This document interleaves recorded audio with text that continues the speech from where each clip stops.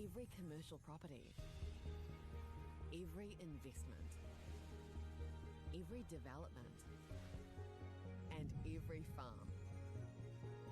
Because when the energy is right, you can feel it.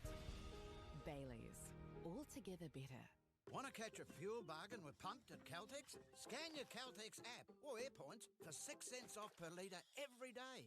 And you can show your Super Gold card for an extra 2 cents off. Ah, feels good. Get the Māori Plus app. Download now on Google Play or the App Store with exclusive viewings and 100% ad-free. Quite like top tier. Watch us anywhere, anytime. Make Māori Plus your mate and stream now. Oh! Man, I feel so good. Give it to me right now, yeah, yeah. Hey, yeah.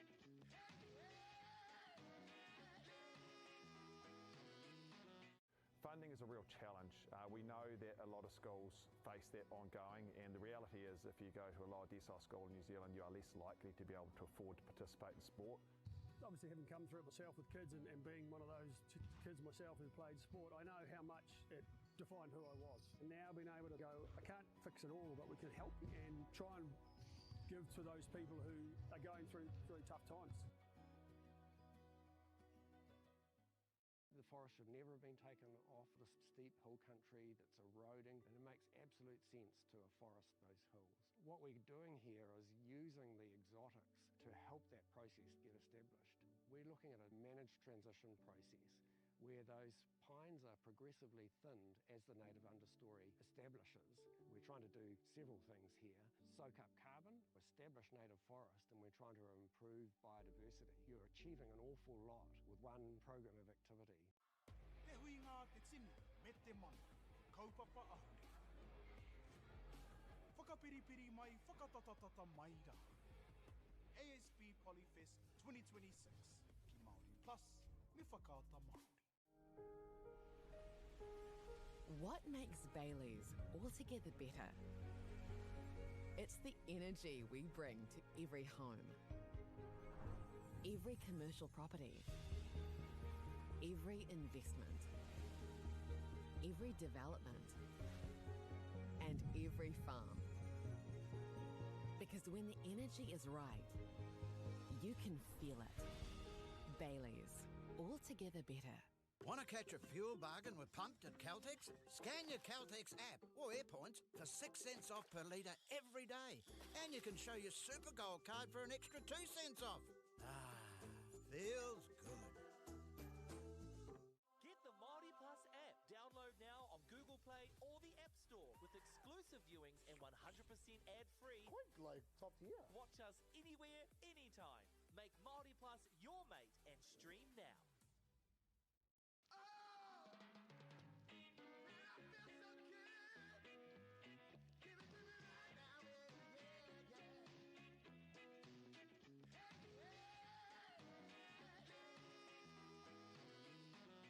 Funding is a real challenge. We know that a lot of schools face that ongoing, and the reality is if you go to a lower decile school in New Zealand, you are less likely to be able to afford to participate in sport. Obviously, having come through it myself with kids and being one of those kids myself who played sport, I know how much it defined who I was. And now being able to go, I can't fix it all, but we can help and try and give to those people who are going through really tough times. The forest should never have been taken off this steep hill country that's eroding, and it makes absolute sense to afforest those hills. What we're doing here is using the exotics to help that process get established. We're looking at a managed transition process where those pines are progressively thinned as the native understory establishes. We're trying to do several things here.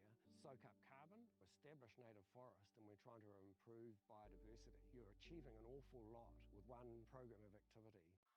Te hui ngā te tini, me te mana, kaupapa ahune. Whakapiripiri mai, whakatatatata mai rā.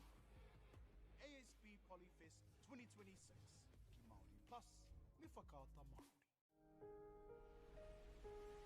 What makes Baileys altogether better? It's the energy we bring to every home, every commercial property, every investment, every development, and every farm. Because when the energy is right, you can feel it. Bailey's, altogether better. Want to catch a fuel bargain with Pumped at Caltex? Scan your Caltex app or AirPoints for 6 cents off per litre every day. And you can show your Super Gold card for an extra 2 cents off. Ah, feels good. Get the Māori Plus app. Download now on Google Play or the App Store with exclusive viewings and 100% ad-free. Quite like top tier. Watch us anywhere, anytime. Make Māori Plus your mate and stream now.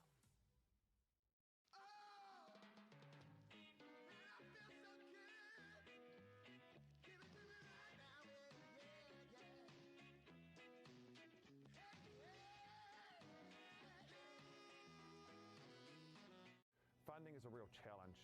We know that a lot of schools face that ongoing, and the reality is if you go to a lower decile school in New Zealand, you are less likely to be able to afford to participate in sport.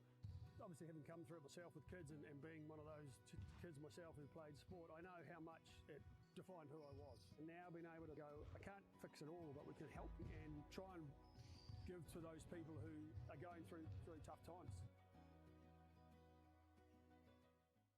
The forest should never have been taken off this steep hill country that's eroding, and it makes absolute sense to afforest those hills. What we're doing here is using the exotics to help that process get established. We're looking at a managed transition process where those pines are progressively thinned as the native understory establishes. We're trying to do several things here. Soak up carbon, establish native forest, and we're trying to improve biodiversity. You're achieving an awful lot with one program of activity. Te hui ngā te tini, me te mana, kaupapa ahune. Whakapiripiri mai, whakatatatata mai rā. ASB Polyfest 2026, ki Māori Plus, me whakaata Māori. What makes Bailey's altogether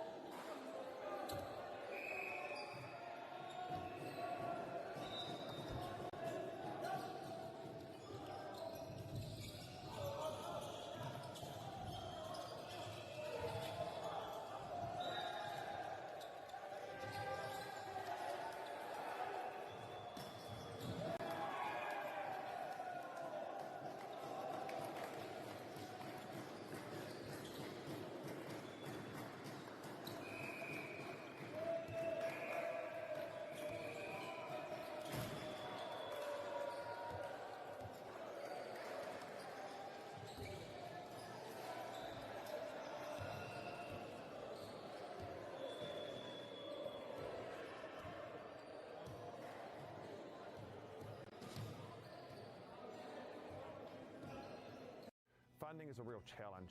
We know that a lot of schools face that ongoing, and the reality is if you go to a lower decile school in New Zealand, you are less likely to be able to afford to participate in sport.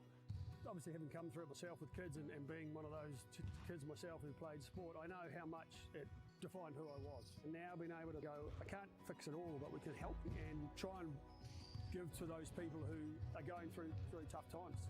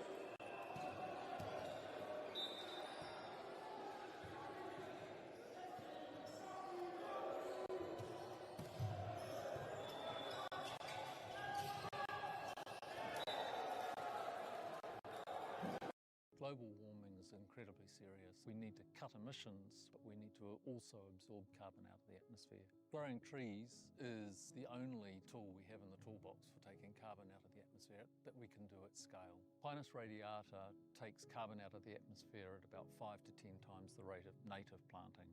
And so what Nativa are doing is planting the Pinus radiata to absorb the carbon, and then they're transitioning that forest into native forest so that we get the biodiversity benefit.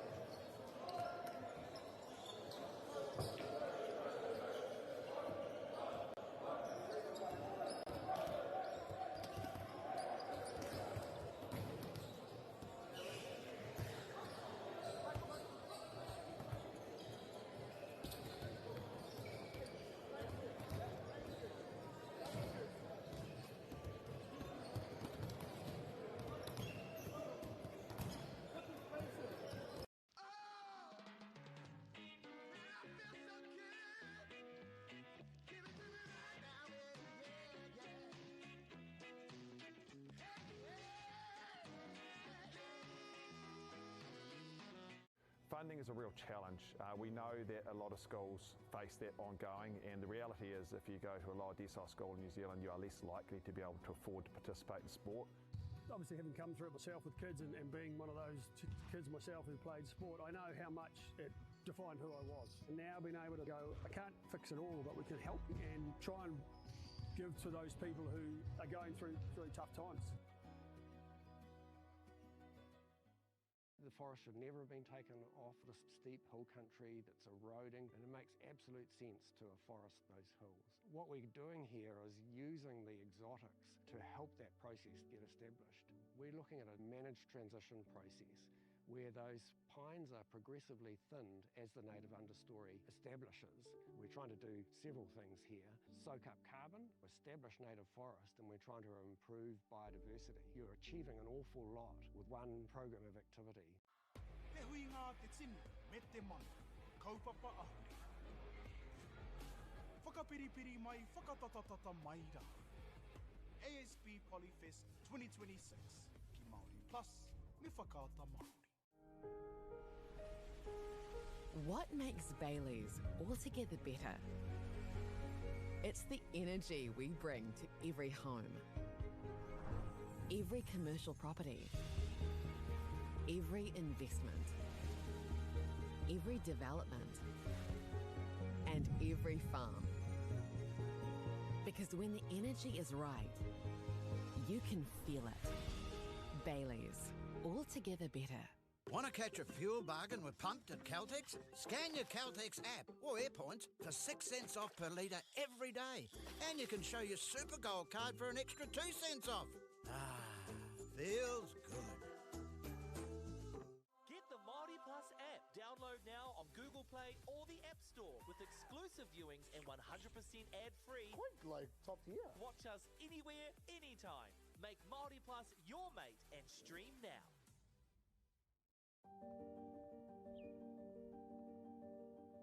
Ko tai tēnei ki te kotahi rau tau I ngā e nei. I raro I ngā waiwai o ngā tikanga Pākehā. E tahi o tātou te marike kei kona e noho tūpuhia I roto I tēnei aho te Māorita.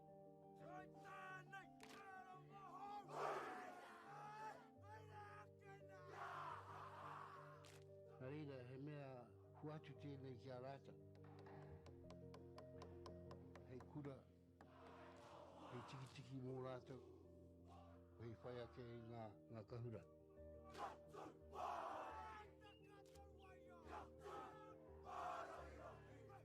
Hei whai atu I o rātou hia, ke mōhia I rātou ko wai rātou.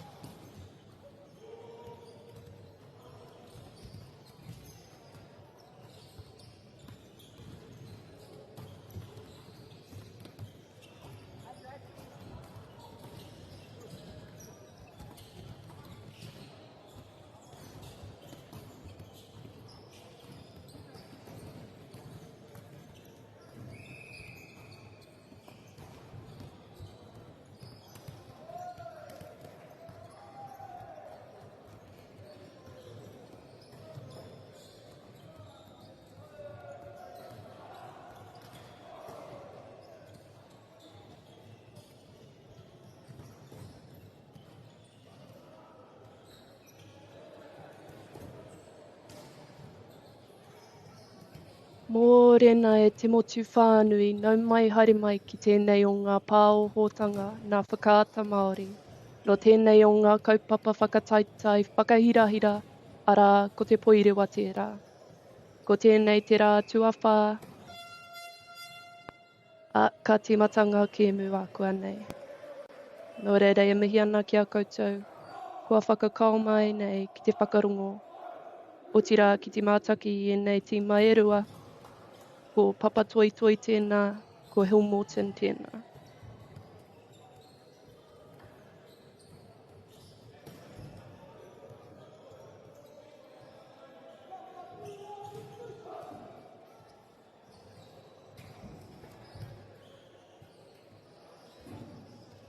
Before we get into action, we'd like to take a moment to thank our sponsors. First, a big thank you to Whakaata Māori for bringing this live stream to us all, free of charge and accessible no matter where you are located.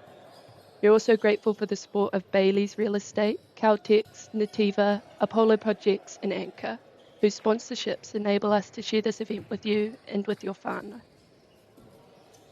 And finally, we'd like to thank Te Taurawhiri for the valuable mahi they are doing to support Te Reo Māori commentary and development. E mihi nui ana ki a koutou, your support truly makes a difference. Nō reira I tēnei wā e whakaritereti ana rātou, ki te timata I tēnei kēmu, ko te kēmu tuarua ki tēnei koti.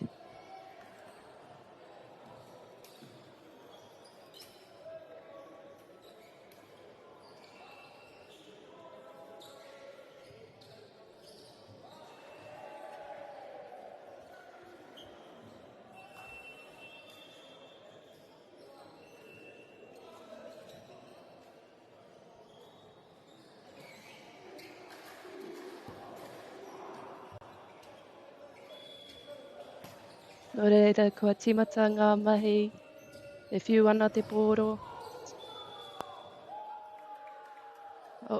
E hoki ana te pōro ki tēnei taha.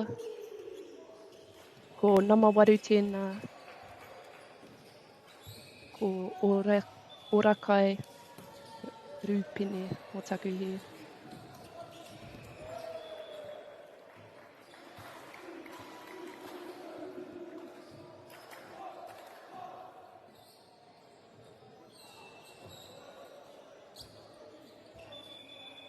Kia ora rā. Nō reira, kua tīmata te kēmu, tirohia tērā whiu, e rere ana te pōro, e pira tērā ki a Papa Toi Toi.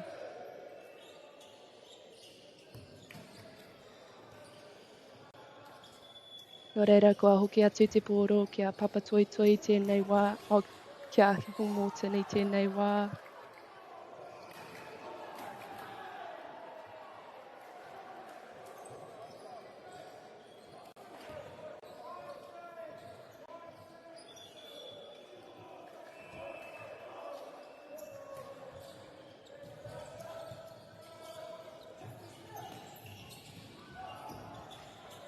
Tirohia e te whānau,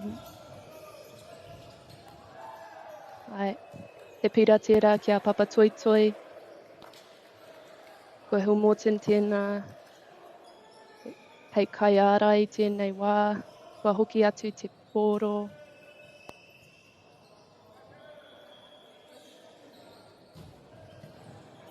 Nō reira, e mihi ana ki a rātou. Tērā whaike te whānau.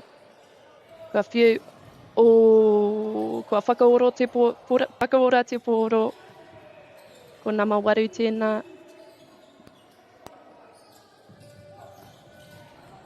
Kua blocked.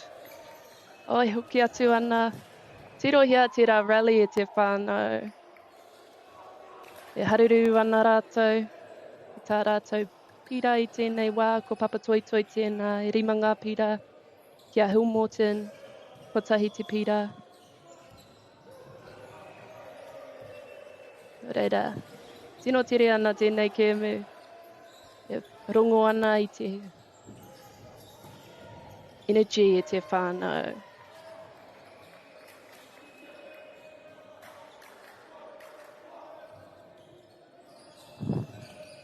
Wa tai mai Tētahi atu tangata ko Namarua, ko Eric Lamb tēnā I te whānau.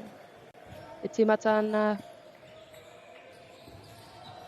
kua whakaora te pōro, e haere tonu ana te kēmu, tirohia tēnei rally e te whānau. Tirohia, tērā defence, kua karanga atu ko te pōro, kia humotini tēnei wā.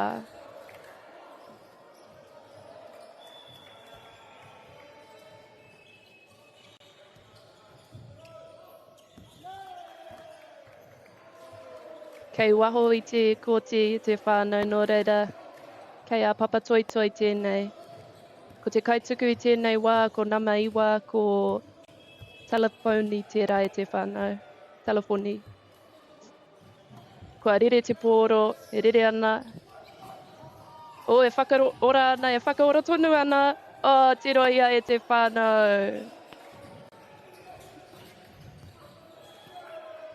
Ahakoa e moata ana.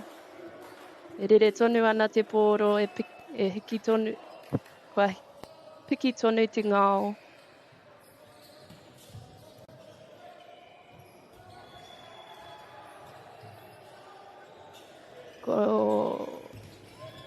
Kua ora tonu tērā e haruru ana te tīmara, nā rātou te pira I whiwhi. I tēnei wā e tuku ana ngā mihi ki ngā kai rewhiri. E whakahaumaru ana I tēnei kēmu.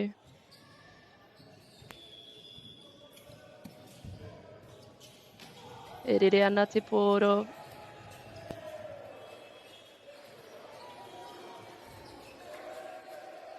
E haere tonu ana. Oh.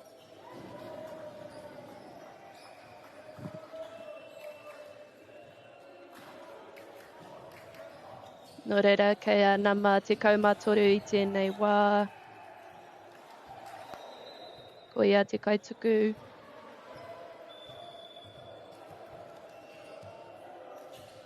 The ball is flying and here we are going. And the energy is just up today, te whānau. You can see the sportsmanship and how happy they are to be here, even though this is the 4th day. So, e mihi ana ki a rātou. The energy is still strong.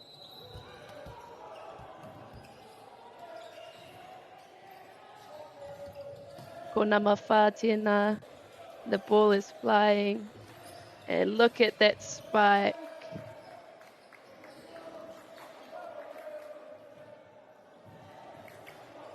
And that's Papa Toitoi's point there.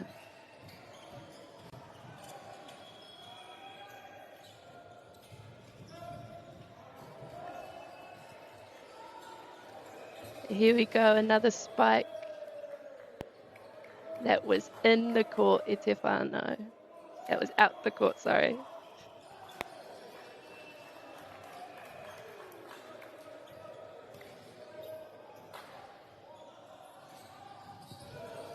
E mā, nama te kaumapa.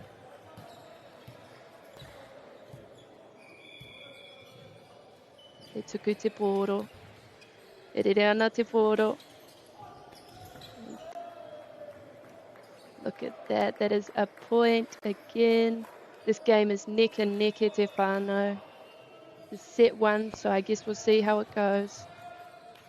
But for right now, ko nama te kaituku I te pōro.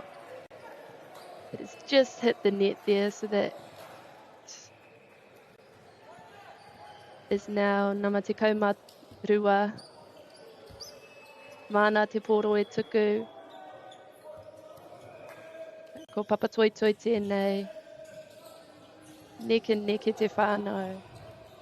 The defense and the offense is just going and you can feel the energy in the room. Tirohia e te whānau.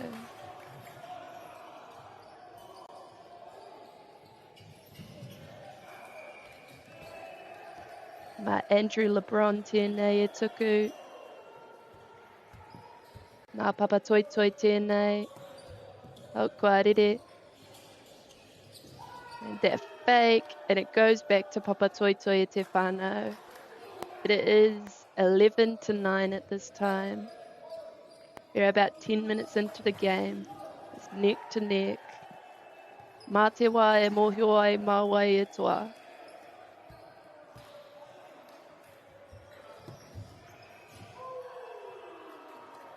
That was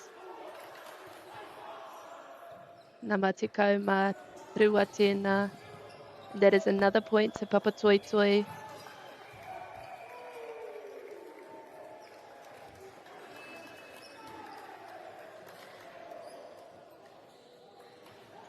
E hoki atu ana rātou ki o rātou benches. Nō reira, ai e te whānau e mihi ana ki a koutou e whakarongo mai nei. E mātaki nei tēnei o ngā kēmu, ko te kēmu tuarua o te rā. O te rā tuawha o te whakataitai a motu nei. Nō reira, e mihi ana ki ngā referees, ki ngā kaiwhakataitai.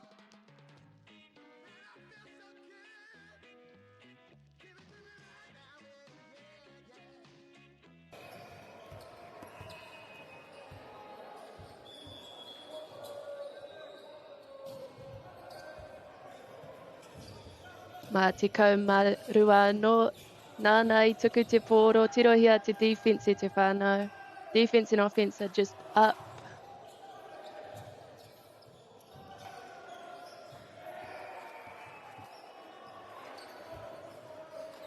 Mana anō, te pōro e tuku. These are just killer points.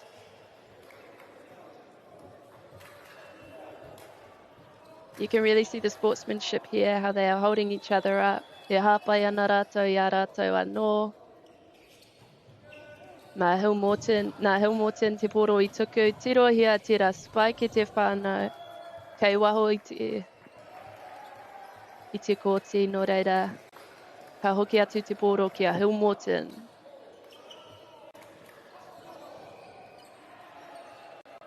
Mā nama te kau, te āhua nei, e tuku te pōro. Ko Lewis pia e tuku.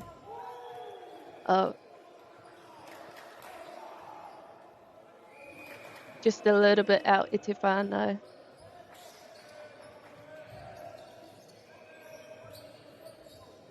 Reira I tēnei wā, te kau mā whāpira, 14 points to Papatoetoe, te kau mātahi ki a Hill Morton in this set 1.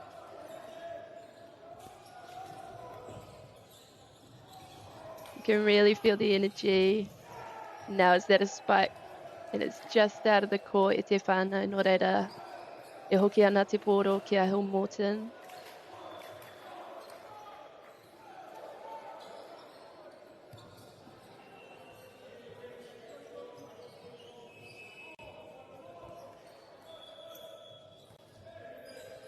Mā Hill Morton, ora tonu ana te pōro, o tirohia tira taiwe te whānau. Haere tonu ana. Ai, kei roto I te kōti tēnā e te whānau, nō reire hoki ana te pōro ki a Hill Morton I tēnei wā. Mā nama whitu te pōro e tuku.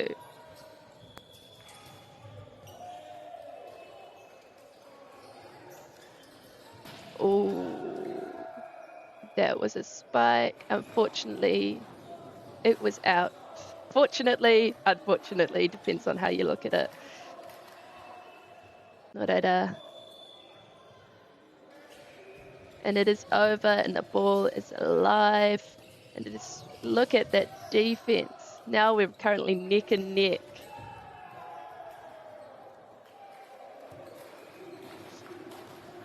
You really feel the energy on the court, as I've said. I'm loving the energy between the two teams, the sportsmanship. And you can just tell that they have a love for the game. It's over. And that is a spike. Kei roto, kei waho rānei te kōti. Kei roto, nō reira. Kea Papatoitoi tērā pira.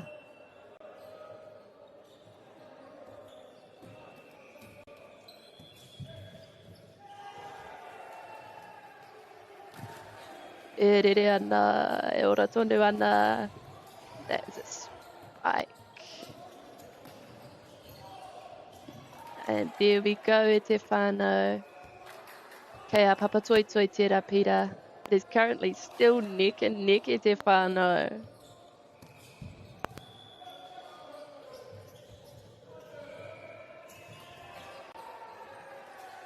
No.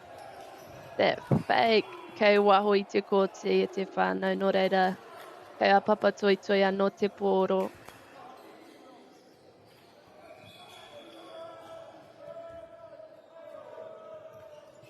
And the ball is over. He dives for it, and it goes over again.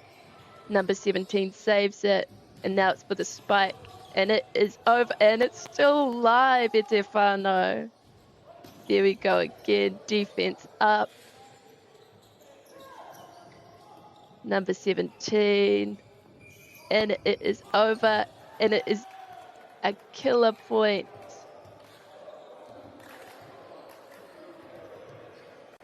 Currently the score is at 18 to Papatoitoi and 15 to Hill Morton, and we are only in the first set, te whānau.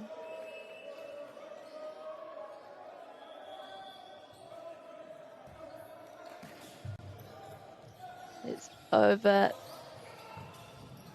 There we go. Spike over. Yep. Kei waho I te kōti no reira.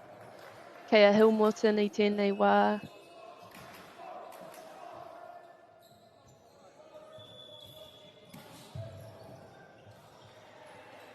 Konama. Yep. Ooh. It is just over the net there. And that is a save. E haere tonu ana. Oh. Ko karangahia. Te referee. Kei a Papatoitoi tērā pira.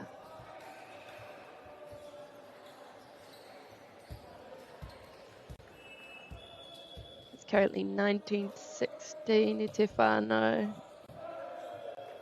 Kei waho I te kōti, no reira. Ka hoki atu te pōro ki a Hill Morton I tēnei wā. Yeah.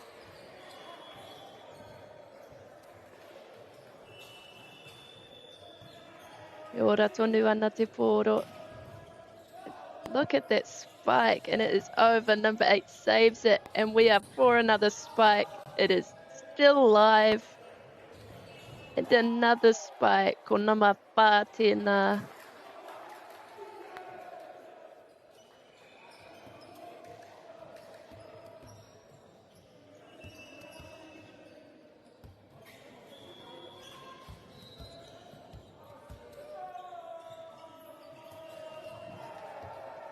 Ko nama whā tēnā. Kei waho I te kōti e te whānau, no reira ka hoki atu te pōro ki a Hill Morton I tēnei wā. You can just tell that they all have a love for the game. They're all supporting each other throughout this game. Hill Morton te pōro e tuku, ko ia te kaituku. Kei waho I te kōti no reira, ka hoki atu te pōro ki a Hill Morton I tēnei wā. It's going, oh, motaku here, it's going back to Papatoitoi tēnei wā.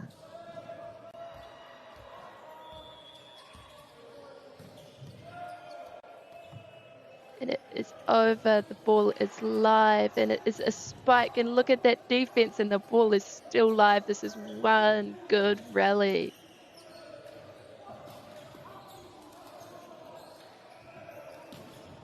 And it is still live. It's the mid there, and the spike goes over, and it is a point for Papatoitoi.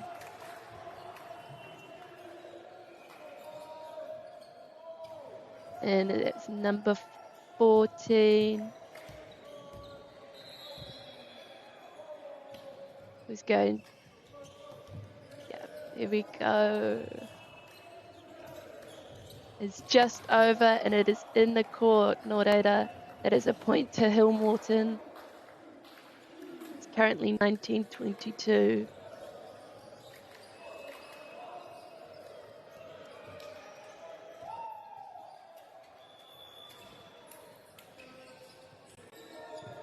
And here we go. It's neck and neck e te whānau. That was a really good block, but it just got over, so that is another point for Papatoetoe, it seems.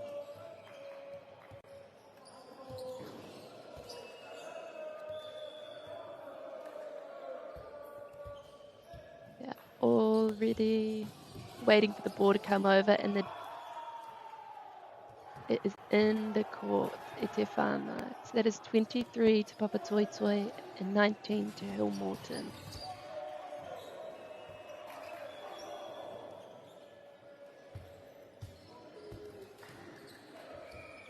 And it is going, it just hits the net and it doesn't quite make it over, so that is a point for Hill Morton.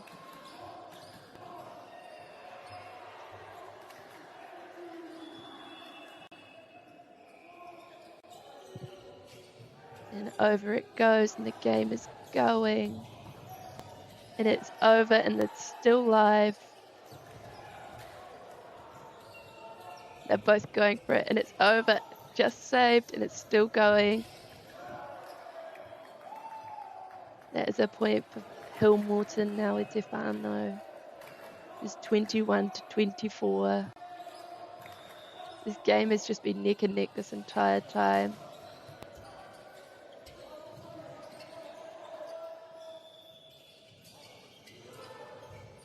The ball is live and here we go.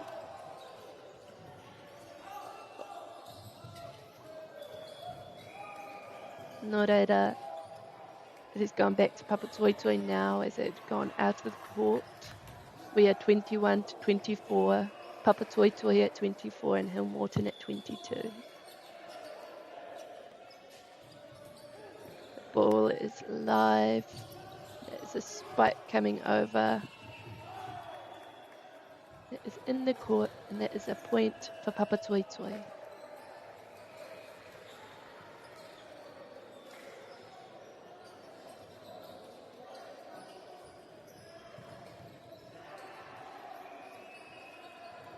Nō reira, koina te mutunga. Funding is a real challenge. We know that a lot of schools face that ongoing, and the reality is if you go to a lower decile school in New Zealand, you are less likely to be able to afford to participate in sport. Obviously, having come through it myself with kids and being one of those kids myself who played sport, I know how much it defined who I was. And now being able to go, I can't fix it all, but we can help and try and give to those people who are going through really tough times.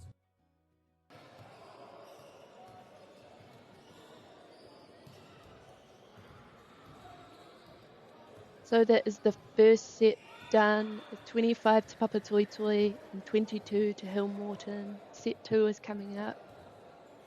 Now is just another time to give thanks to the referees, to the kaiwhakataetae, to everyone who has just put their energy out throughout this entire week to make this an exciting week, to really display the sportsmanship.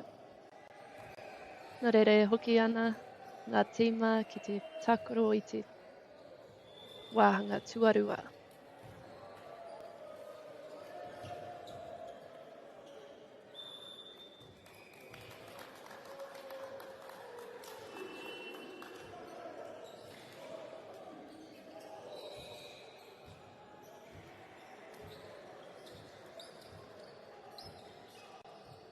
And it is Hill Morton who will start this set. For number 2, te ahua nei.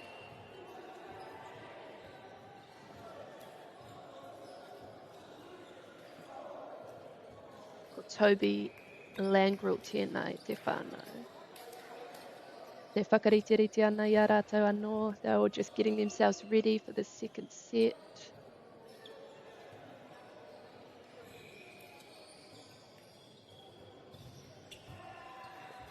Here's the server of this first.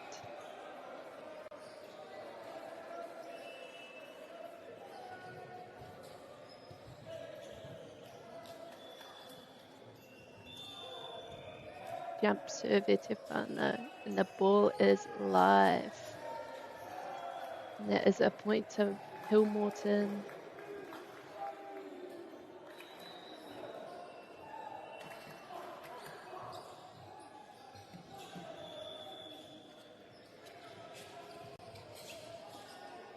It's a set and a dig, and it is still out. The ref has called that it's Hill Morton's ball at this time. O reira mā nama whitu anō ko Toby Langrel, te poro e tuku.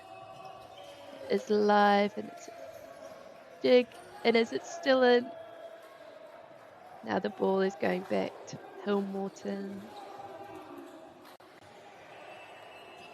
It's currently 3 points to Hill Morton, and the game is live again.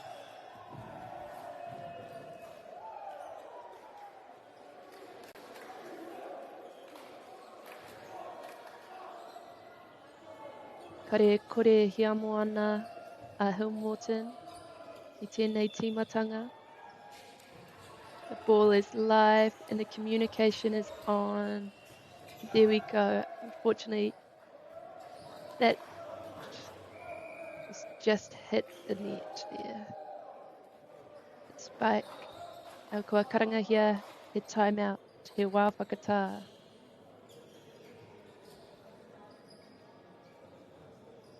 Nō reire te whānau, he wā no tēnei ki te mihi atu ki ngā sponsors, ko whakāta Māori tēnā, ko Bailey's Real Estate, ko Caltex, ko Nativa, Apollo Projects and Anchor. E mihi ana ki a rātou, kua tautoko mai I tēnei kaupapa. Otira ki ngā kaiwhakataitai, te hiamo ana ki te pūrei, ki te takaro I tēnei kēmu, ko te Poirewa. And without a doubt, the referees. And here we go again, e te whānau. E Papa Toi Toi. They are back at it. And it is a point to Papa Toi Toi with that spike. So ko nama ono tēnā, ko Hamza, e tuku te poro. Here we go. And it is just out of the court, e te whānau. That is Hill Morton's point.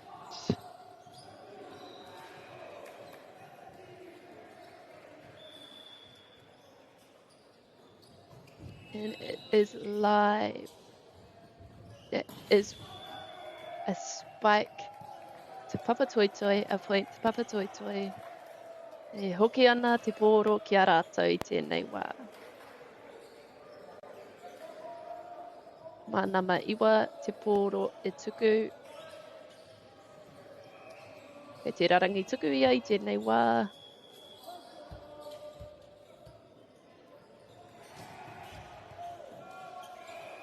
And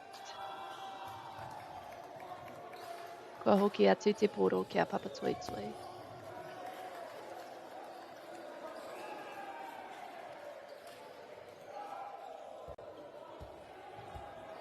That is a rotation there. Just got some subs in and the game is started again. A dig and a set and it's over. And here we go again, and that's a spike. Out of rotation there I te whānau. Orere hoki mai ana te poro ki a Papa Toi Toi. It is now 6 to Hill Morton and 4 to Papa Toi Toi. Here we go again. The dig and the set and the spike. And those were some great blocks from Papa Toi Toi there. So the ball is coming back to their side. Defense is up on Hill Morton's side. They don't want to let them get this point. It's currently 7 to Hill Morton and 5 to Papa Toi Toi.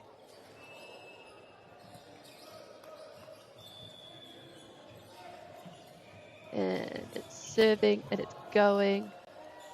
Mawai, oh, look at that spike. And it's Papa Toi Toi's point. That was a great save, but unfortunately it went out of the court. So mana mawha ko Corone Te Poirewa e tuku. He'll be sending it over the line. And there we go, and it is live. Over. Set. Oh, and that was a dive and a save. It's still going. Love how much they're putting into this, e te whānau. That is Hillmorton's point. They're currently tied at 7-all. So we're in rotation now. And look at that serve. A dig, a set, and a spike. And it's still live. Look at this rally.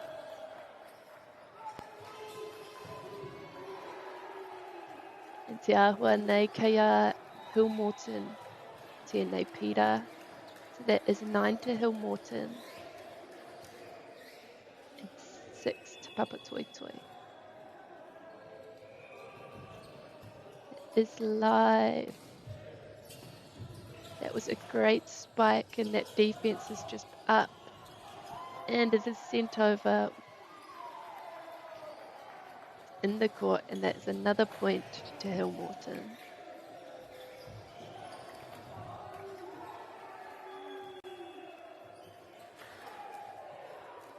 The ball is live, and that's number 4, number 9.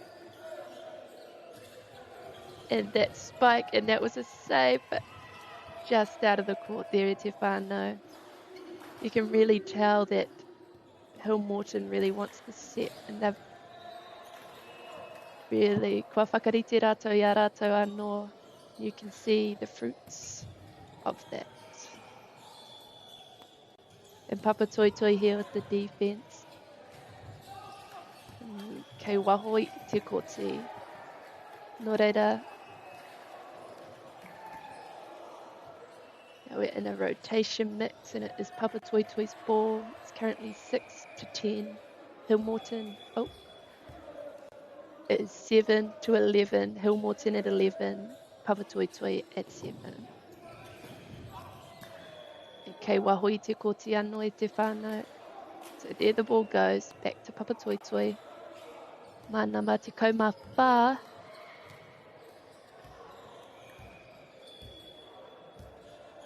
Te Poirewa e tuku. Okay, so that's 8 to 11 now, and the ball is live, and that's a spike in it. That was a great save, just out of the court there.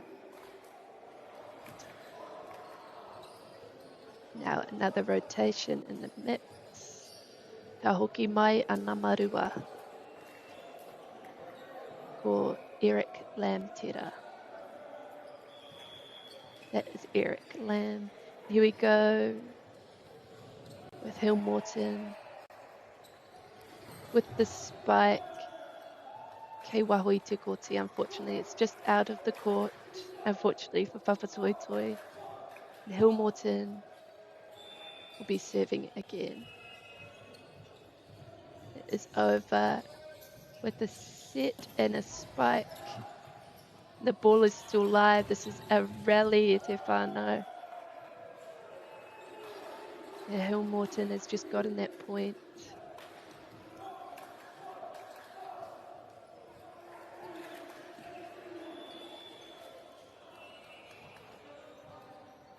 (13 to 8). Spike is over, and the defense is good, and they're there again. And that was a close save. Kua tata whakaora i te poro. But that is a point for Hillmorton. It is 15 for Hillmorton and 8 for Papa Toi Toi. And the game has started.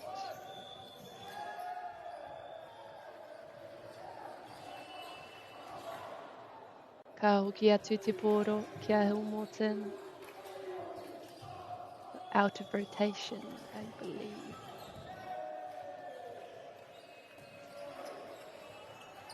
And we are up.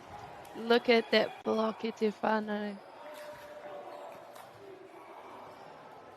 That is for Papatoetoe.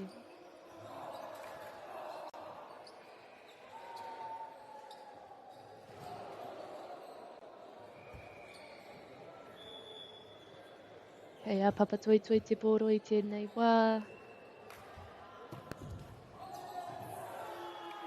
And that is our point for Papatoetoe.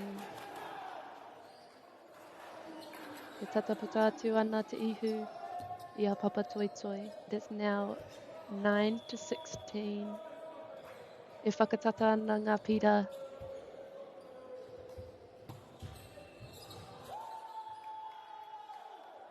E pira tērā. Mā Papatoetoe no reira. There's 11-16 e te whānau. I tēnei wāhanga tuarua. Mā Andrew Lebrona no te poro I tuku. It's just hit the net, so that is the ball going back to Hillmorton. Manama te kau mā toru. Te poro I tuku I te taha o Hillmorton. And it is over, and that is a block.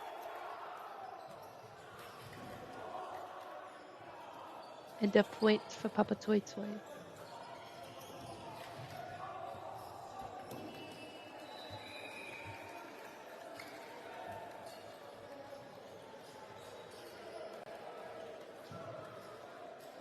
They are just subbing out here, and that is number 17 coming in for number 12.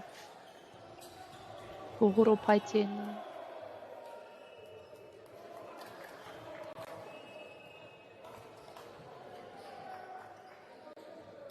Horo pai taia. Mā nama waru, te poro e tuku. E ora tonu ana te poro. The ref has just called that is Papatoetoe's ball right now. That is 13 to Papatoetoe and 17 to Hillmorton.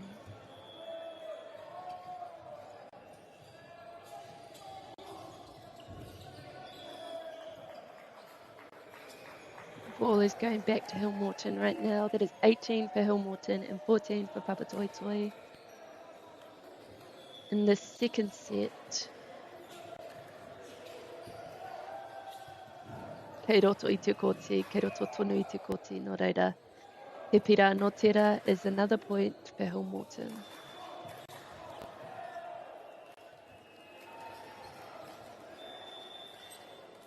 You can feel the energies now I te whānau. They're getting closer and closer.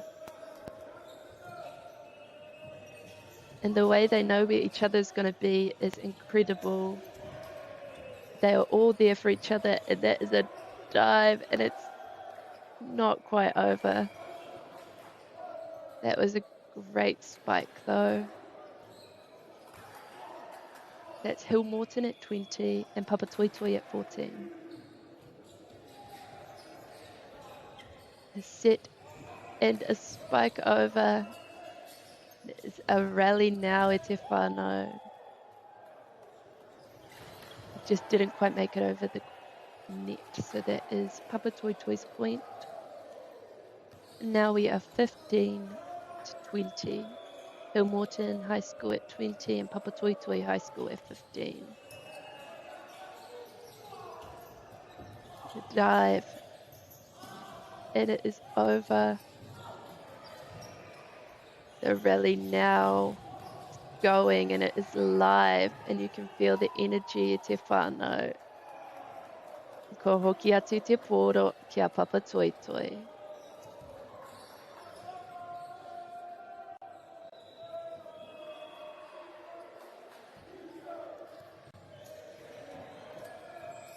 It is a live game.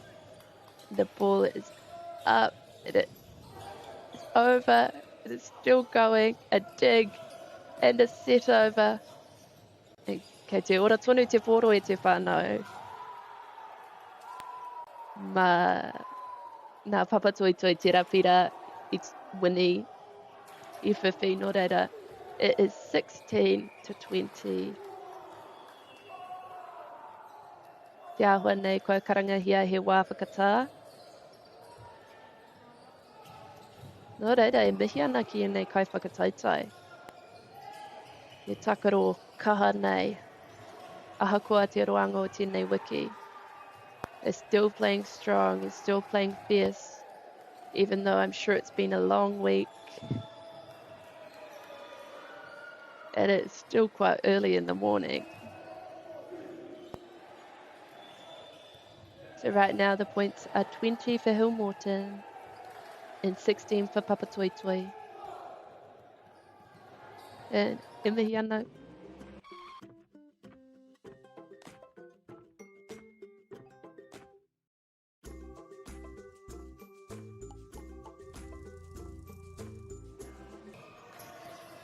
E mihi ana ki a koutou e whakarongo mai nei. E pira tēnā mā Papatoetoe.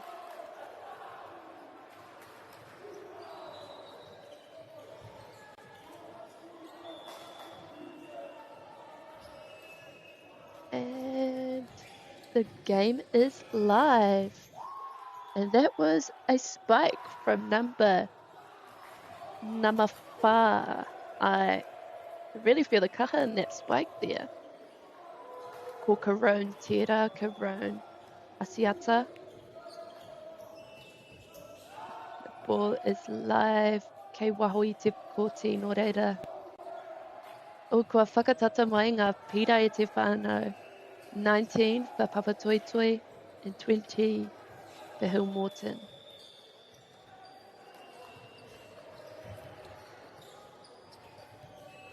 And a spike that is still live. Te rally kei te haere te whānau. It is a rally going on. The ball is live and there's a dig and a set and a block. Okay. Roto I te koti. He pira tēnā mā Hill Morton. It is a point for Hill Morton.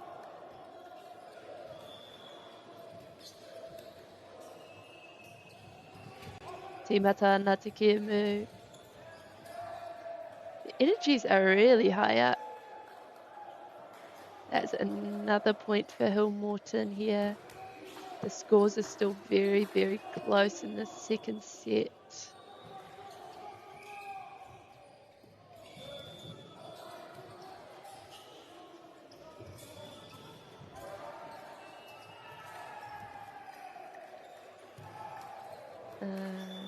Ai, I tēnei wā e mihi ana ki a koutou, e whakarongo mai nei.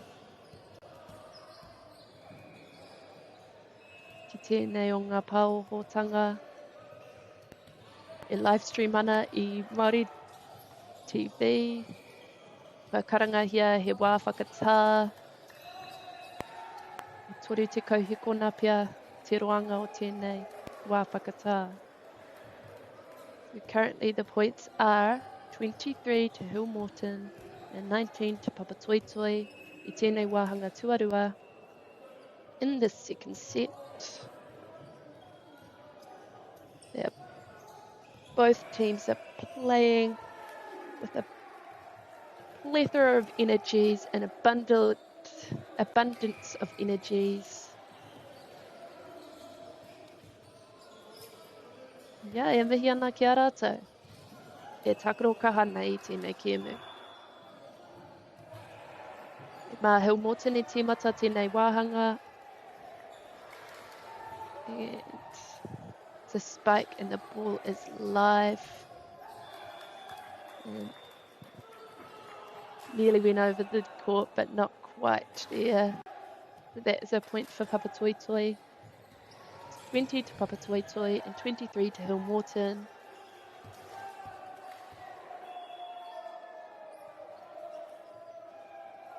Mā Papatoetoe tēnei wā, tēnei e tuku. E ora tonu ana.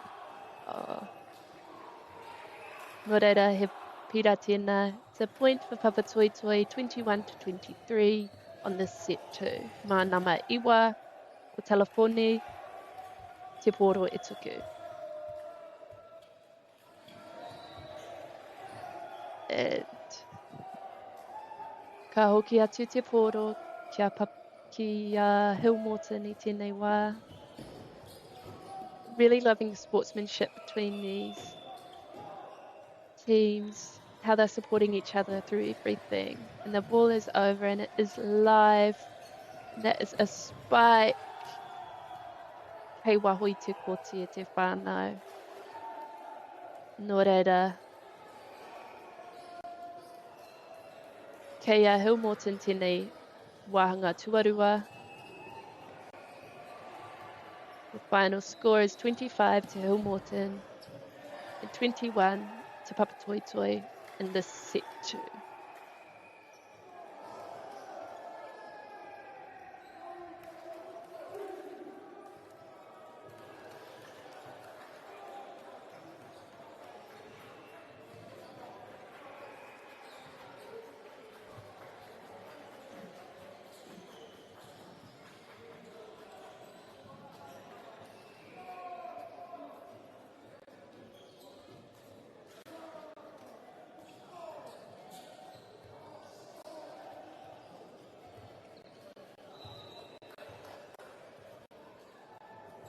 Noted. Global warming is incredibly serious. We need to cut emissions, but we need to also absorb carbon out of the atmosphere. Growing trees is the only tool we have in the toolbox for taking carbon out of the atmosphere that we can do at scale. Pinus radiata takes carbon out of the atmosphere at about 5 to 10 times the rate of native planting.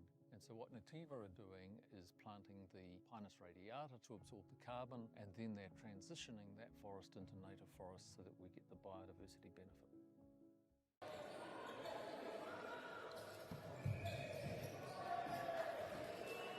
Nō reira, ko tēnei te wāhanga whakamutunga o te kēmu, set 3, the last set, and we are 1 for 1 on the set, so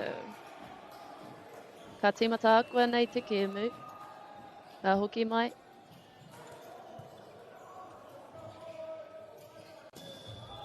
Mā Papatoetoe tēnei e tīmata, and it is on right off the bat.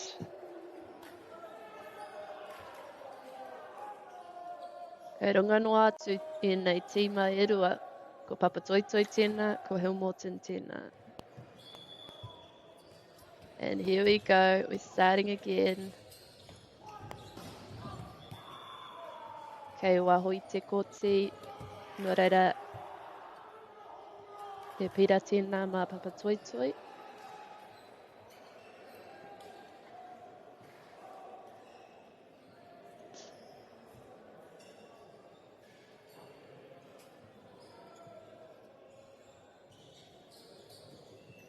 Ai, kare kore. The energies have picked up, energies have lifted, and we're starting again. Both teams are on fire. And that was a block from Nama Ono. We are in the game, e te whānau. It is one rally happening right now. It's out of the court there, so ka hoki atu te poro kia Hill Morton.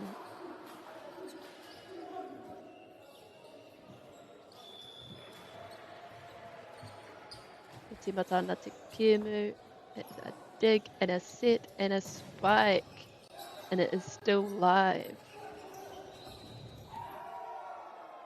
That was beautiful defense from Papatoetoe there.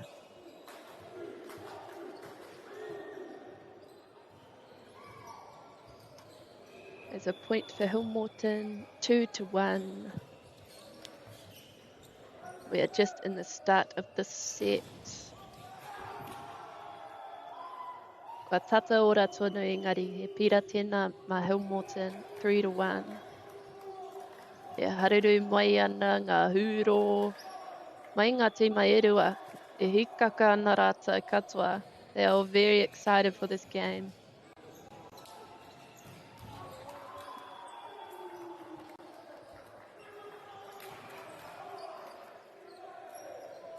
He pira tēnā mā papatoitoi, nō reira mā papatoitoi tēnei horo e tuku, kua tukuna e haere tonu ana ka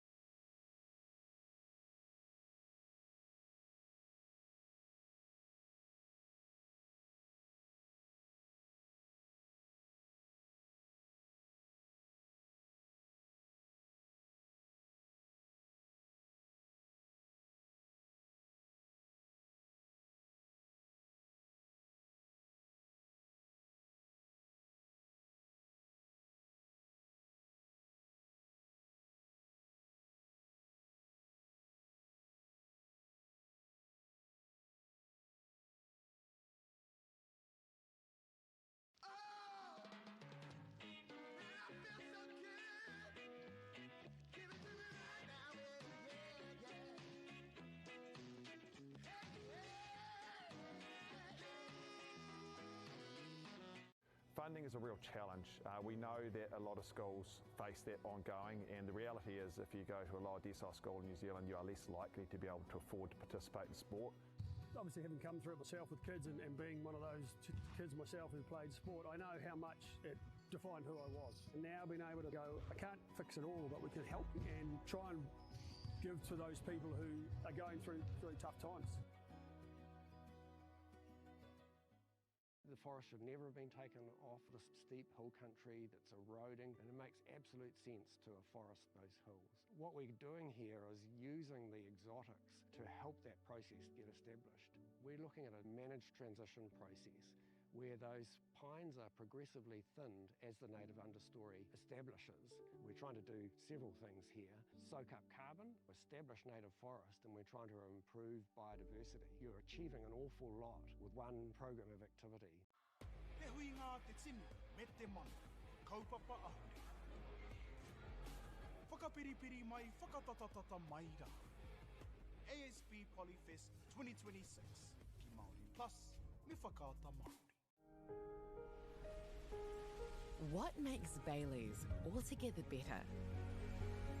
It's the energy we bring to every home, every commercial property, every investment, every development, and every farm. Because when the energy is right, you can feel it. Bailey's, altogether better.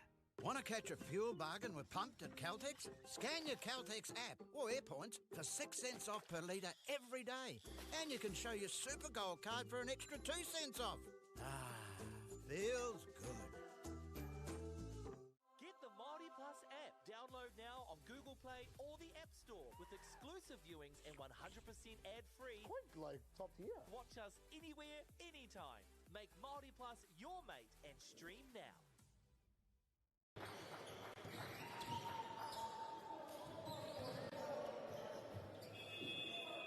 No mai hoki mai e te whānau, just had a bit of technical difficulties. Nō reira, just got to find out what really happened in the last few minutes. Engari, ko ngā pira I tēnei wā, the points are currently 4 to Papatoetoe and 11 to Hillmorton. And it is Papatoetoe's throw at this time, unfortunately just hit the net there. That's a point for Hillmorton.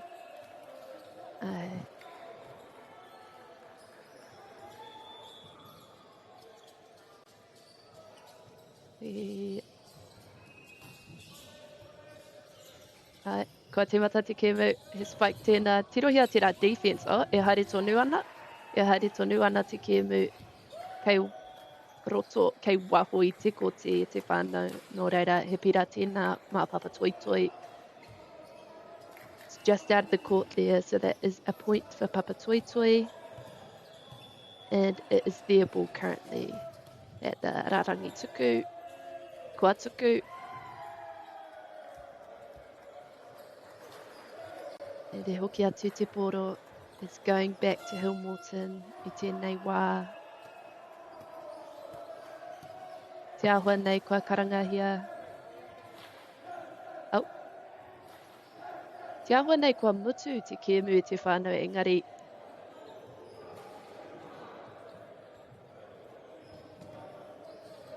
Kare au ki te ana I ngā pira. It seems as though the game has finished, but I am unsure what the points are at this stage. Nō reire te whānau e mihi ana ki a koutou kua whakarongo mai nei ki tēnei o ngā pāoho, ki tēnei o ngā kēmu. Ai, e mihi ana ki a koutou ngā kai whakataitai, ngā kai whakarongo, me ngā kai referee, me ngā benches. Nō reire te whānau, ka hoki mai ahau a koa nei, e mihi ana ki a koutou.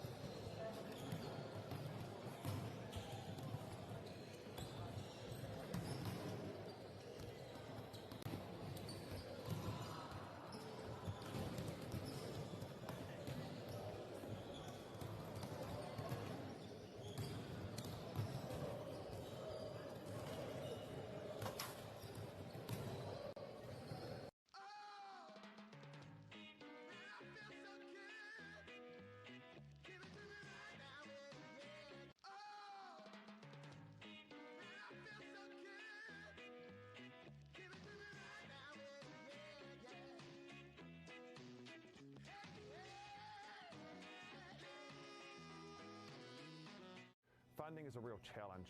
We know that a lot of schools face that ongoing, and the reality is if you go to a lower decile school in New Zealand, you are less likely to be able to afford to participate in sport.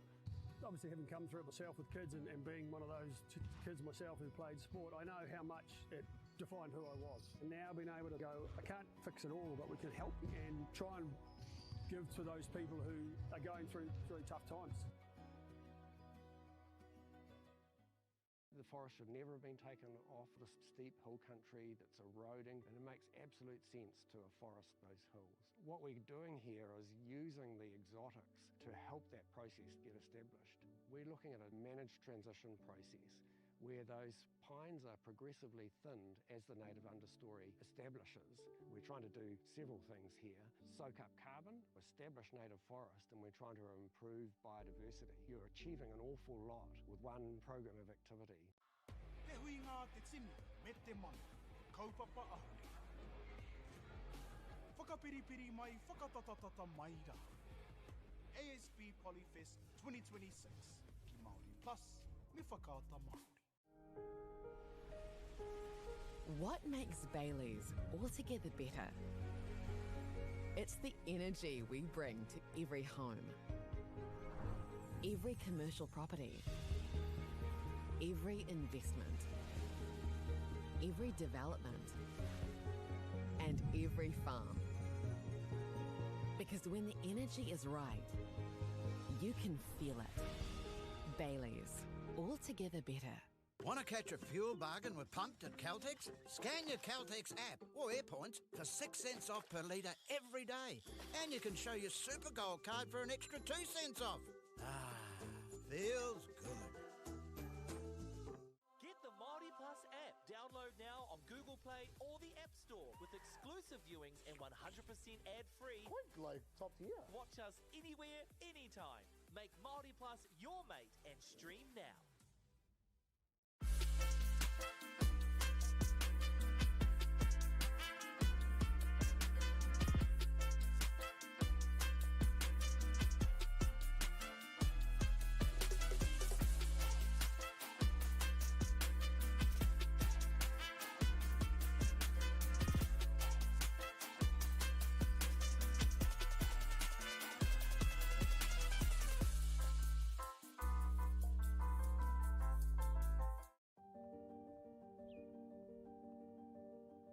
Ko tai tēnei ki te kotahi rau tau I ngā e nei. I raro I ngā waiwai o ngā tikanga Pākehā. E tahi o tātou te marike kei kona e noho tūpuhia I roto I tēnei aho te Māorita.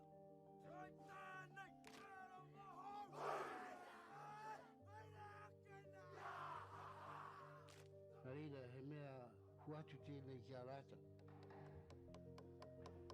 Hei kura, hei tiki mō rātou, hei whai ake I ngā kahura.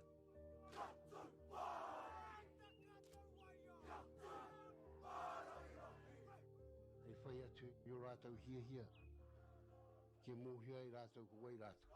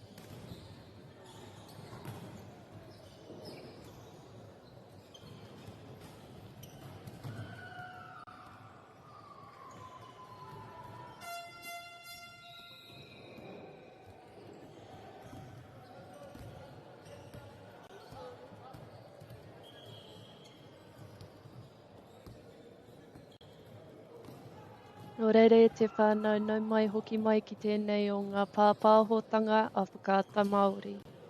Whakarongo mai nei koutou ki ngā kēmu o te Poirewa. Ko tēnei te kēmu o Gisborne Boys. Rātou ko Johns McLashin. Nō reira e mihi ana ki a koutou, kua hono mai, kua tū hono mai ki tēnei hōtaka. Ka tīmata te kēmu a kua nei. Nō reira I tēnei wā e mihi ana ki ngā kaitautoko, o tēnei o ngā whakataitai a motu, o tira ki ngā kairepari, ki ngā kai whakataitai.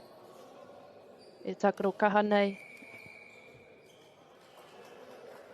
I ngā kēmu e kai ngā kaunui ana rātou.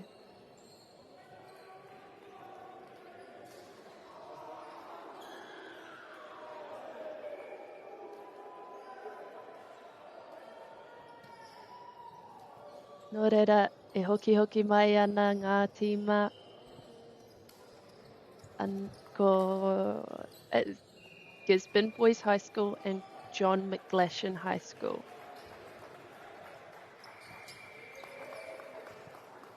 E haruru mai ana ngā huro, mai ngā tīma e rua. They were very excited and very ready to get into this game e te whānau. Nō reira, mā wai e tīmata. Mā te wai e mōhio ai tātou. Very soon we shall know.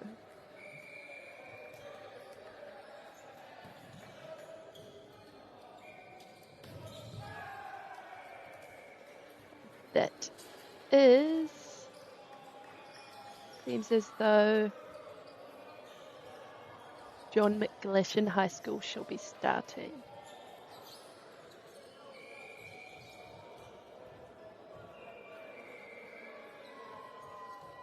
E tīmata ana te kēmu te whānau. E riti ana rātou katoa tirohia tira block. He rally kei te haere e te whānau. They were very eager, very excited. And it is a point for Gisborne Boys High School.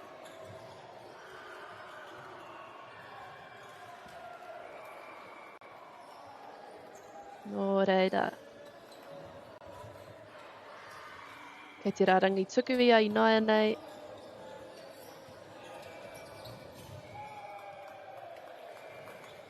He pira tira mā Gisborne Boys High School.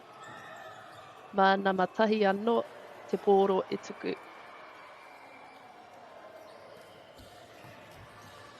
Ai, kua rite rātou. Hei runga.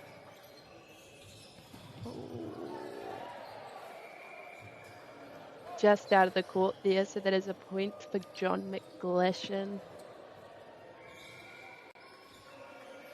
And here we go, the game is starting, and we are off to, we are with it, it's over, a save, and it's a rally. Here's Spike kei te haere, oh, here's set care. Look at that defense, they are working as one with that. And he pira tira mā Gisborne Boys High School.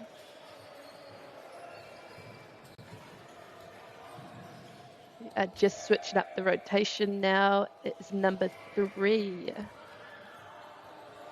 on he pira tira mā Gisborne Boys High School. It's 4-1 now. We're just at the start of set 1. Mana matoru anō, e tuku. And it is a block, but that is a point for John McLashin's now e te whānau.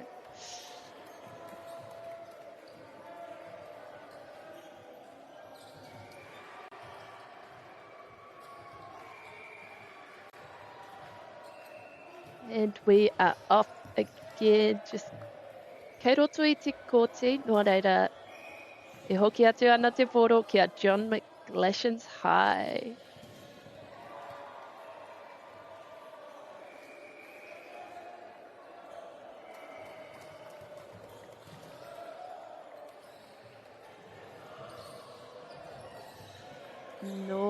later.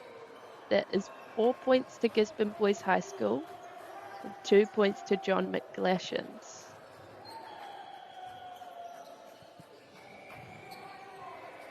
Kua pai e timata nā no te kemu.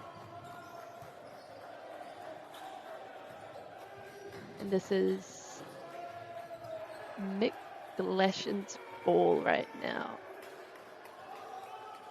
The ball is over and it is a spike. Kua pai te spike.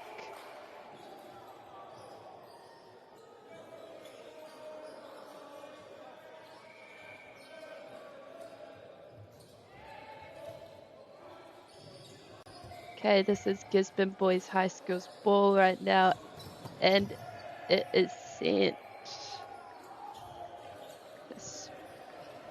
Set, and another set, and a spike. Look at that. The energy is harmonious, and they are working very well together. It's 6 to Gisborne Boys High School, and 2 to John McGlashan's.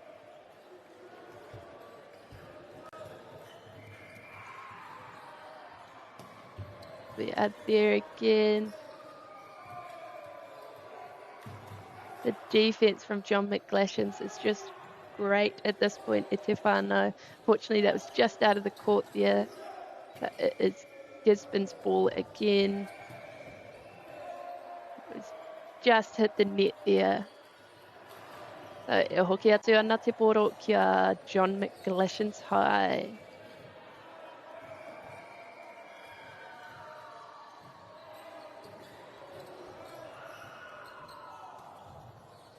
And that is a spike, and it's live, unfortunately, out of the court there. So that is a point for Gisborne Boys High School.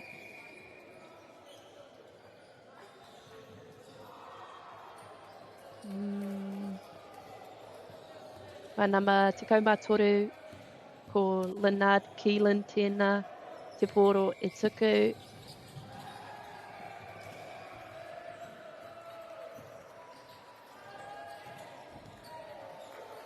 That is just out of the court there, so it is Gisborne's ball. We are currently 9-3.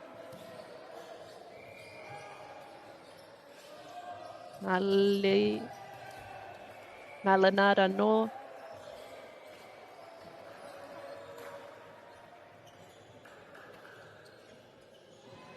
He pira tēnā mā John McGlashan's.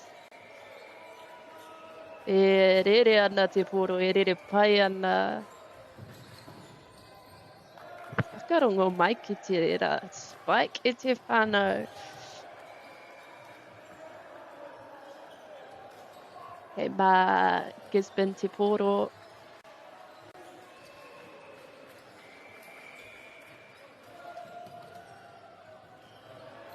And we are on again. Set and a spike. Kei wahui te koti no reira. Kei John McGlashan's te poro I nei. It is for John McGlashan's High School. And e rere pai ana te poro. It is flying good.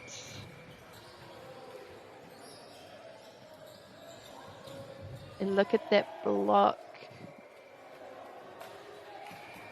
Engari, he pira tira mā John McGlashan's.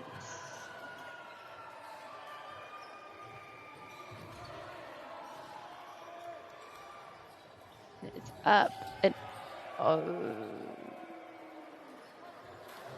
not quite over there.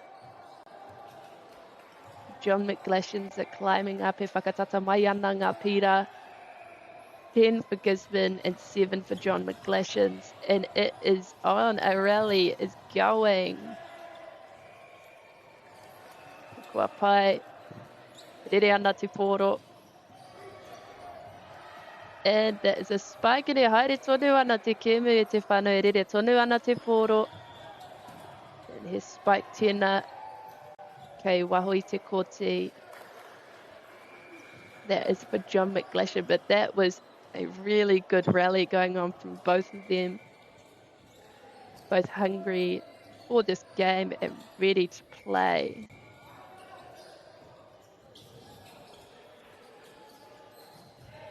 They're set over the net.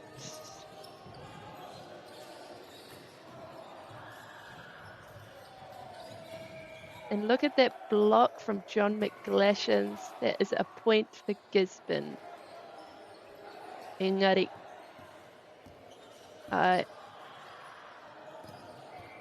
It is 8 to John McGlashan's and 11 to Gisborne currently.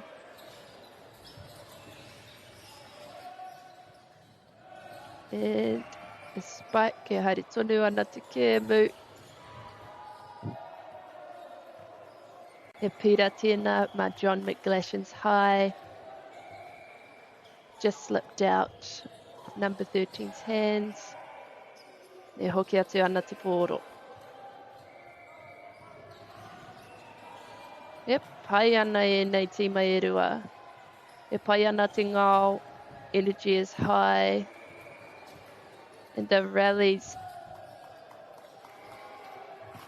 are going on.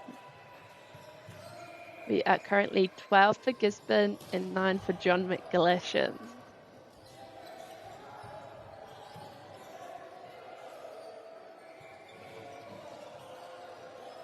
Just number 1 on the ball right now. The dive.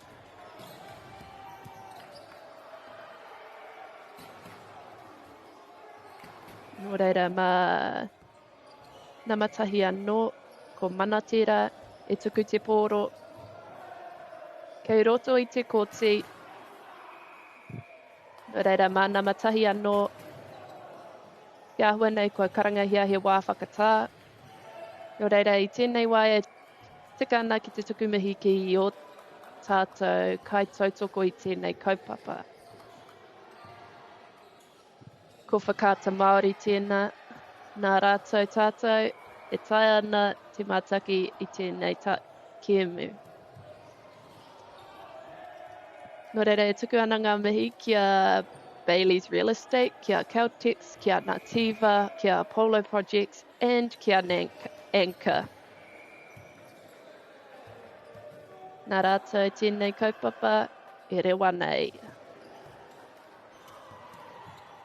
E mihi ana ki ngā kaiwhakataitei, kia koutou ngā kaiwhakarongo, me ngā kairewhiri, e tīmata ana te kēmu i tēnei wā.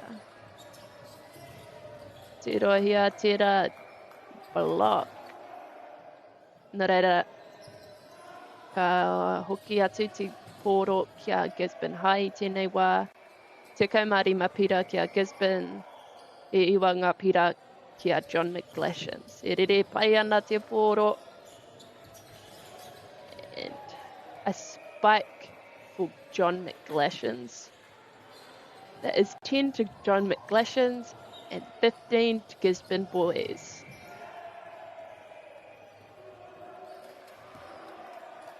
Kei waho i te kōti tēnā is just outside of the court, so it is Gisborne's ball at this time.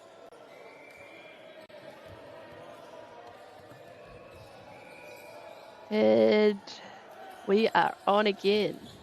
A very fast-paced game. Energies are up and the ball is over. E tīmata ana te rally. And the block is on. E rite ana rātou ki te pōro. Ki te tuku i te pōro. Ki te whakaora i te pōro. And it's still live e te whānau.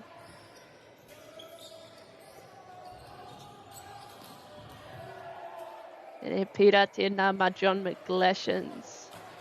I o tinga pai ki tērā rally, i tērā rally.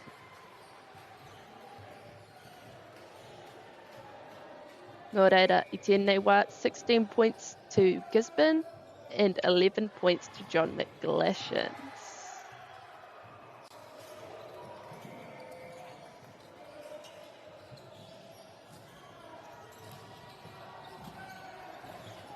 And a spike from number 17, ko Josiah Akania tēnā.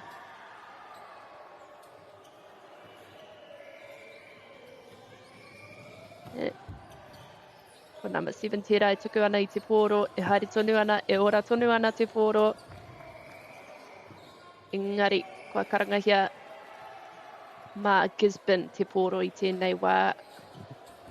Ko number 7 tēnā, ko te waharangi kingi. Nāna te pōro I tuku, ka tahi anō ia ka tuku. Kei wahu I te koti tēnā. View I te pōro. Just outside of the court. Te ahua nei, he wā whakatā tēnei, kua karangahia he wā whakatā. Nō reira I tēnei wā, it is 19 to Gisborne Boys High School and 11 to John McGlashan's.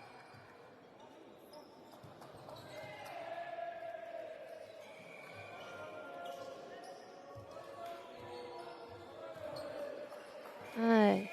Nō reira e mihi ana, kia koutou e whakarongo mai nei ki tēnei pōtaka, tēnei o ngā pāpāotanga.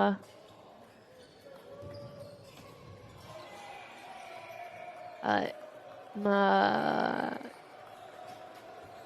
Gisborne e tīmata, kei roto I te koti, he pira no tērā mā Gisborne.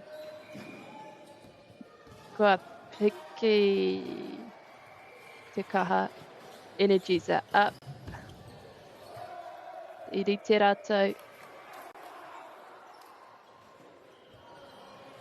Kei Gisborne tērā pira, mā te waharangi kingi anō e tuku te pōro. E rite ana rātou ki tērā, e spike tēnā mai nama te kau mā whetū. Ko Josiah Akania tērā.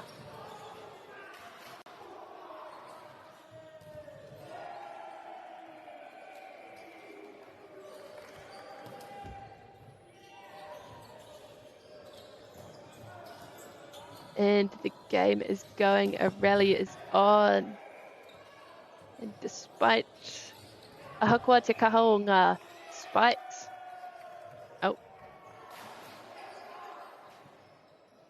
mā Gisborne te pōro I nei, kei a rātou te pōro. It's currently 23 to Gisborne and 11 to John McGlashan High. Mā te waharangi anō e tuku I tēnei wā, kua hoki atu te pōro kia John McGlashan's. Mā rātou te pōro e tuku, kei a rātou tēnei. Rere pai ana te pōro. And that is one great spike. Ka tahi te spike ko tēnā. Mai ana mā rua ko Isaiah Oliver tēnā. Rotate ana rātou I nānei. They are just doing a rotation. So it's manama te kau mā toru. Ko Leonard Keelan. Te pōro e tuku. E rite ana a John McGlashan's.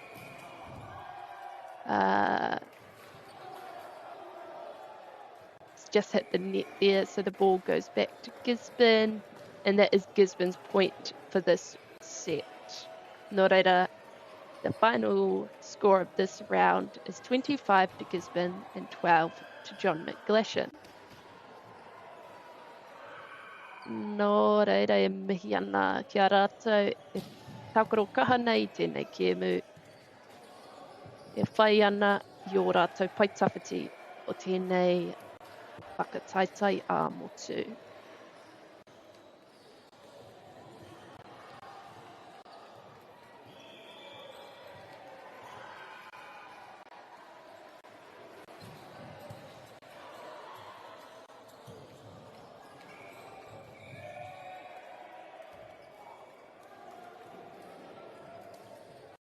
Funding is a real challenge. We know that a lot of schools face that ongoing, and the reality is if you go to a lower decile school in New Zealand, you are less likely to be able to afford to participate in sport. Obviously, having come through it myself with kids and being one of those kids myself who played sport, I know how much it defined who I was. And now being able to go, I can't fix it all, but we can help and try and give to those people who are going through really tough times.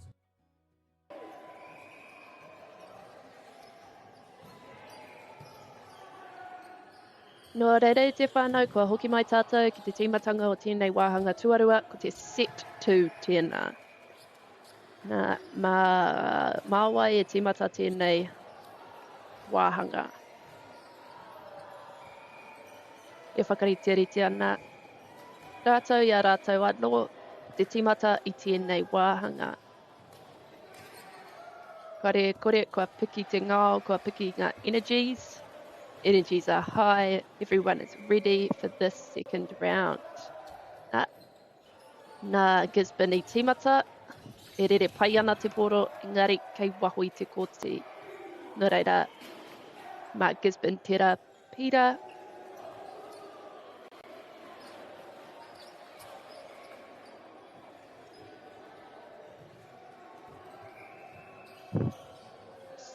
E kimi ana I te poro te ahua nei.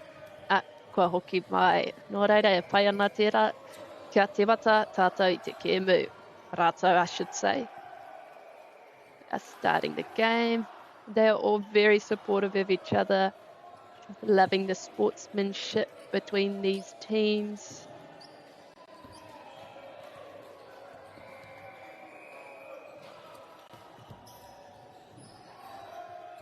E ora tonu ana te poro. Just missed there at the front. Nō reira. Te ahua nei, kua karangahia he wāwhakatā. He time out.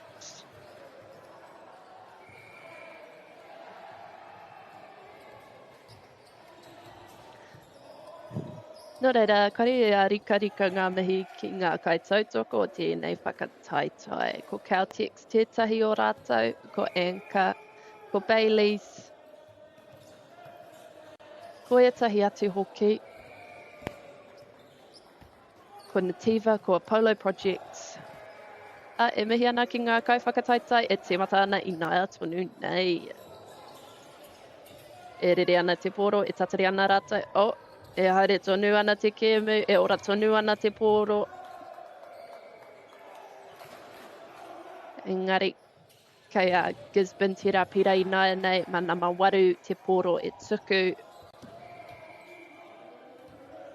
He is just sending the ball now. It's going good. Ne haere tonu ana. Kātahi te whakaora ko tēnā, engari, kei a John McGlashan's tērā pira. Koe anō e te whānau, mā John McGlashan's e tīmata. Kei waho I te kōti tēnā, engari e pai ana tērā spike. E mihi ana ki nei tīma erua, e takaro kahana I te kēmu. And at number 1, sending it over. Spike and the blocks are up. Kei roto I te kōti tēnā, nō reira, e hoki atu ana te poro, kia John McGlashan's.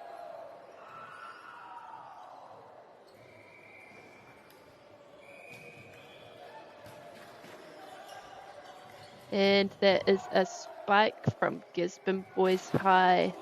E rima ngā pira mā rātou, ko Gisborne Boys High, e toru ngā pira kia John McGlashan's. And e tīmata ana te kēmu. He whakaora pai tēnā. Kei waho. Kei waho I te kōti, nō reira he pira tēnā mā Gisborne High. Nā rātou anō e tīmata. Kei te tuku, rarangi tuku rātou. Yep. Oh, look at that block e te whānau. Nā John McGlashan's tēnā, nō reira, e hoki atu ana te poro, kia rātou mā. Mā John McGlashan's, te poro, e tuku. Thank God.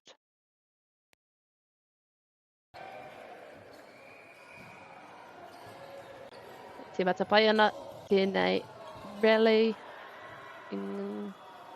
I te mutunga iho. Kei a John McGlashan's. It is their point. And we are just watching the game now, this rally that is going on. And that was a good save, but it was just Gisborne's point right now. It'll be Gisborne who will start this rally, sorry. And it is starting now. A dig and a set. And it is over the net. And even with the defence there, John McGlashan got the point. That was great defence though from Gisborne Boys High. It is currently 7 points to Gisborne and 6 points to John McGlashan's in the set 2. The ball is going good. And the blockers there, they are all there for each other. Ready to grab the ball. Just out of reach though. So we are going back to Gisborne High. It is their ball at this time.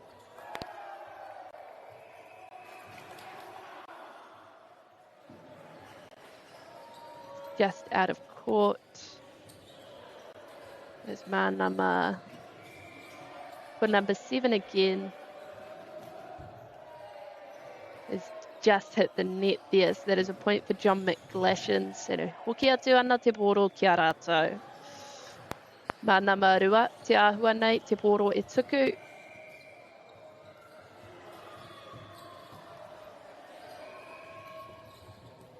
Haere pai ana te kēmu is going good.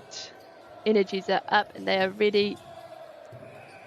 Just out there, so we are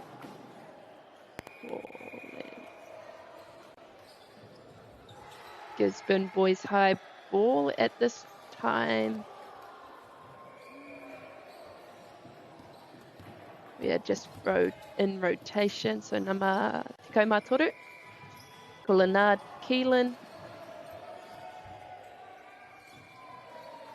Okay, Wahui Te Koti, it's just out of court, so we are going back to John McGlashan's at this time.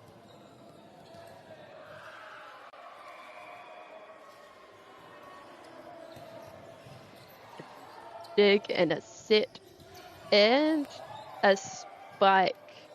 Did not quite make it. But just with John McGlashan's at this point.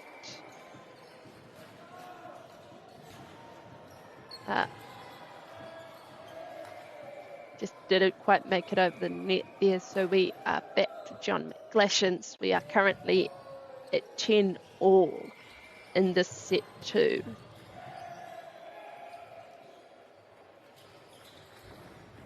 And it made it over. He rally ka te haere e te whānau. They are ready for the spikes, no matter how kaha.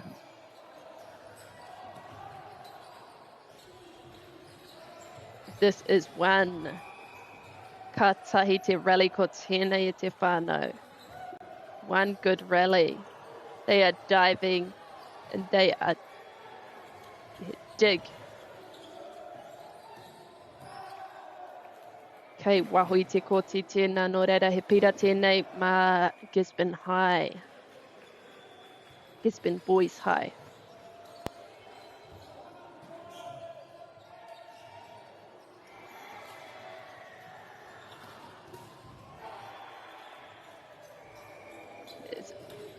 There was a block from Gisborne High. Those two boys there working together to get the job done. Nō reira mā nama tikau mā tahi. Nā, mō taku here, tikau mā whitu tēnā. Inaya nei, at this time it's 13 to Gisborne Boys High and 10 to John McGlashan's. We are in the middle of the game here, te whānau, and the energies are still high. They are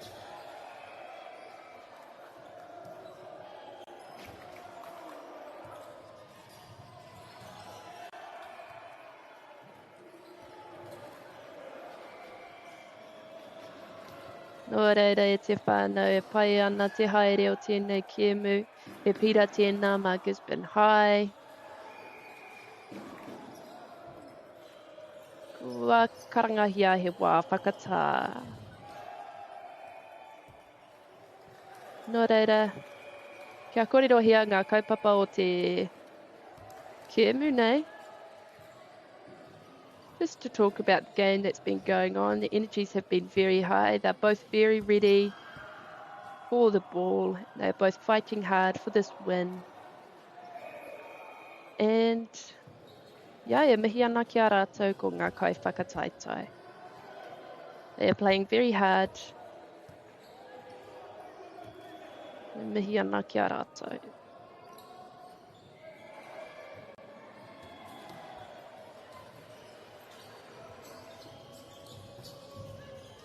They are very good with that double block here.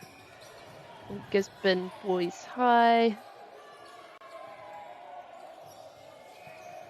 He pira tēnā mā John McGlashans. So at this time it is 11 for John McGlashans and 15 for Gisborne High. And spike, and it's still live. And look at that, kua whakaoro ora I te poro. Those dives are doing them very well. He ora tonu ana te poro. Great spike from Gisborne High and a great save just out of the court there, te whānau. So that is a point for Gisborne High. We are currently on 16-11. E rere pai ana te poro. E rere pai ana te āhua o tēnei kēmu.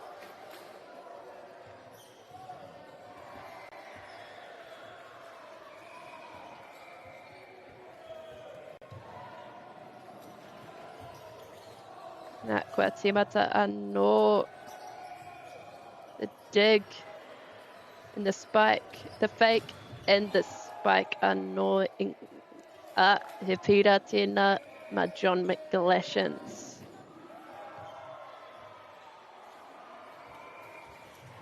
Mā rātou te poro nei e tuku.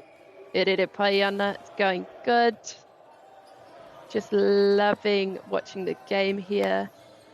I hope you guys are too.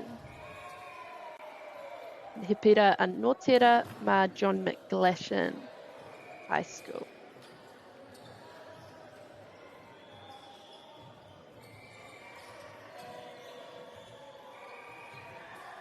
Rere pai ana te poro.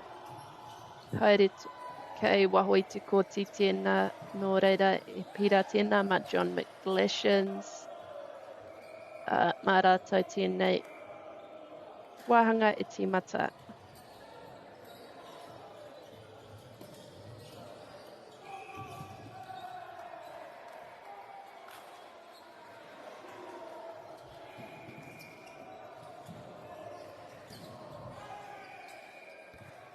Ka whakatata mai ngā hira nō reira tekau mā waru kia Gisborne, tekau mā whā kia John McGlashans. Gisborne won the first set and we are currently 19-14 for the second set.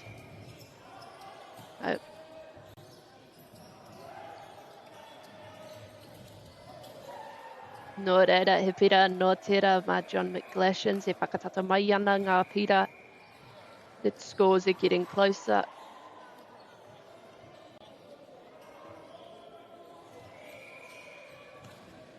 Mana mā whā, ko Angus Hollows tēnā te poro e tuku. That was great game going e te whānau. And that was an amazing spike from number 2, ko Yoko Fuji tēnā.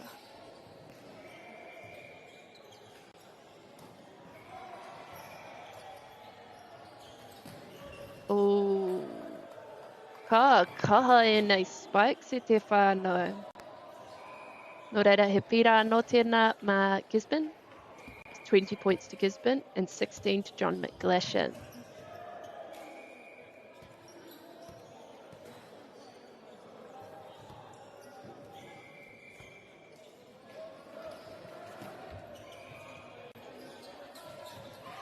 Kei roto I te kōti tēnā.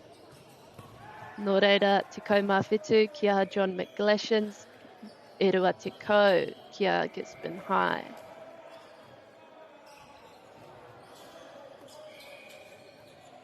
And here we go, e te whānau, he rally kei te haere, it is a rally going on. That is just a bit too kaha.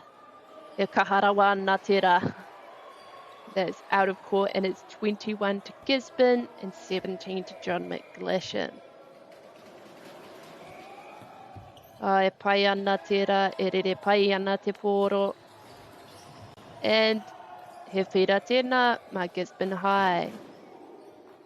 What I love about these teams is how they huddle up every time after, just celebrate each other with the small wins. It's what really matters e te whānau, small wins. E rere pai ana te pōro. And it's a set. And it is over. He tig tēnā. He set tēnā. And he haere tonu ana. He haere tonu ana te kēmu. He haere pai ana te kēmu. He pai tērā spike. Nāna mā rua. Ko Ryland Bruck. Ko taku he ko Isaiah. Isaiah Oliver I tuku.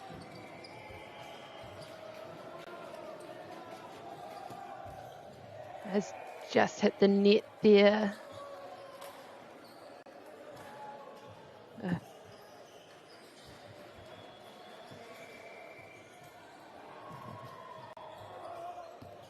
Kei wahui te kōti tēnā.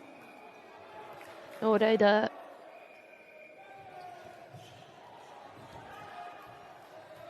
Kei a Gisborne Boys High tērā pira. Manama te kaumā toru.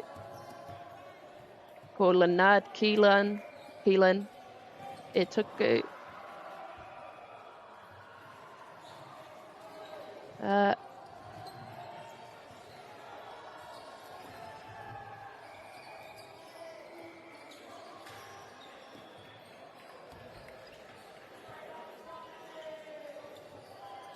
This is a very tight game. It's 18 to 24. There is still time for John McGlashan's keep up their points. He pira tēnā mā Gisborne Boys High. Nō reira, nā rātou tēnei wāhanga I toa. Nā e mihi ana ki te whakapaukaha. Putting out all the energies on the floor today in Palmerston North at this national competition. Nō reira, e mihi ana kia rātou mā ngā kai whakataitae who are bringing the energies and really lifting up the spirits on this court. And the referees and the benches. E mihi ana kia koutou katoa. Nō reira, I tēnei wā, e timata ana te set tuatoru. The third set. Set whakamutunga o te kēmu.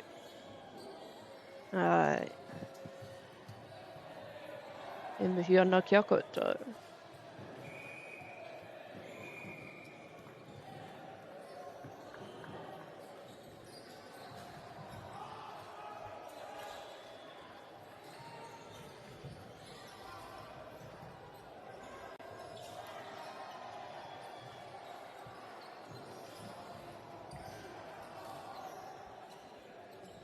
Nō reira, e te whānau, e timata ana tēnei wāhanga, I tēnei wā, I nāia tonu nei, it's starting just now, and it is John McGlashan's with the ball at this point.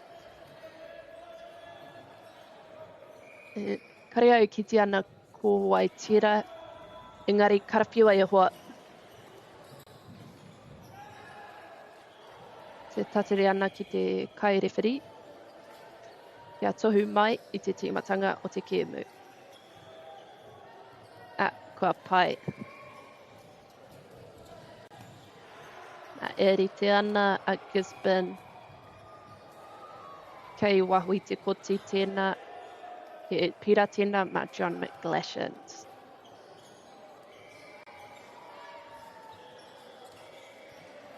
Kau eru kahu ana he pira tēnā mā Gisborne.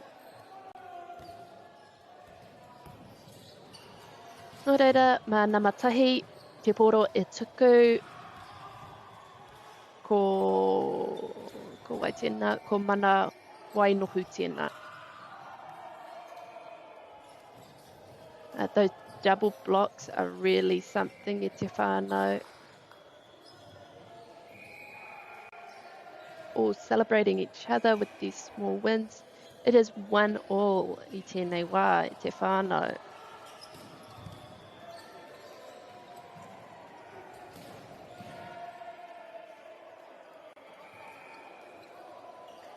Mā John McGlashan's e tibata. I haere tonu ana te kemu. Game's still going, ball is going good. Just didn't quite get over the net there. So that is a point for John McGlashan's. 2-1 I tēnei wā. Just at this time it is 2-1. It is in the court there. It is within the court. So therefore it is John McGlashan's point. And they are ready for it. That is a spike from Gisborne High. And it is a point to John McGlashan's.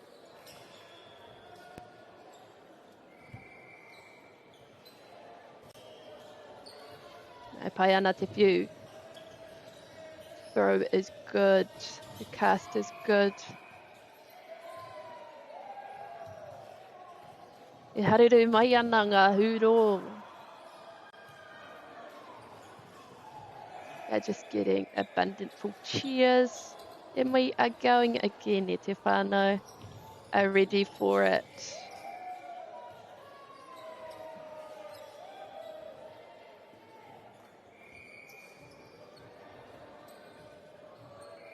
John McGlashan again. It's their ball at this time. That is a dig and a spike. That was some great defense and great offense going on in that little rally. And it is John McGlashan's point. Kua karangahia, a timeout has been called. Nō reira, kare he wā tū atu I tēnei ki te mihi atu ki o tātou kaitautoko I tēnei o ngā whakataitai a motu. O tira, oia nei, pāpao hotanga. Or not? Oh.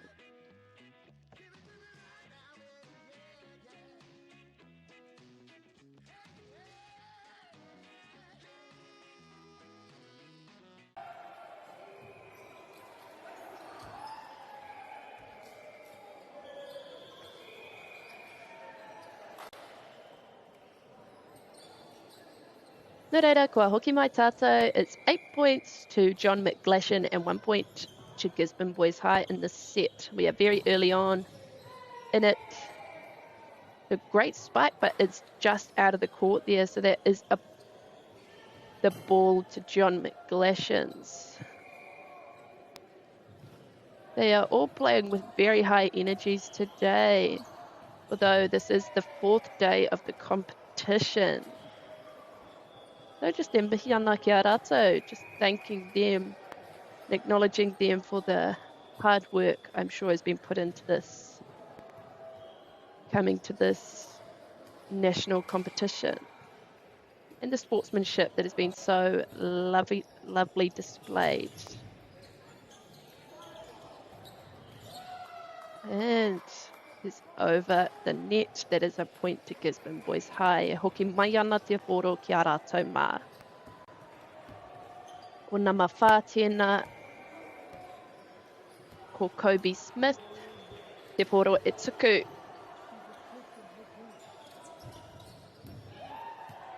Kei roto I te kōti. I'm just loving how they are all supporting each other through every small win. Again, that is the most important thing. The small wins, e te whānau, small wins. And that is Gisborne on the ball now with the spike. Kei roto I te kōti. Mana mawhitu, ko te waharangi kingi, te pōro e tuku. And that's just hit the net there, didn't quite make it over. So e hoki atu ana te pōro kia John McGlashan's. The ball is just going back to John McGlashan's there. Kei wahui te kōti. Nō reira, I tēnei wā. E rotate ana rātou. They are just rotating ko ngā mā tekau mā toru tēnā e tuku ana I te pōro. Kei roto I te kōti. Defense, offense, going very good on both sides here.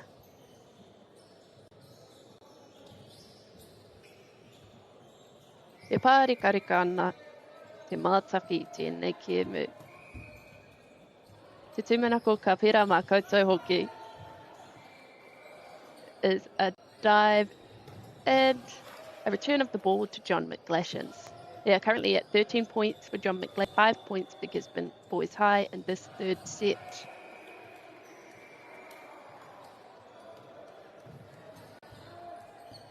And the ball is going good. It is over the net. E haere tonu ana tēnei rally e te whānau. And that block, although great, just a net touch there, net violation. Nō reira, ko hoki mai te pōro, kia Gisborne High. Kia Gisborne High. Mana matoru, ko Ryland Bright. Te pōro e tuku ana I nāia nei. Ai pai ana tērā dig. Kua ora tonu te pōro. E ora tonu ana.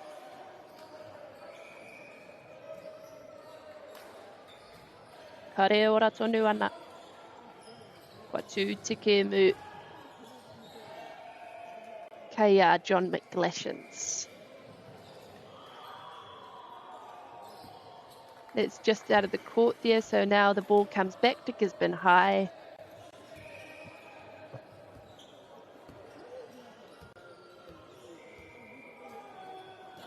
And here we go. That was Nama Iwa, Zion Leach. E pai ana tana tuku.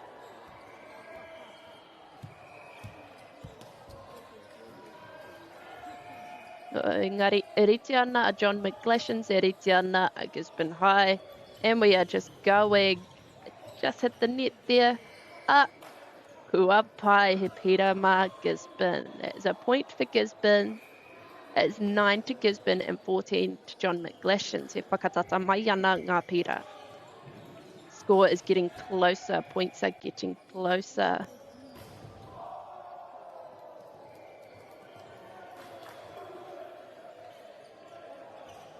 Just love how they come in and give each other a clap each time anything happens with both teams.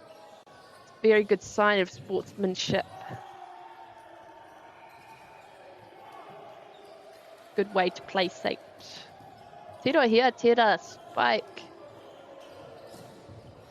And those blocks were amazing from Gisborne High. That offense was great from John McGlashan's. Whakatata tonu mai ngā pira. E whakatata tonu mai ana ngā pira. 11 for Gisborne High, 14 for John McGlashan's. E rally kei te haere. A rally is on.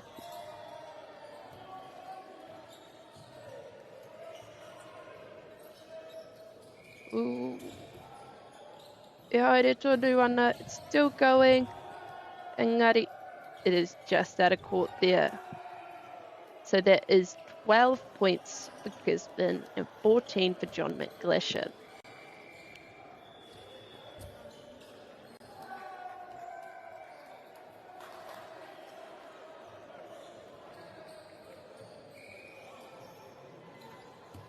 Ko hoki mai te poro kia Gisborne High. It's 13-14.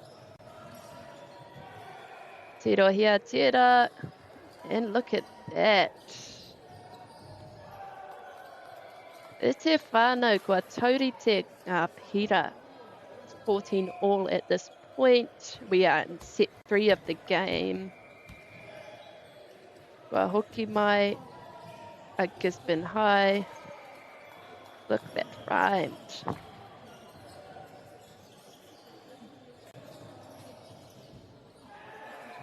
It's 15 to John McGlashan's. It's 14 to Gisborne High.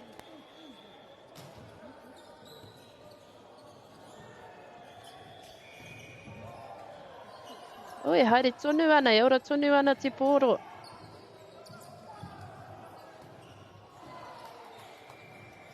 He pira tēnā ma John McGlashan's High. Defence and offence are both on fire. They are both doing exceptionally well.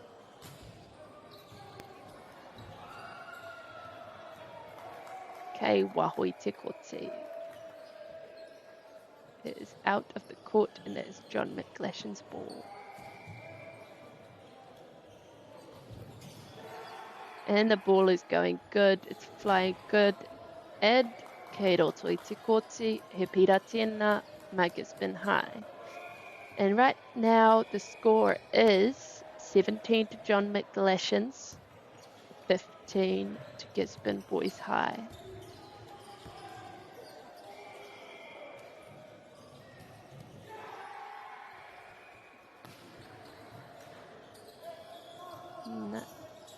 Irere pai ana.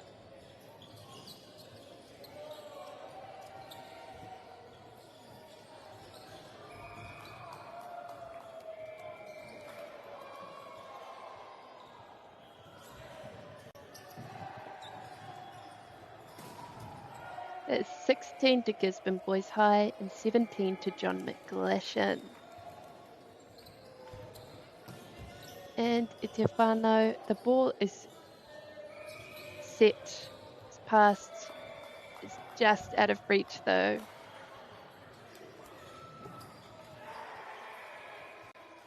And so, kua taurite anō ngā pira, it's 17 all. E rite ana ngā te Poirewa. They are there and they are ready. That double block is doing Gisborne High very well.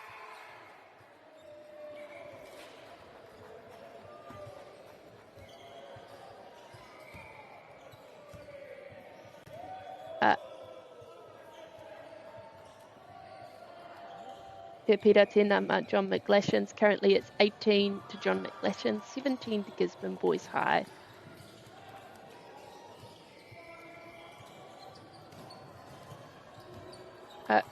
Kei wahui te koti tēnā.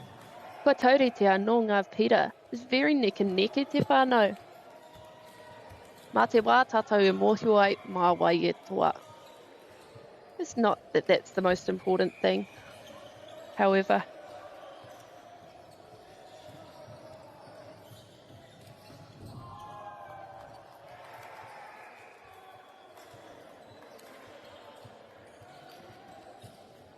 hoki mai ana te poro kia Gisborne Boys High. It's currently 19 to Gisborne Boys and 18 to John McGlashan's. E rite ana rātou katoa. Ki tēnei tuku. It's just hit the net there. And we are rotating. There's 19 all. Kei John McGlashan's. Kua pau te wā. Time has run out.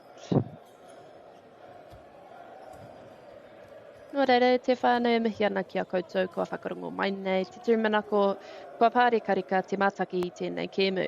I hope that you have all had a great time listening to this and watching this game.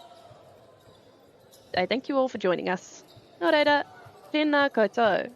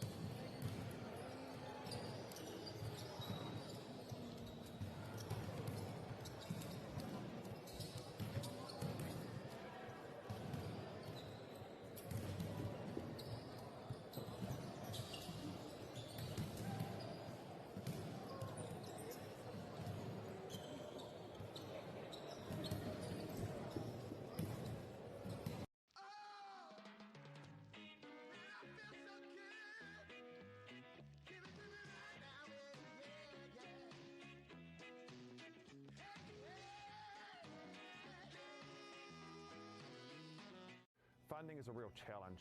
We know that a lot of schools face that ongoing, and the reality is if you go to a lower decile school in New Zealand, you are less likely to be able to afford to participate in sport.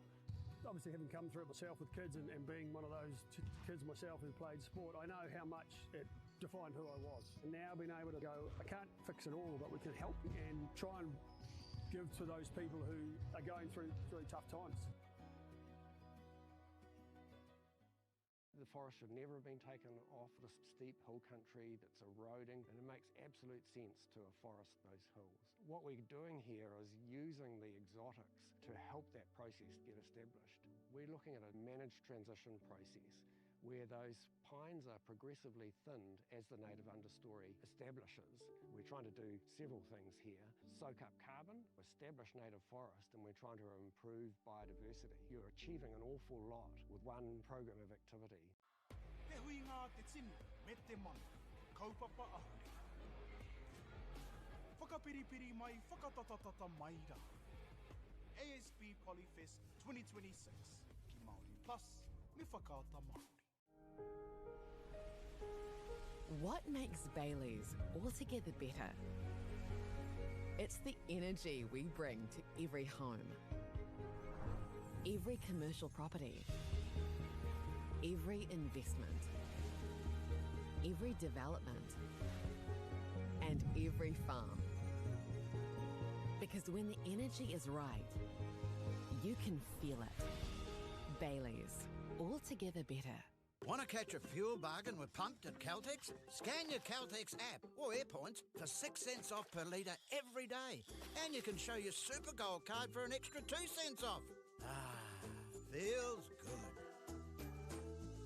Get the Māori Plus app. Download now on Google Play or the App Store with exclusive viewings and 100% ad-free. Quite like top tier. Watch us anywhere, anytime.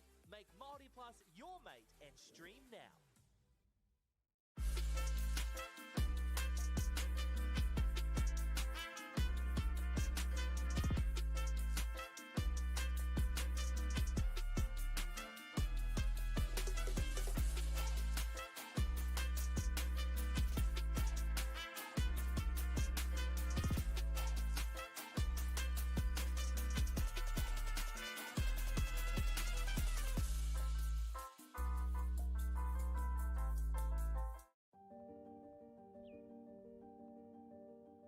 Ko tai tēnei ki te kotahi rau tau I ngā enei. I raro I ngā waiwai o ngā tikanga Pākehā.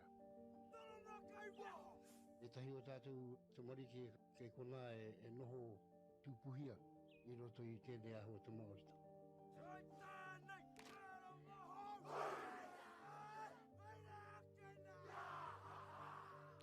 Nā reira, he mea huatu tēnei ki a rāta. Hei kura, hei tiki mō rātou, hei whai ake I ngā kahura.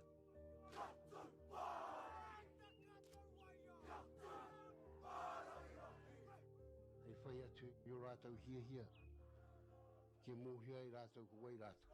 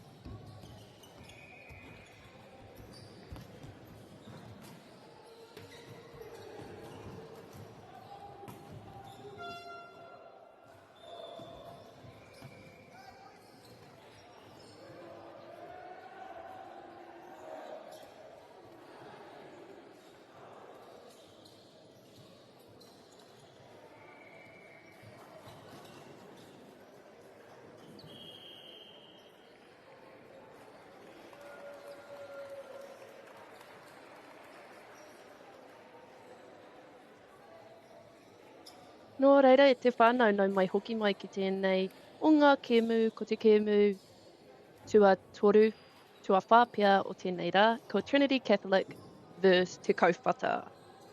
Nō reira, e akua nei te mata i tēnei kēmu. Kore e hikaka ana Ngāti mai e rua ki te takaro i tēnei kēmu.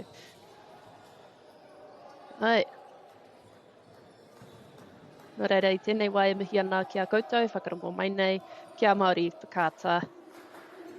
Ki ngā kaitautoko o tēnei whakataitai a motu, ki ngā kai rewhiri, o tira ki ngā kai whakataitai o tēnei kēmu, ko te kauwhata tēnā, ko Trinity Catholic tēnā.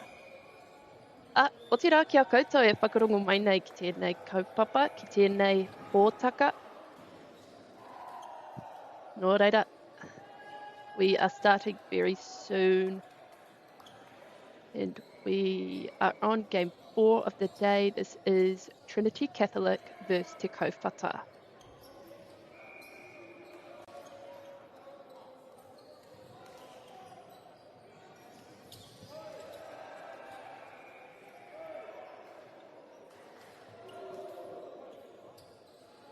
Reira, mā wai e tīmata. Mā te kauwhata e tīmata. We are seeing them all get ready, all ready to play the game. And off we go. E tīmata pai ana te kēmu. There is a block. And spike goes over. Kei roto, kei waho rāna i te koti. Kei waho. Nō reira, that is Te Kauwhata's point there. Mā nama rua te kaumatahi.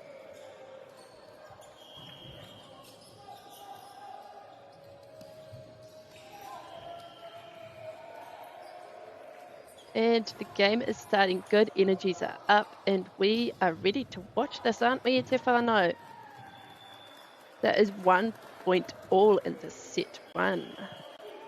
That is number 16 starting us off from Trinity College, ko Todd Graucott tēnā. That is Todd Graucott. And that is Trinity Catholic's point.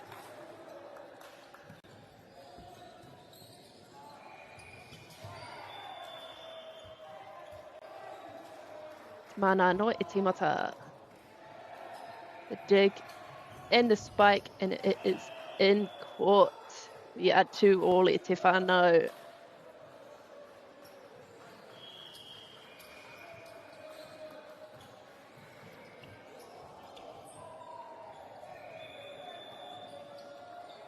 And off we go again. It is over the net. And the block there from Kauwhata, the ball is still alive. Off we go e te whānau, off we go. Kei waho i te kōtoti nō reira. Ka hoki atu te pōro ki a Trinity College. They're just doing a rotation now. Number 21 has come on the court. And it is Trinity Catholic's ball right now.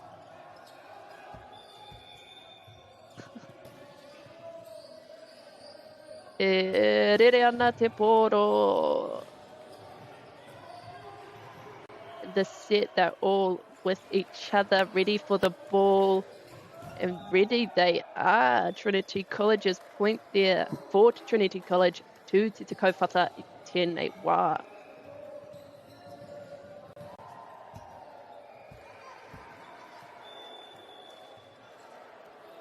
E rere ana te pōro ai. And that is Te Kauwhata now. It's over the net. And a spike goes down. It is a rally right now e te whānau kei roto I te koti. He pira tēnā mā Te Kauwhata. It was in the court. And that is a point for Te Kauwhata. That's 4 to Trinity College and 3 to Te Kauwhata I tēnei wā. And e rere pai ana. E riti ana rātou ki te pōro. Over, dig, and a set. And it is over. E riti ana. Kei roto I te koti. I love how they all huddle up and they're all giving each other thanks. And mihi. All celebrating each other with these small wins. Koira te paenga o te sportsmanship I te whānau. Kua pai te rere. Kua pai kei a Trinity College te pira I tēnei wā. 6 to Trinity College, 3 to Te Kaupata in this set 1.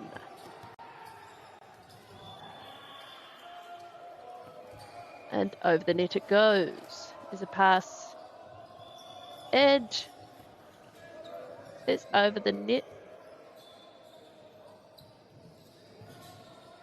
Kei Trinity College I tēnei wā. Nā rātou I tīmata. I tata nearly got over the net there, but did not quite make it. So it is Trinity College's point, and it is their ball at this time.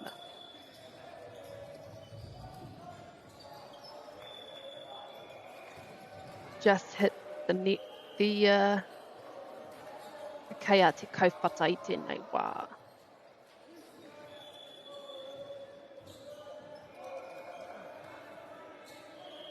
O e rere pai ana te pōro. Poirewa te āhua nei. Kei wahui te koti. Bit too good, bit too kaha. Too many wheat bix on that one. But beautiful serve nonetheless. Here we go. Defense is ready. He pira tēnā mā te kaupata.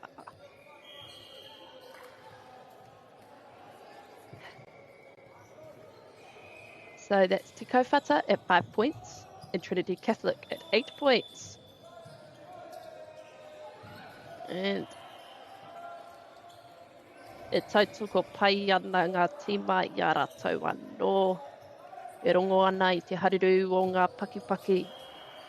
Te haruru o mihi. Ki a rātou mā e takaro ana I tēnei wā. You can hear and you can feel the support coming from both teams. This time, and we're just doing a rotation in here. Number 12 is coming on and number 2 is coming on. And that is Cameron Adnett and Oliver Cummings.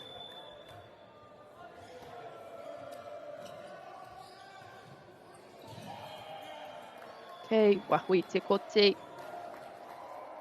That is 9 points to Trinity Catholic, 10 points to Trinity Catholic, and 5 points to Te Kaupata.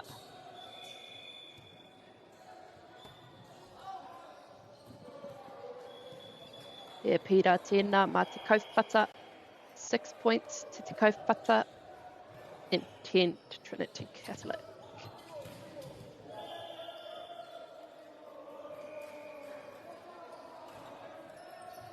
E rere ana te pōro, e rere ana anō. Kei a Te Kaupata, tērā pira, e whakatata mai ana ngā pira. 7 to Te Kaupata, 10 to Trinity Catholic.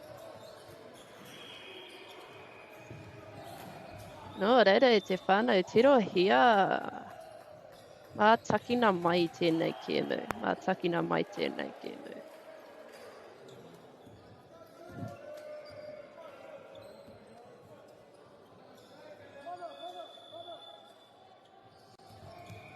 Nō reira, ko nama te kaumāwaru tēnā, ko Joe Peters. He pira tēnā mā Te Kaupata, mō taku he.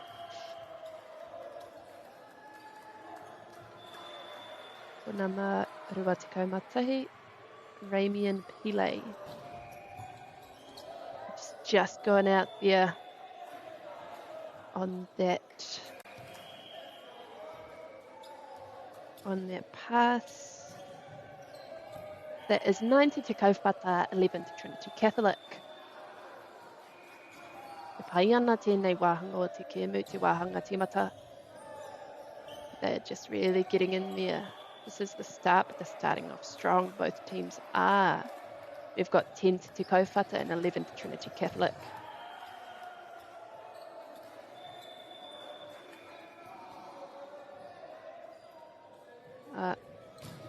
E pai ana tērā kei wahoi te koti, nō reira, he pira tērā mā te kaupata.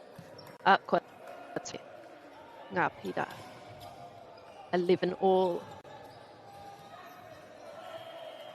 Scores are equal at this time. And the serve is going good. Engari, kei wahoi te koti. But too much kaha. 12 to Trinity Catholic. 11 to Te Kaupata I tēnei wā o te kēmu. They rotate ana rātou. Just doing their rotation. Erere pai ana te pōro.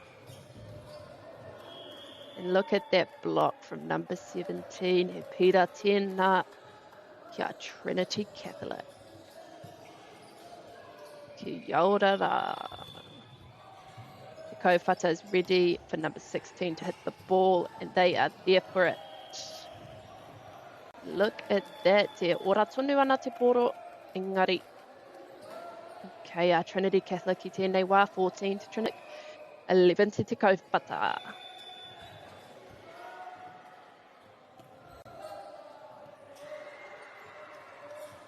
Nō reira.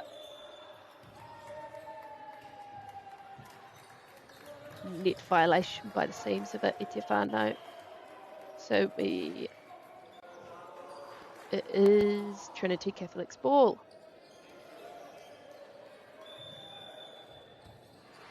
E rite ana a Te Kaupata ki aia.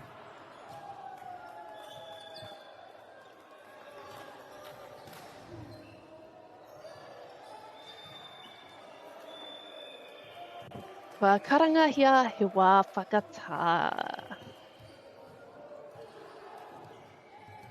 Nō reira, I tēnei wā, e mihi ana ki ngā kaiwhakataitai, e takaro kahana I tēnei kēmu. Ahakoa, ka tīmata, tatahi anō ka tīmata tēnei kēmu, e kaha tonu ana rātou, I te whiu, I te pōro. Ai, nō reira, e mihi ana ki a koutou mā. Ko tira ki a koutou e whakarongo mai nei, tēnā koutou.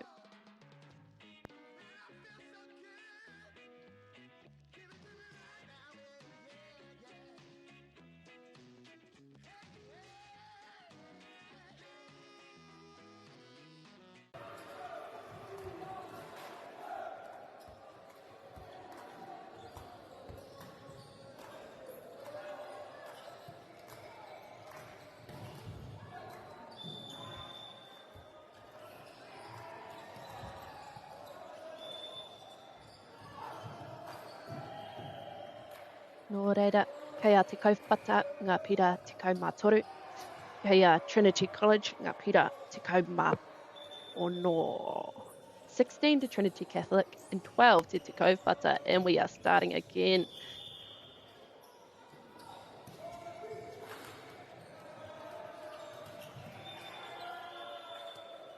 E rotate tana ngā tīma. Kua pai, kua rite rātou. Te rohia is over and we are ready, and that was one good spike. Nā nama te kaumārua. 18 to Trinity Catholic and 12 to Te Kaupata I tēnei wā, mā te kaumārua, te pōro e tuku.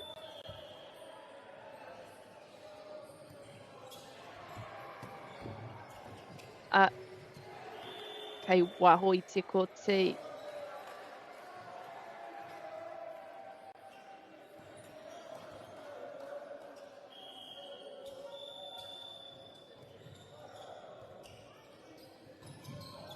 e timata nā te kēmu.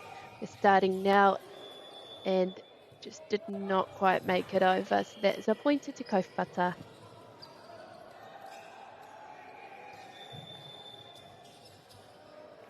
Sportsmanship is on a roll here, te whānau, I tēnei whakataitai a motu.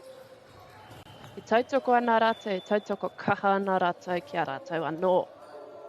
O tērā te paenga o ngā whakataitai a motu, o tērā ngā whakataitai katoa, ka kitea ngā tautoko ki waenga I ngā tāngata.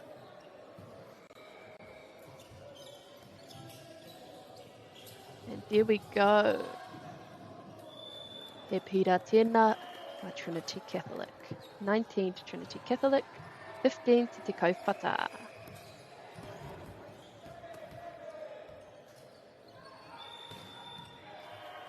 Number 17 on the line right now. And Hirali kei te haere te whānau. Didn't quite make it over the net there. He pira mā Te Kaupata. 16 to Te Kaupata, 19 to Trinity Catholic.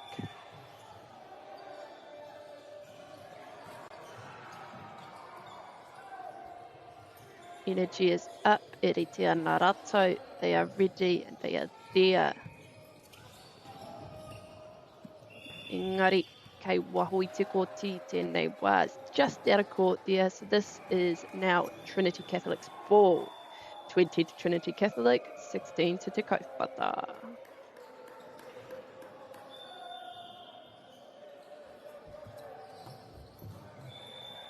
Just didn't quite make it over there, so that is Te Kaupata's ball.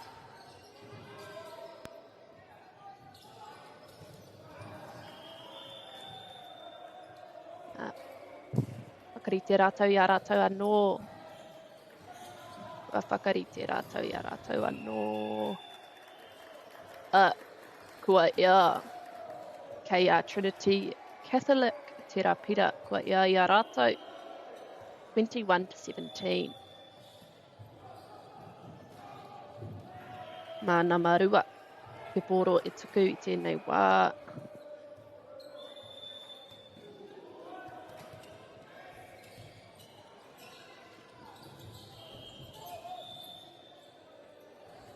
Ka hoki atu te poro ki a Namarua, ko Oliver Cummings tēnā, māna te poro e tuku. He will be the one.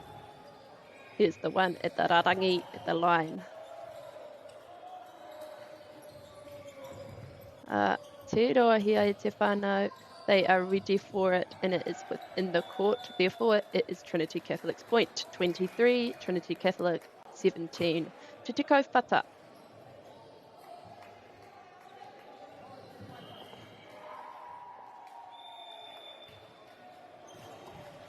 Here we go, e te whānau, not quite over. Nō reira he pira tērā mā Te Kaupata. 18 te Te Kaupata, e rua te kaumātoru ki a Trinity Catholic. He pai ana tēnei kēmu, he pai ana te mātaki tēnei kēmu.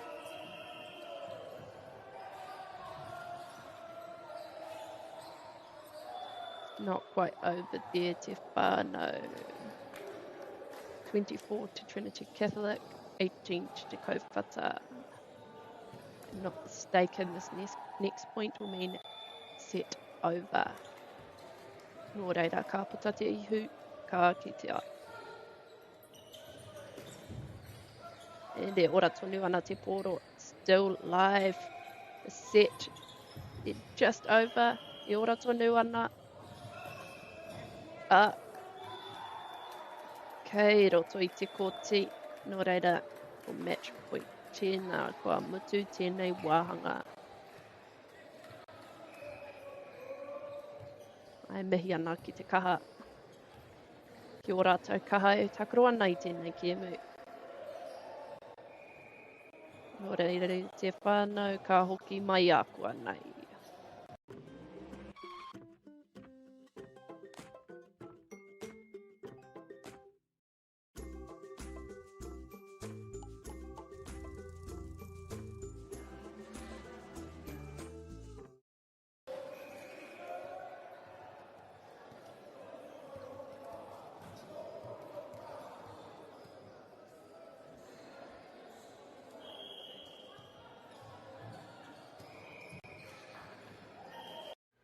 is a real challenge. We know that a lot of schools face that ongoing, and the reality is if you go to a lower decile school in New Zealand, you are less likely to be able to afford to participate in sport. Obviously, having come through it myself with kids and being one of those kids myself who played sport, I know how much it defined who I was. And now being able to go, I can't fix it all, but we can help and try and give to those people who are going through very tough times.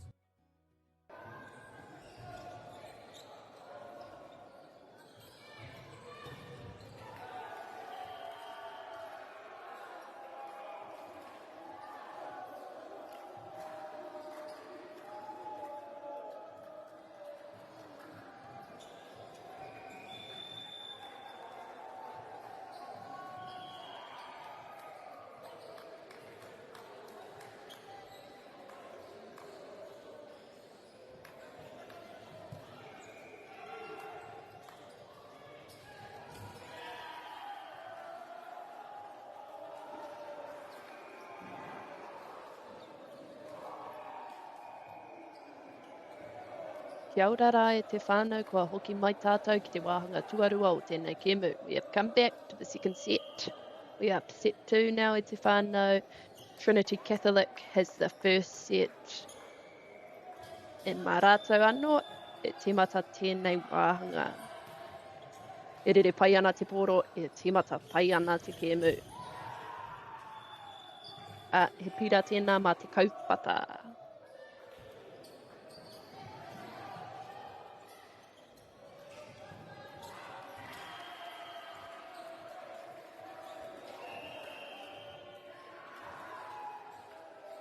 Nō reira, mā te kaupata anō, e tīmata. E tīmata ana i nai a tonu nei, e rite ana a te Trinity College. E pira tēnā mā Trinity College, nō reira, e taurite ana ngā pira. We are at equal points now e te whānau.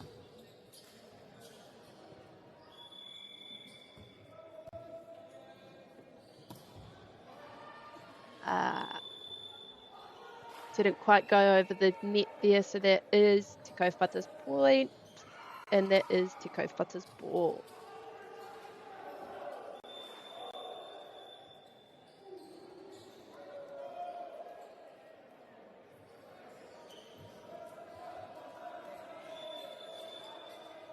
Nō reira, nā takina mai, e rere pai ana, e tīmata pai ana. It's a great spike from number 15. And kei roto i te koti. Kare e tū atu i tēnā ni e te whānau. Nothing better than that.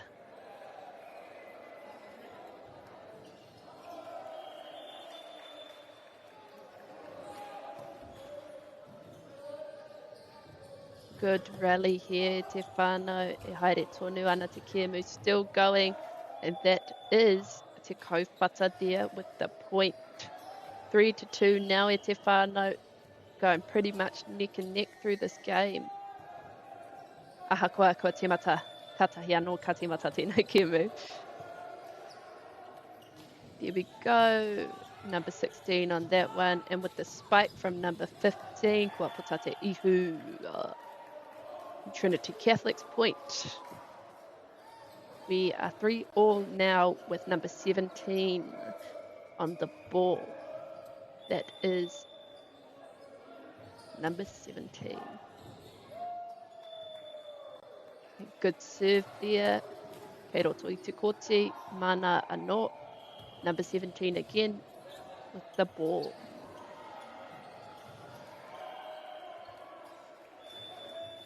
E whakapau kaha nei e nei tīma. Given all their energy, leaving it all out on the court here.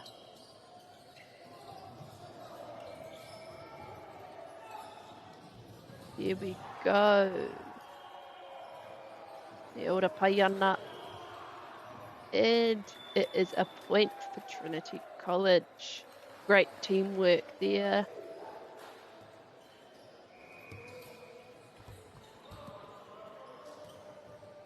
Through teamwork that they are getting their points. You can just see it. Both teams here, they're all ready for each other.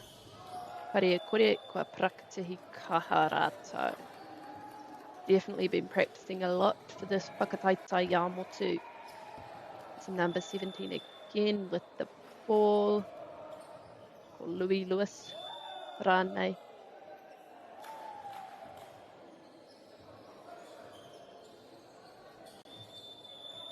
Kua karangahia he time out. Nō reira e te whānau. Mātaki tonu mai I tēnei kēmu is 7 to Trinity Catholic and 3 to Te Kaupata I tēnei wā in the set 2.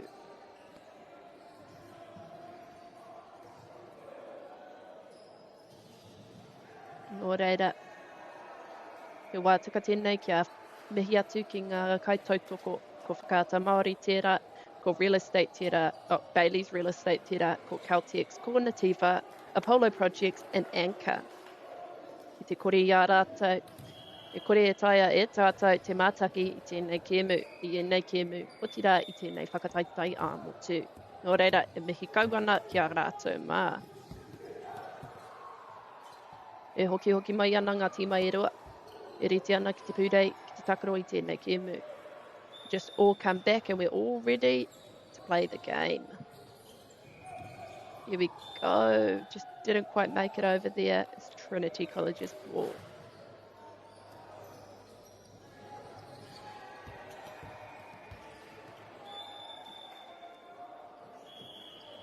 And off we go. Good start. And it's still in. Engari. Hei a Trinity Catholic te pira. Hei a rātou hoki te pōro.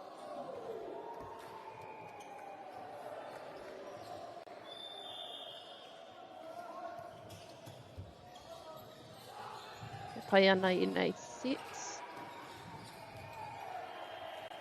Engari.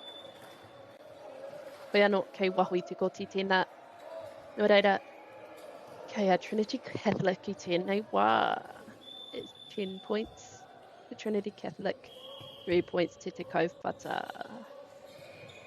And off we go with the sets. And a beautiful serve there from Te Kaupata. Kua whiwhi pira rātou. I've gotten a point. Nō reira, e wha ngā pira ki a Te Kaupata. Te kau ngā pira ki a Trinity Catholic.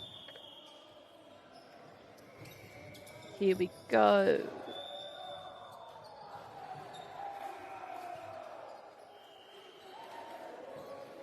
Got 5 to Te Kaupata and 10 to Trinity Catholic. Ball is going to Te Kaupata right now, and they will be the ones starting the game. Ko nama Te Kaupia tērā.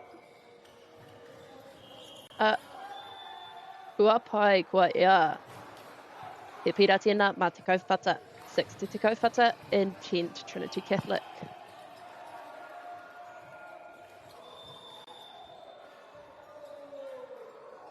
There we go. And it is... Oh. He pira tērā mā Trinity Catholic. E rotate ana rātou I tēnei wā. Just doing a rotation I te whānau. And it will be Trinity College's ball. Number 15 with the serve. And number... Didn't see that, sorry, te whānau. Can't quite. Hei wahui te koti, ki te au I tērā. That's 11 to Trinity Catholic and 6 to Te Kaupata. Number 15 again with the serve. Here we go. With the spike. And another spike. Kei waho I te koti. That is 7 points to Te Kaupata and 12 points to Trinity College.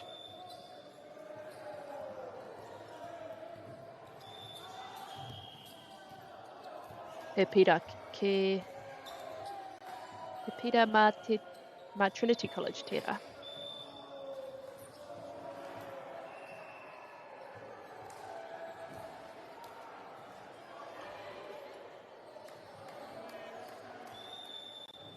So it's Trinity Catholic with the ball right now. E rere pai ana. E rere tawhiti ana. Tawhiti rawa tēnā kei wahu I te koti. It's 14 to Trinity Catholic, 7 to Te Kaupata I tēnei wā. Here we go.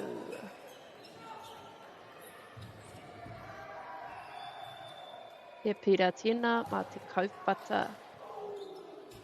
Defense and attack are on point with both these teams. E whakapau kahana rātou katoa.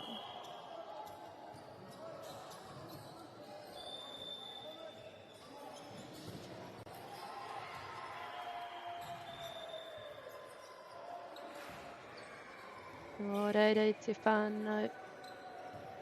Mā Te Kaupata no te pōro e tuku.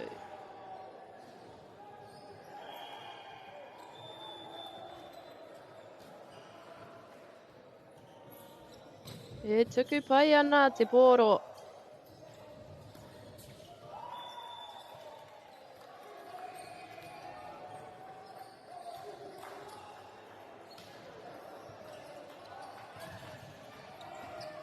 That is Trinity Catholic's point right now. E hareru mai ana ngā paki mai ngā tīma Aotearoa.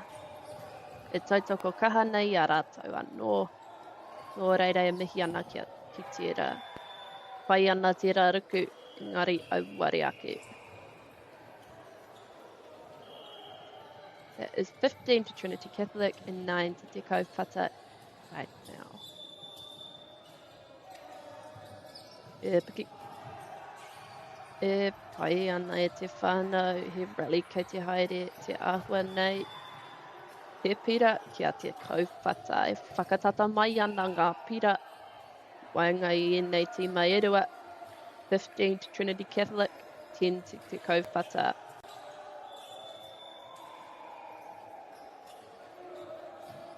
There we go, e te whānau started. E kaha ana ngā defense and the offense. O taku here, defense and attack I tēnei wā. E rotate ana ngā tīma.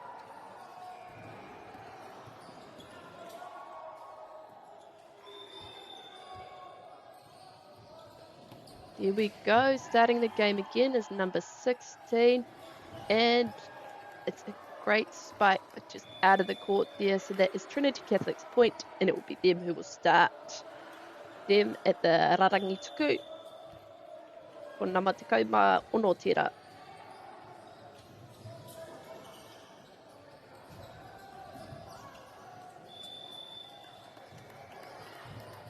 He pira anō mā te Trinity Catholic.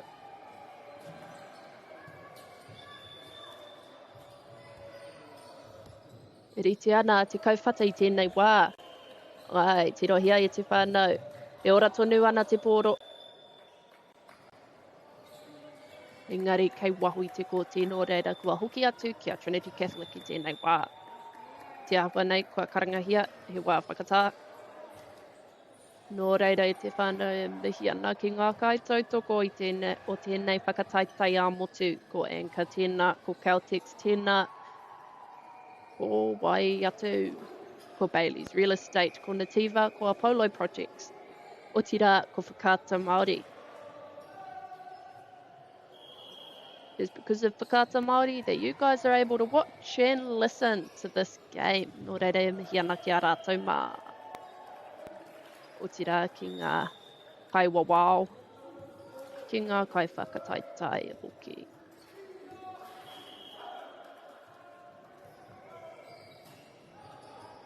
Nō reira e hoki mai ana ngā tīma Aotearoa, mā Trinity Catholic, he kēmu e tīmata.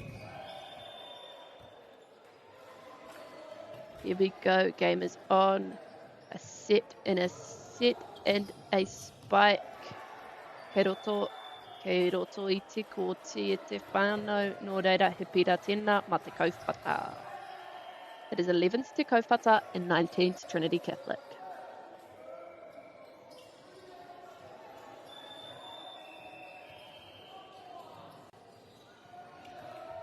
We go e te whānau, e te matapai ana te kēmu, e rere pai ana te pōro.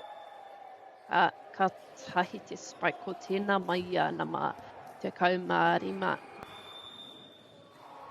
We rotate ana ngā tīma. Ko Conrad Makatina with the spike. Here we go, number 12 on the set. On the serve, sorry. For Mana McComb tēnā. And at this time, it's 21 to Trinity Catholic and 11 to Te Kaupata.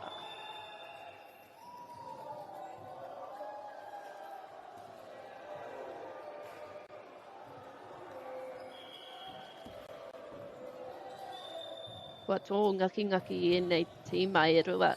Going hearty, they are. Here we go. Defense is on from Te Kaupata. They are ready. And here we go on the attack. That was a great block from Te Kaupata. Ai, kua whiwhi ngā pira. Kua whiwhi te pira. 12 to Te Kaupata, 22 to Trinity Catholic. O nama te kaumātoru tēnā, e tīmatana I tēnei. Tuku ko te maika whalwasa tēnā. O taku. Kore au te mōhio mina pai ana taku whakahua. Nō reira nōku kia te he. Don't know if pronunciation is just right there, so my mistake e te whānau. Engari e hoki atu ana te pōro kia te maika.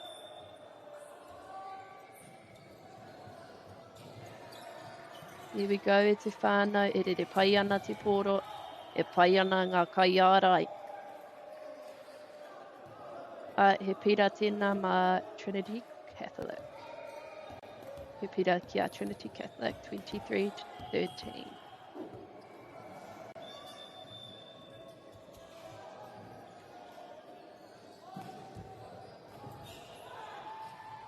Kei wahoi te koti tēnā whiu, nō reira. Kei a Trinity Catholic anō te pōro. Te rohi a rātou mao te kaupate e whakarite ana I a rātou anō. Hei kaiarai. Getting themselves ready as defence. He pai ana.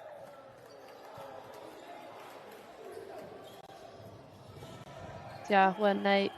Kei a Trinity Catholic tēnei wāhanga.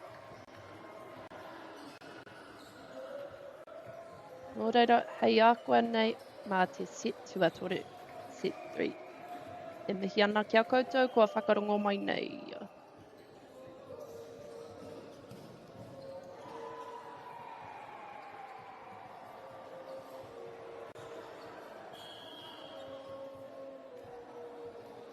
Global warming is incredibly serious. We need to cut emissions, but we need to also absorb carbon out of the atmosphere. Growing trees is the only tool we have in the toolbox for taking carbon out of the atmosphere that we can do at scale. Pinus radiata takes carbon out of the atmosphere at about 5 to 10 times the rate of native planting. And so what Nativa are doing is planting the Pinus radiata to absorb the carbon, and then they're transitioning that forest into native forest so that we get the biodiversity benefit.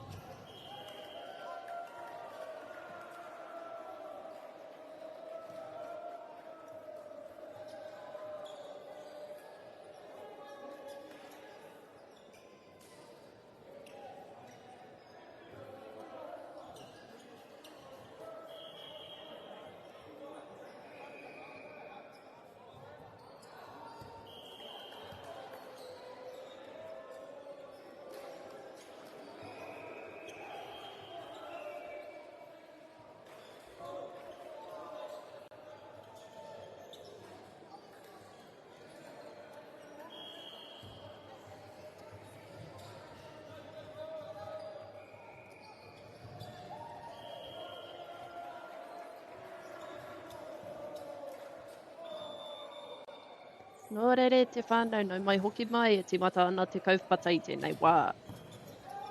Te rohi a te rāwhiu e pai ana. He whira tēnā mā te kaupata. Nama te rua te kaumatahi e tīmata. Mana e tuku te pōro. Here we go e te whānau kei wahoi te kōtei.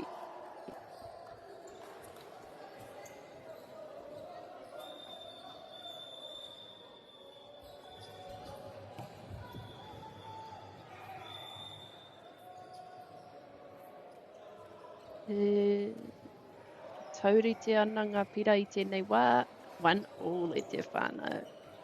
Starting off strong on both sides, and it is Trinity Catholic's ball at the moment. Nama te kaumārima. Ko Conrad Maka tēnā.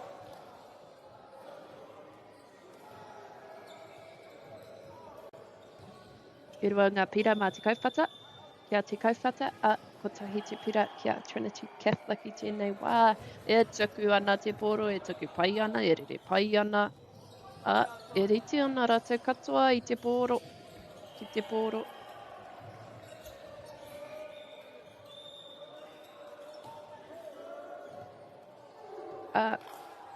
Kei Trinity Catholic te poro I tēnei wā.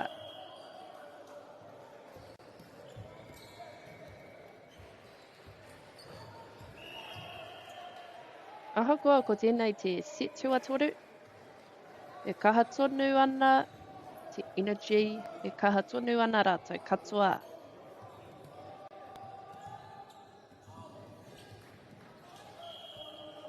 Nā rua te kaumatahi ko William Jarvie tēnā. Nāna I tuku te pōro. Look at that defense. Great defense. Kei atu kauwhata te rapira.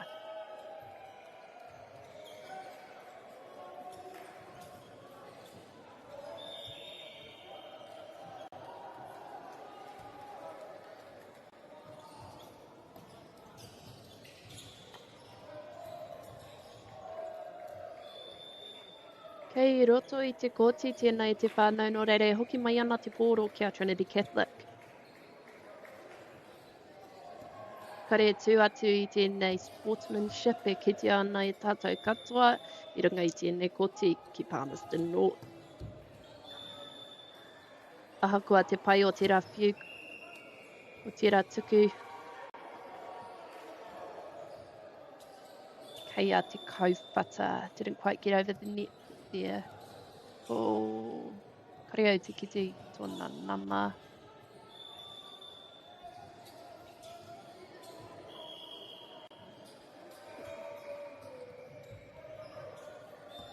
Te kaumā ono, te pōro, kei a te kaumā ono ko Todd Graucott, te pōro I tēnei wā, kei aia te pōro, kei aia te wā, e rere pai ana te rā pōro, e riti ana rātou katoa.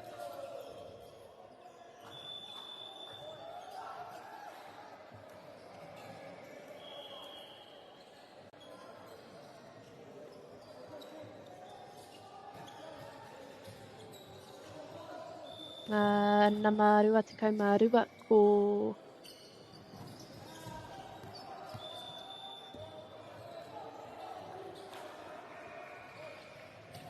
rua te kaumātore mo taku he te whānau ko R. Bartolom tērā.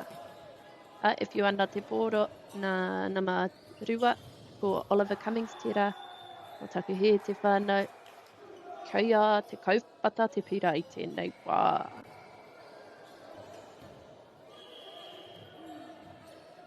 E ono ngā pira kia te kauwhata, e rima ngā pira kia Trinity Catholic I tēnei wā. Neke te whānau, e rongo ana I te ngāo, e rongo ana I te kaha, ki wainga I enei te maerua. No reira, e haruru mai ana ngā hūro. Kia te kauwhata I tēnei wā, I tēnā pira. 7 to kauwhata and 5 to Trinity Catholic. Everyone's very excited at this time, very happy to be playing, it seems. And that is a point to Trinity Catholic, just going bat and bat here at Te Whānau. Rotations now.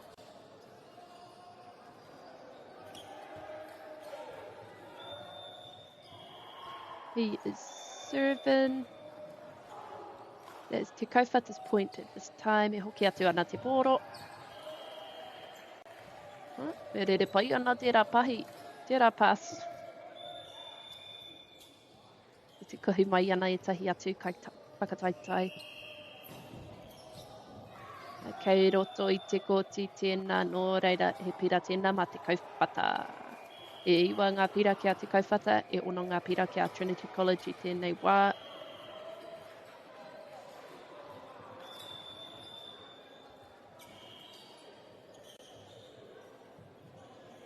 Here we go, e te whānau. Kei roto i te koti.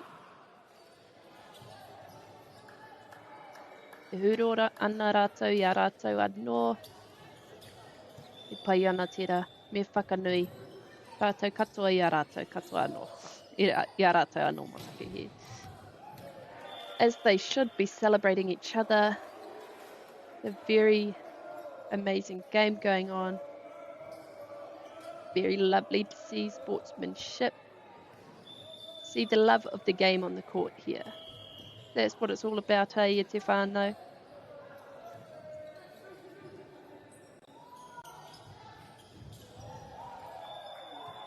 He pira tēnā, mā te kauwhata, 11 te kauwhata, 7 to Trinity College.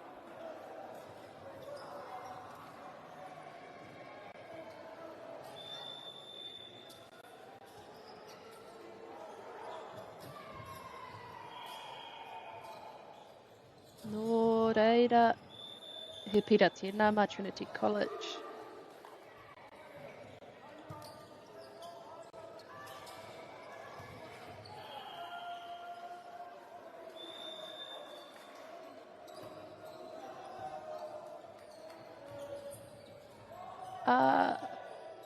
E pai ana tēnei rally e kite ana koutou te whānau.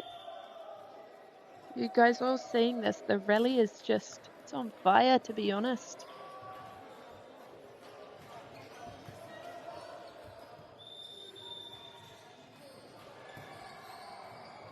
Here we go, kei wahu I te koti nō reira, kei a te kauwhata te rapira, 11 te kauwhata, 9 to Trinity Catholic.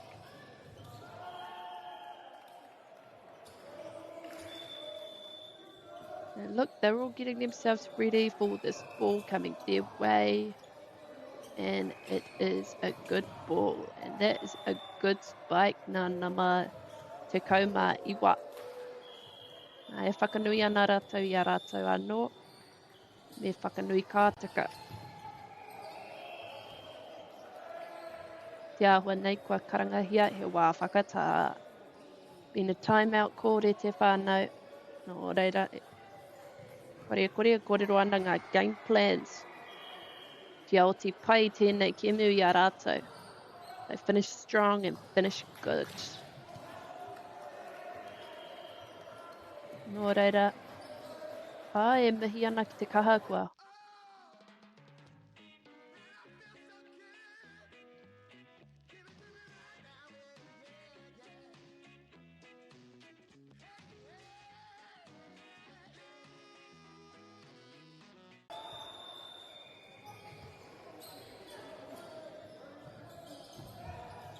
Nō reira te whānau e timata ana te kemu anō.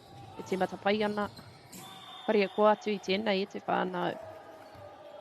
11 to Trinity Catholic, 12 to te kauwhata.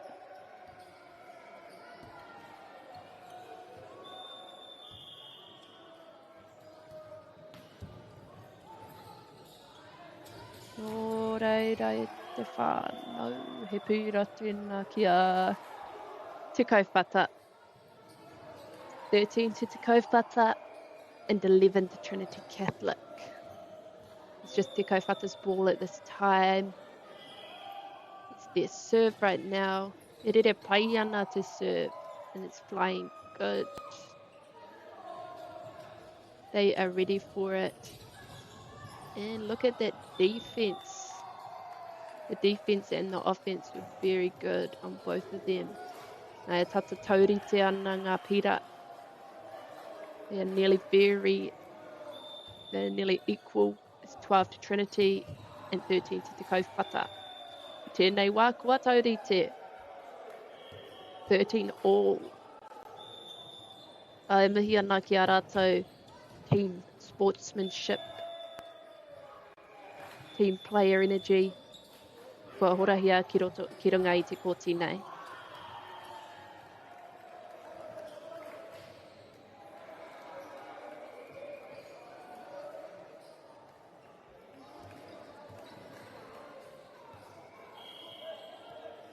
Mā nama te kaumatoru.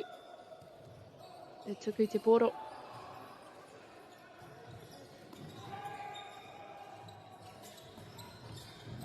Ai haere tonu ana, e rally ana rātou. Kawhiu, kei waho i te kōti nō reira. He pira tēnā mā te kaupata, e piki ana te kaha, e piki ana te ngāo mai ngā tīma erua. E riti ana rātou. Ki ngā mea katoa e whiu ana ki a rātou i tēnei kēmu. They are all ready for everything coming their way. E ora tonu ana te pōro. Ai e pai ana tēnā, e pira tēnā mā Trinity Catholic. I tēnei wā, they're just rotating out. Kua hoki mai ana mā rua te kau mā tahi. E rere pai ana te pōro, e riti ana te kaupata ki a rātou ana. Just outside the court there, that is a point for Trinity College. It's 15 all e te whānau. Feel the energy's picking up. They're both ready to win. Both wanting this win. Tirohia tira e pai ana tēnā dive. He pira tēnā kia te kaupata.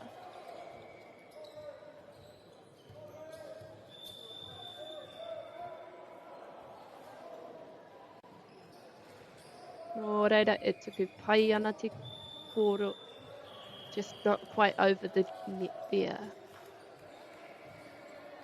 It's 16 all e te whānau. E te motu whānui. Here we go.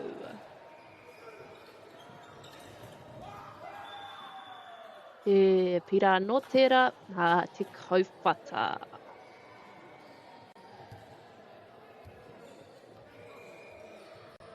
Aha kua te aha, e huru ana rātou i a rātou anō ngā tīma erua. They're all celebrating each other. Hoorays are going around. Me whakanui kātika. He pira tēnā mā te kaupata.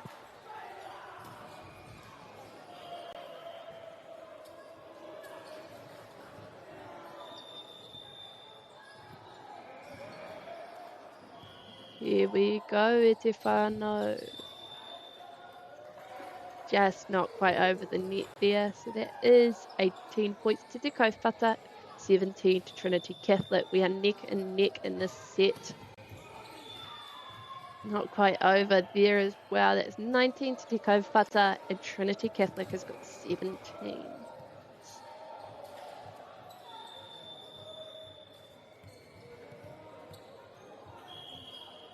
Is Te Maika there.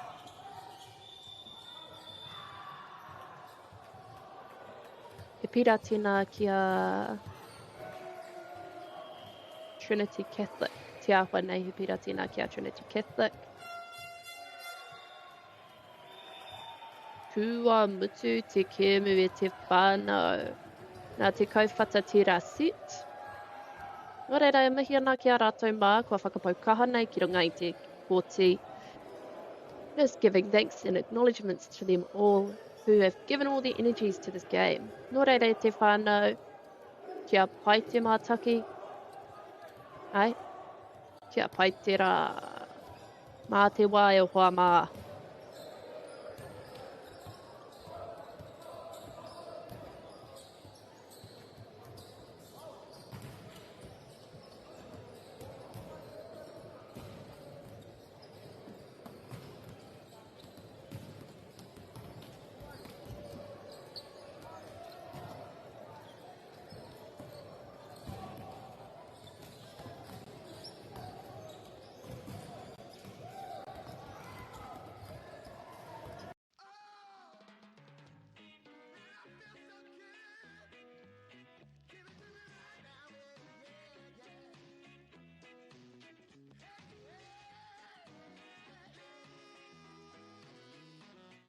Funding is a real challenge. We know that a lot of schools face that ongoing, and the reality is if you go to a lower decile school in New Zealand, you are less likely to be able to afford to participate in sport.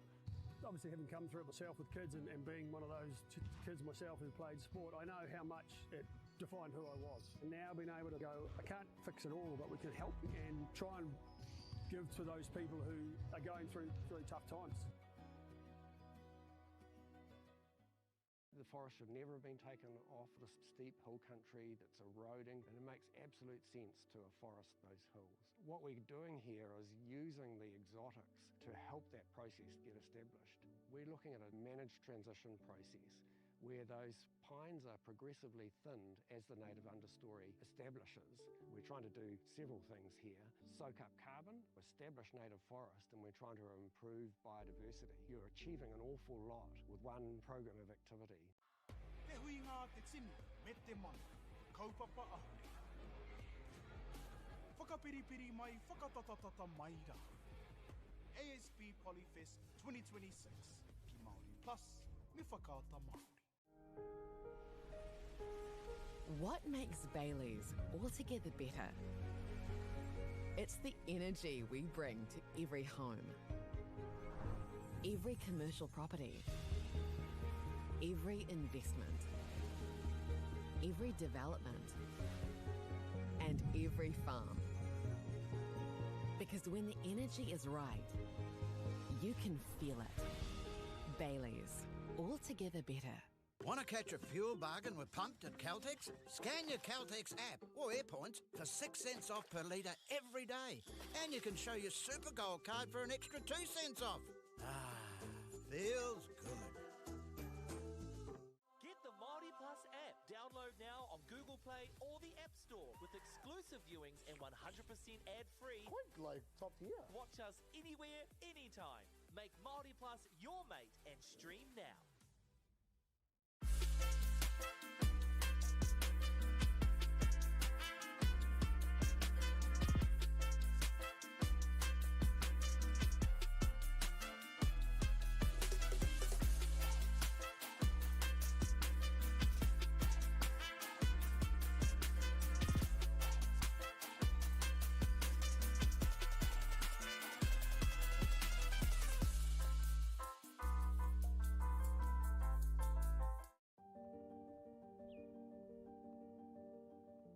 Tai tēnei ki te kotahi rau tau I ngā e nei.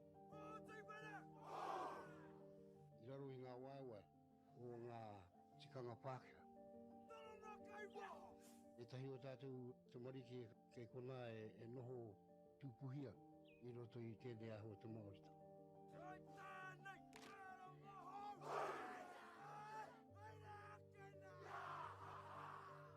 Nā reira, he mea huatu tēnei ki a rāta. Hei kura, hei tiki mō rātou, hei whai ake I ngā kahura.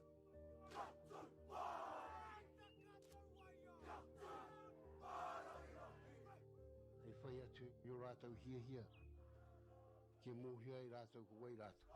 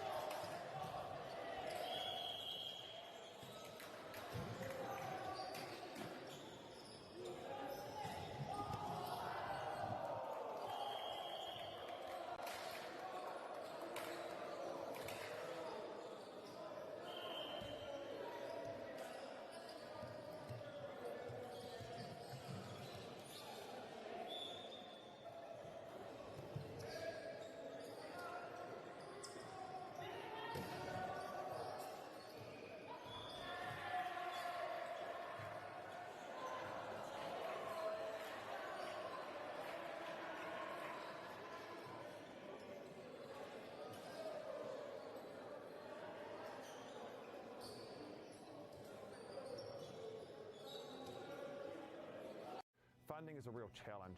We know that a lot of schools face that ongoing, and the reality is if you go to a lower decile school in New Zealand, you are less likely to be able to afford to participate in sport. Obviously, having come through it myself with kids and being one of those kids myself who played sport, I know how much it defined who I was. And now being able to go, I can't fix it all, but we can help and try and give to those people who are going through tough times.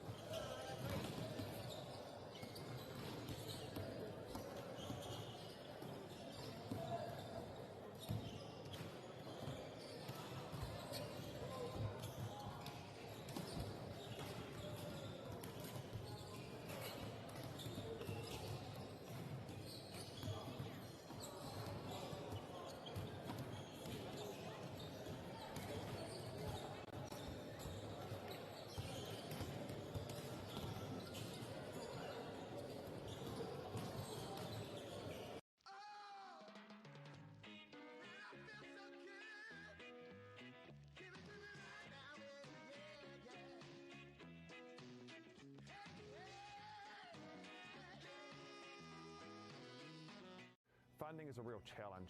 We know that a lot of schools face that ongoing, and the reality is if you go to a lower decile school in New Zealand, you are less likely to be able to afford to participate in sport. Obviously, having come through it myself with kids and being one of those kids myself who played sport, I know how much it defined who I was. And now being able to go, I can't fix it all, but we can help and try and give to those people who are going through tough times. The forest should never have been taken off this steep hill country that's eroding, and it makes absolute sense to afforest those hills. What we're doing here is using the exotics to help that process get established. We're looking at a managed transition process where those pines are progressively thinned as the native understory establishes. We're trying to do several things here. Soak up carbon, establish native forest, and we're trying to improve biodiversity. You're achieving an awful lot with one program of activity. Te hui ngā te tini, me te mana, kaupapa ahuri. Whakapiripiri mai, whakatatatata mai rā. ASB Polyfest 2026, ki Māori Plus, me whakaata Māori. What makes Bailey's altogether better? It's the energy we bring to every home, every commercial property, every investment, every development, and every farm. Because when the energy is right, you can feel it. Bailey's, altogether better. Want to catch a fuel bargain with Pumped at Caltex? Scan your Caltex app or AirPoints for 6 cents off per litre every day. And you can show your Super Gold card for an extra 2 cents off. Ah, feels good. Get the Māori Plus app. Download now on Google Play or the App Store with exclusive viewings and 100% ad-free. Quite like top tier. Watch us anywhere, anytime. Make Māori Plus your mate and stream now.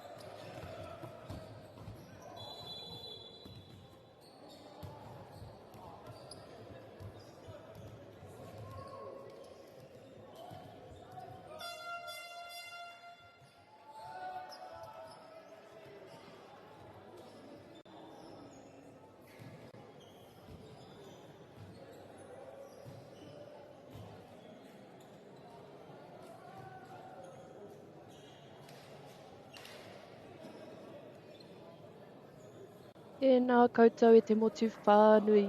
Kua hoki mai ahau, ko tēnei te kēmu tuarima o te rā ko Christ College vs Hill Morton High School. Ko ēnei ngā toa o ngā quarterfinals. Nō reira, mātaki mai e te whānau. He kēmu pai kei te haere.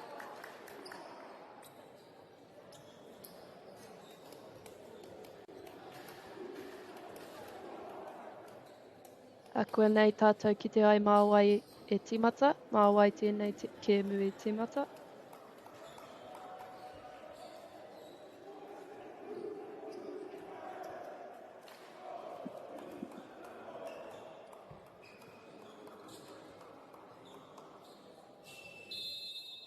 Nō reira. E kuhu mai ana ngā teams are coming onto the court. Ready for this game.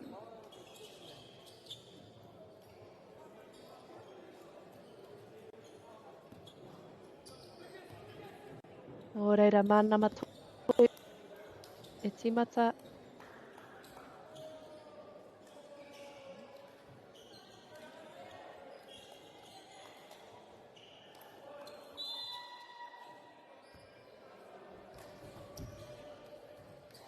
Oh, e rere pai ana te pōro.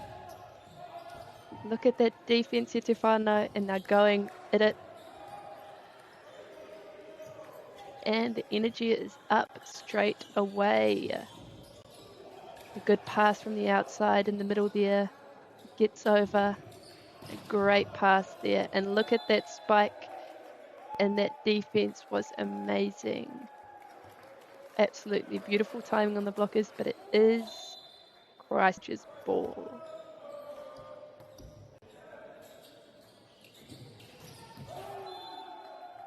There we go.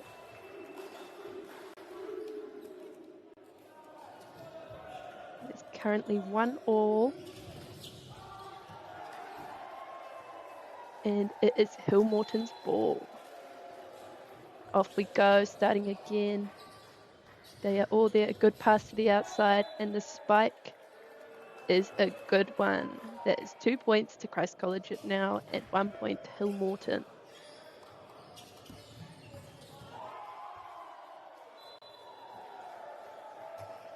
Here we go again, starting again. A good pass there, and there we go. The spike is there.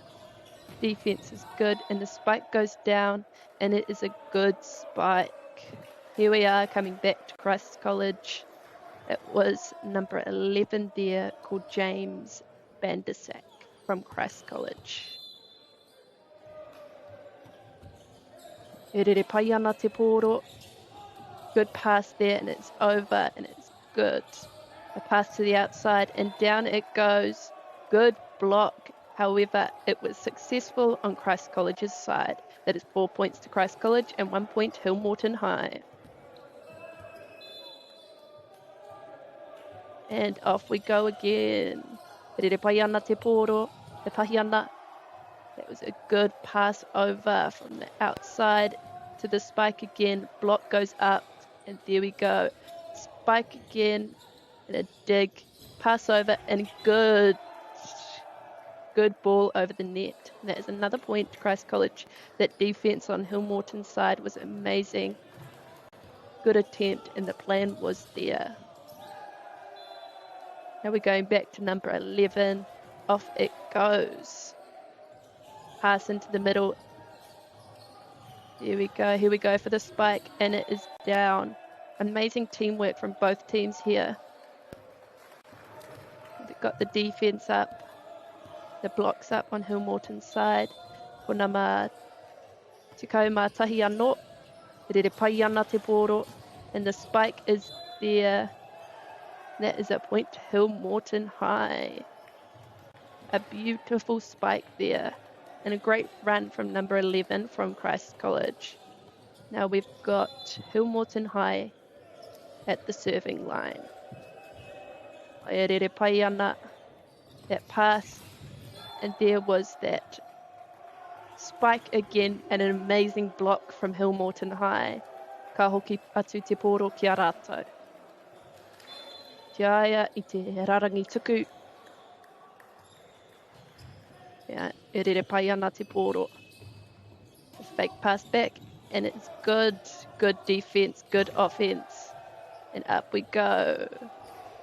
Kua whakaora te pōro, e haere tonu ana te kēmu, engari kei waho I te kōti, nō reira e hoki atu ana ki a Christ College. Mā nama whitu ko Charlie Burns tēnei e tuku te pōro. E rere pai ana te pōro. Here we go, and it's still alive. Engari kei waho I te kōti, nō reira kei a Hillmorton tēnei pira. That's 4 to Hillmorton and 7 to Christ College.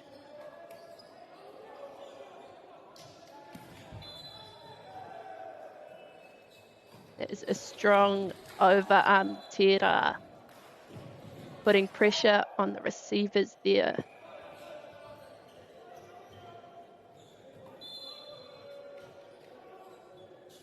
Here we go again, e rere pai ana te pōro.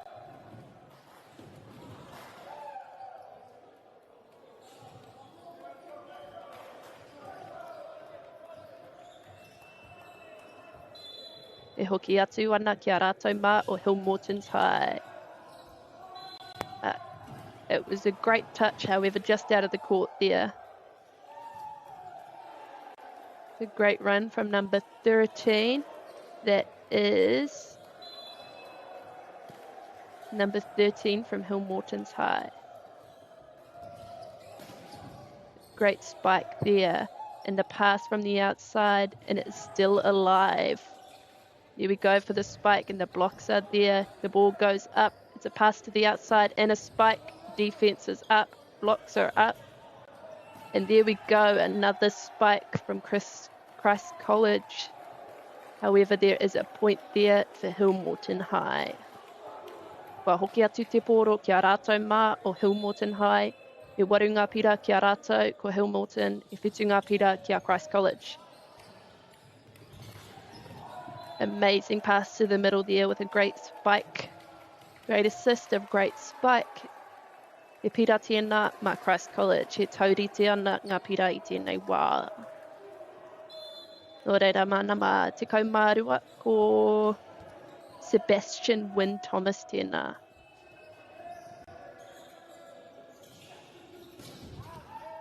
Kei waho I te kōti nō reira. Kei a Christ College tēnei pira.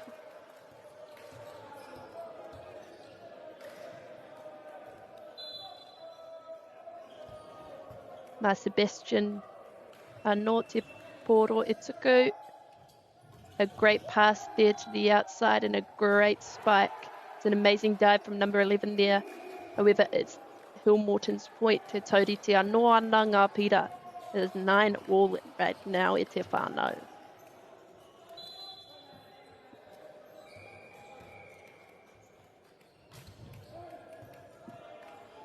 Here we go again with the pass to the outside and the spike over, and that is another point to Christ College. E tata taurite ana ngā pira, 10 to 9, neck and neck e te whānau.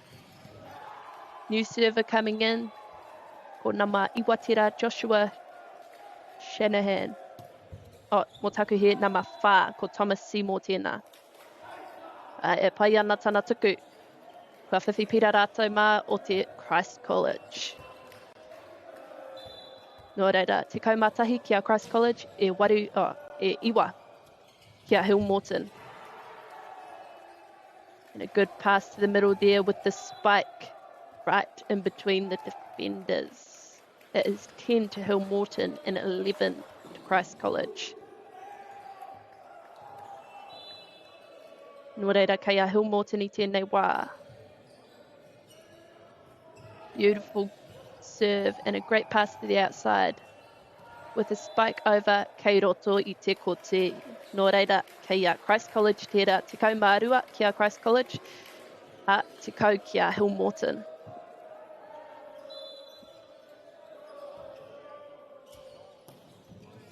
There is a new server there, nama te kaumā whā ko Luka Kini tērā. E pai ana tērā, to the outside and a spike down. Kei roto I te kōti, ka pai. Kei a Christ College, te kau mātoripira, kei a Hillmorton, te kaupira. Nō reira e tata ana tēnei kēmu e te whānau.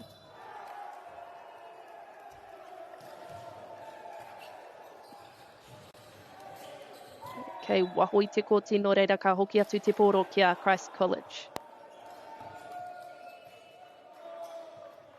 The serve is up from number 14, Luka Kenny.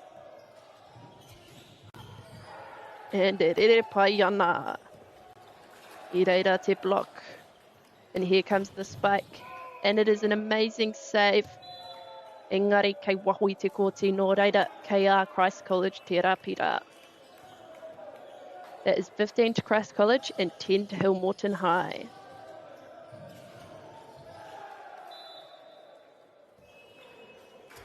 E pai ana ki te tuku I te pōro, e pai ana tuku ko te kaumawhātena, Luka Kenny. Te ahua nei, kua karangahia, he wā whakatā. Nō reira, ka hoki mai ahau ākua nei e te whānau.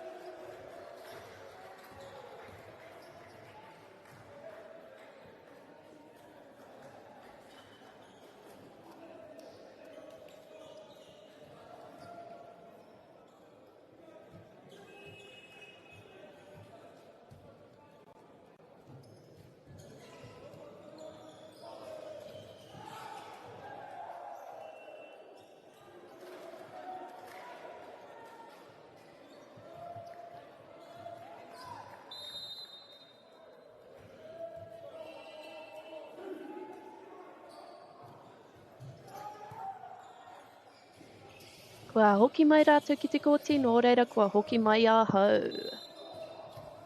E pai ana ki te tuku I te pōro I tēnei wā, kua rere pai. A good pass over there. It is great. The ball is up and it's a spike. And it is good. He piratira mā Christ College. It's 17 to Christ College and 10 to Hillmorton. Defense on Hillmorton is going great. The blocks are great. Great attempts. Ne rere pai ana te pōro mai ana mā te kaumā whā. A te ahua nei. He piratira kia Hillmorton. Nō reira, mā rātou te pōro, mā mana te pōro e tuku.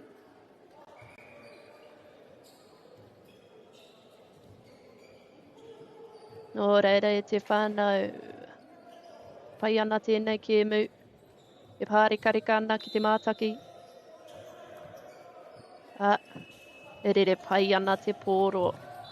E piratira mā Hillmorton High. Ka rawe ki te mātaki I a rātou e whakanui ana I a rātou anō. Me whakanui kātika. Great to celebrate I te whānau.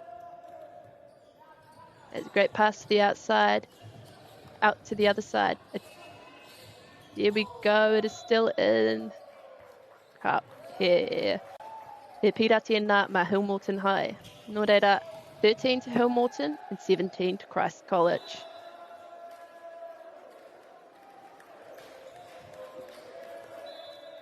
Great serve, just did not quite make it over the net there. Nō reira.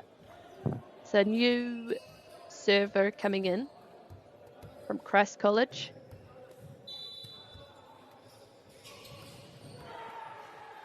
O Namatoru tēnā. E rere pai ana te pōro. Great pass there. There's a great spike. An amazing save. However, it did go out of the court. So that is Christ College's ball again. 19 to Christ College, 13 to Hillmorton. The energy is great in the room today, e te whānau. This court is buzzing. Here we go again from number 3. A good pass to the outside. And an amazing spike. Amazing defense. There we go again for the spike. E pai ana te rā. Kua whiwhipira a Christ College.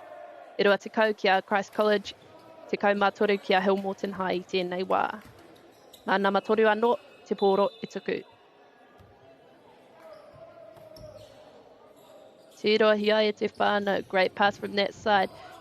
Great defence. Absolutely beautiful timing on the blockers. However, it is ka hoki atu te pōro kia Christ College, kia Hamilton High.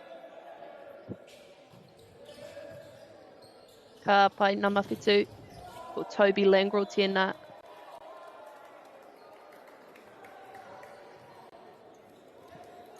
Nā e hoki atu ana kia nama te kau mātahi ko James Bandersack tērā. Kei waho I te kōti. Too much wet bix e te whānau. Beautiful serve though.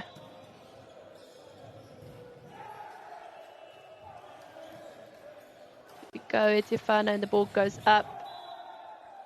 It's a great spike. Great defence, and the ball is back in Hamilton High's hands. Here we go. E ora tonu ana te pōro. Great pass and a back pass. Here we go. E ora tonu ana te pōro. Pai ana ngā defence. Kia Christ College I tēnei wā e rua te kaumārua pira kia Christ College. Te kaumāono kia Hamilton High. Nō reira e te whānau mātaki mai. Ko number 52 tēnā, ko Charlie Burns.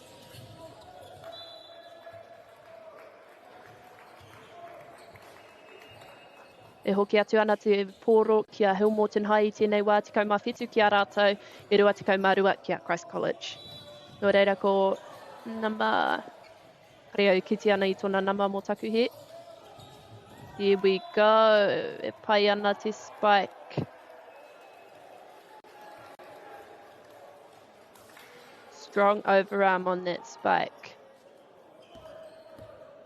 Ko Sebastian Wynne Thomas tēnei. E tuku ana I te pōro. E re pai ana. Great pass over there and a great save. E ora tonu ana te kēmu. Haere tonu ana. And that's a spike. Kei roto tonu I te koti. Ka ora nei. Kei a Hamilton High tēnei pira. 18-23. Mā te kaumārua ko Joshua John Finlater tērā. Te pōro e tuku. It is Joshua John Finlater tēnei who just hit the ball. The ball is still alive. Amazing try on the side of Christ College. Engari, kei a Hamilton High tēnei wā e whanga pira ki wanga I a rātou. 19 to Hamilton, 23 to Christ College. A bit short there I te whānau, engari. E rawe ana, ana tuku. Nō reira mā nama whā ko Felix Liu. Mō taku here ko Thomas Seymour. Ko ia te kaituku I tēnei wā. Great pass over there and a great spike, an amazing defence on this side. However, the spike, kua puta te ihu o te era spike. Nō reira e rua te kau kia Hamilton, e rua te kau mawhā kia Christ College. Here we go, te whānau, great pass to the outside and a great spike, but amazing block from Hamilton. They spike it again. Ka kahu mai he pōro. Nō reira, kei a Hamilton anō te pōro, kia timata anō te kēmu. Ko tai te vita tēnei, no Hamilton High School. Mana te pōro e tuku.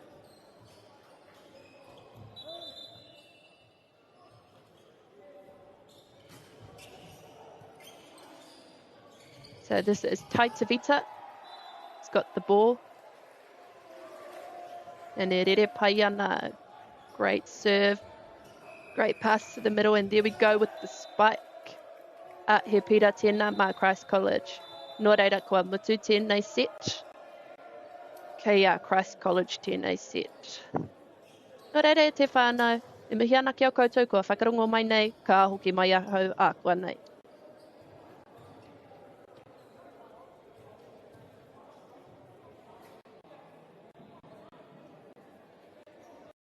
Funding is a real challenge. We know that a lot of schools face that ongoing, and the reality is if you go to a lower decile school in New Zealand, you are less likely to be able to afford to participate in sport. Obviously, having come through it myself with kids and being one of those kids myself who played sport, I know how much it defined who I was. And now being able to go, I can't fix it all, but we can help and try and give to those people who are going through tough times.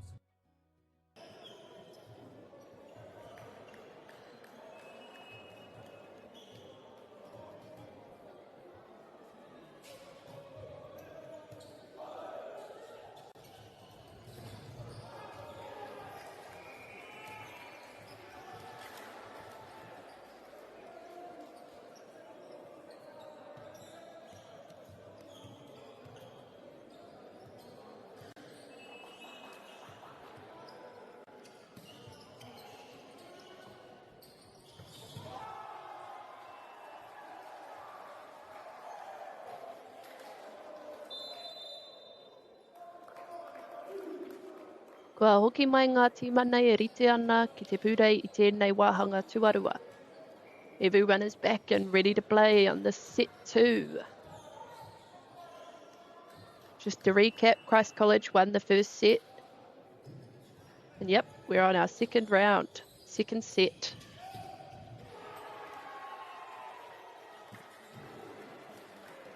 E whakarite ana rātou I a rātou anō, ka tākaro pai ai tēnei wāhanga o te kēmu.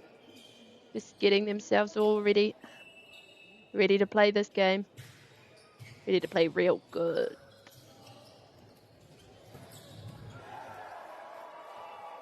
Nō reira, kei a Hill Morton I tēnei wā. Kei a nama iwa te āhua nei, ko tai... Kao, nama whitu o taku he, ko Toby Langro tēnā. E pai ana tērā spike, ai e... Kei waho I te kōti e te whānau, nō reira, kei a Hill Morton. It's a great spike, just out of the court there. Here we go again. Great spike. E ora tonu ana te pōro. Great pass to the middle. It's number 4, and here we go with the spike. Kei waho I te kōti. Nō reira, e rua ngā pira ki a Hill Morton I tēnei wā. E mā Toby Langrel anō te pōro e tuku. Kua pahi ki te outside. And here we go again for the spike. E ora tonu ana. Spike is there again. Kei waho I te kōti. Great spikes though from Kariau kite ana I tana nama. Here we go. Ball is in play.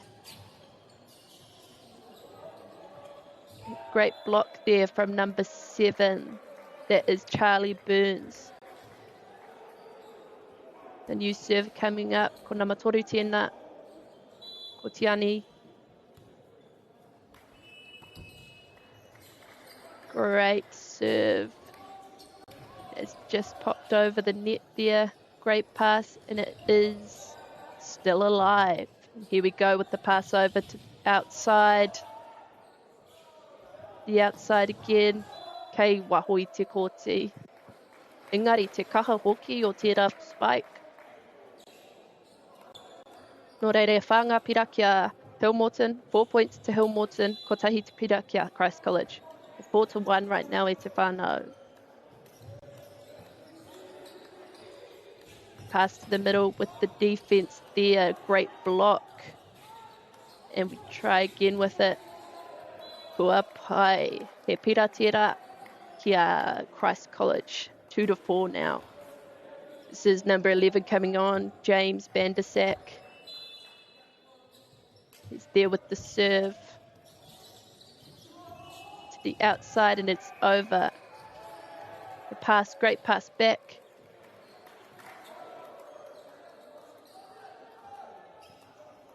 Kei roto I te kōti, nō reira he pira tēnā ki a Christ College.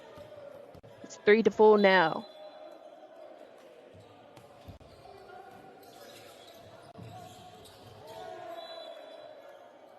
Now, kua taurite ngā pira.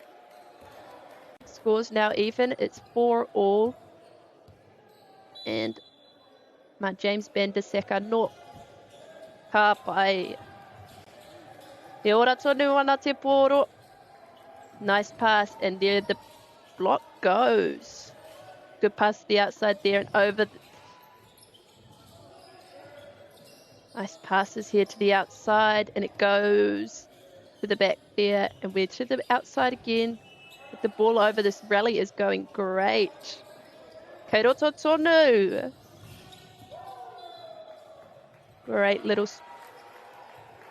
Great point there from Hillmorton High. E rima ngā pira ki a Hillmorton. E whā ngā pira ki a Christ College. Kare e ko atu I te sportsmanship I te whānau.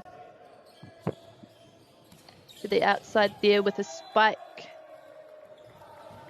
And the point is good. 5 to Christ College and 5 to Hillmorton. New server coming in after that point. That is number 52, Charlie Burns. Kua pai tēnā pira mai a Hillmorton High e ono ki a Hillmorton, e rima ki a Christ College.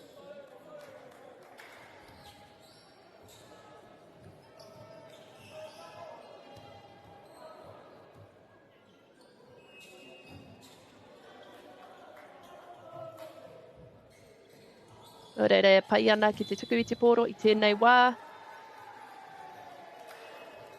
E rere pai ana. It was a great pass and a great spike from number 14. That is Luca Kinney. Okay, nā mā te kaumārua I nainei. Ko Sebastian Wynne-Thomas. And it is good pass to the outside with the block there from Christ College. Absolutely beautiful timing from the blockers. And we've got Sebastian Wynne-Thomas again for the serve. Strong overarm pressure, putting pressure on the receivers.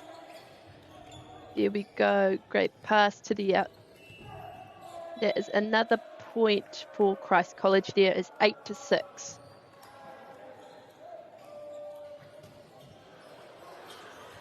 Okay, Sebastian Wynne-Thomas anō te pōro.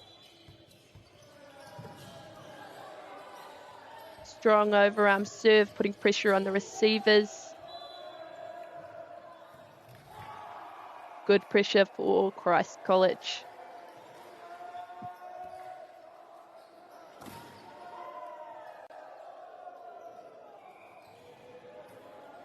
Te āhua nei kua karangahia he wā whakataa nō reira. Hei ākua nei e te whānau.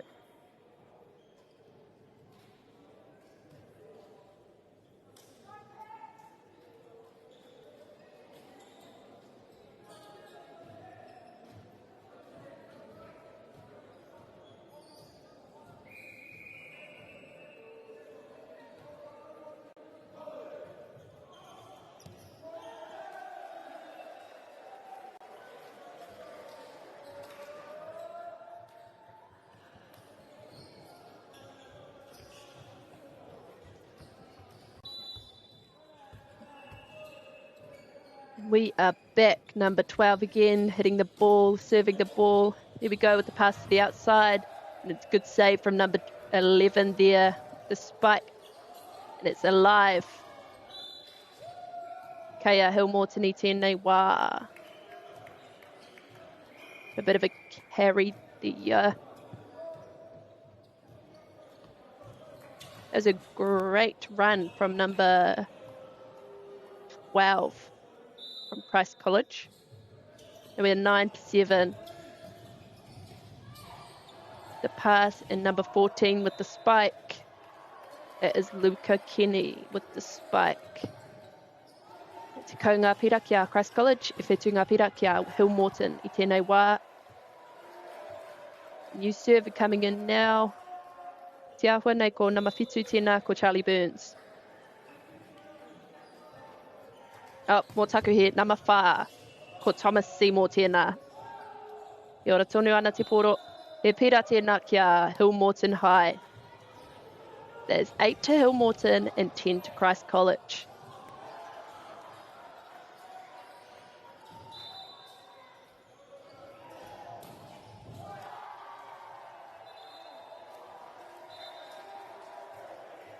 He wā no ma Hill Morton ki te tuku I te poro. Ko nama te kau tēnā Lewis Dowell, mō taku he te whānau. He pai ana tērā serve though. With the beautiful blocks and beautiful timing from the blockers. E ora tonu ana te poro.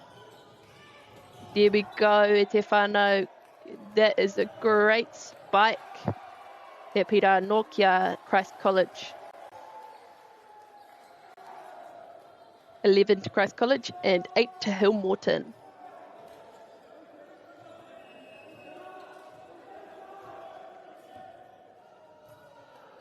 Nō reira, nama te kaumawha ko Luca Kenny, te poro e tuku I tēnei wā. Luca Kenny with the serve, a great pass to the middle, great outside, and it is good. The ball is still alive. Engari, he pira tēnā ki a Hill Morton. He whakatata mai ana ngā pira. 9 to Hill Morton and 11 to Christ College. Great serve there from Hill Morton. Great pass to the outside. And that is kei waho I te kōti. Nō reira, te kau kia Hill Morton, te kau mātahi kia Christ College. Ko nama whitu, ko Toby Langrel e tuku te poro. It's over the net there. Good pass out. And that is a kei waho I te kōti I te whānau.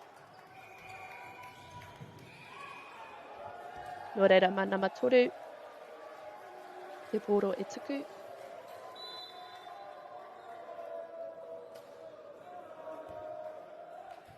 Ko Tiani tērā. E rere pai ana te poro. Great pass to the outside and an amazing spike from number 13 there.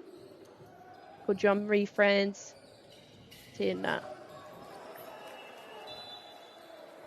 Te kau mātahi ki a Hill Morton, te kau mārua ki a Christ College. E pai ana tērā. Great blocks from Hill Morton High. However, at point there to Christ College. Nō reira ko James Vandersack tēnei, e tuku ana I te poro. Great pass to the outside. An amazing spike, but an amazing save. However, it is Hill Morton High's point.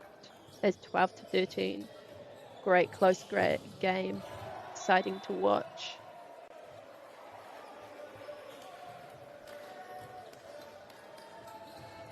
Great pass to the middle there. He pira tēnā kia Christ College.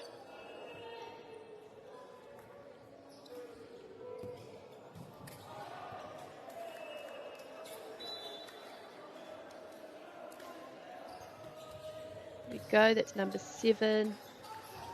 A great pass there. A great block from number 4 for Thomas Seymour tēnā. Amazing sportsmanship, amazing teamwork between both of these teams. That is number 7 again. There we go, great pass from the back. And an amazing spike from Hill Morton High. Whawhawhi Peter, 13 to 15. 13 to Hill Morton, 15 to Christ College. E pai ana mā, kia tuku I te poro. Ka tuku pai, e rere pai ana.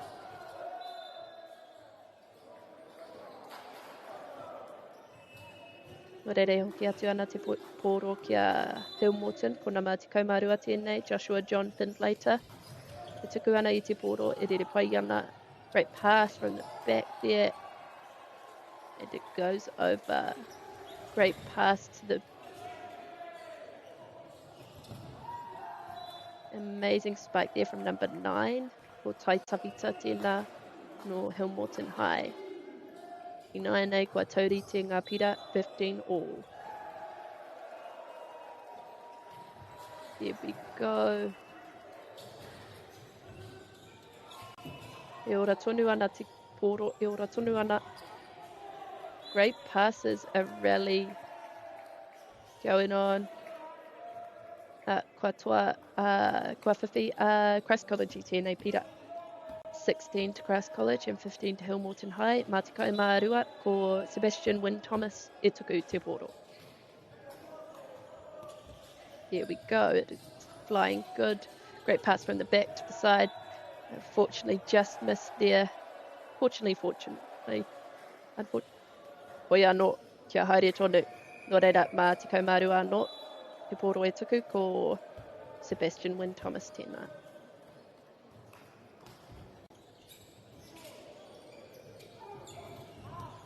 Here we go, kei roto, kei waho rānei, kei waho I te kōti. Nō reira, he pira anō tēnā kia Christ College. Currently 18 to 15.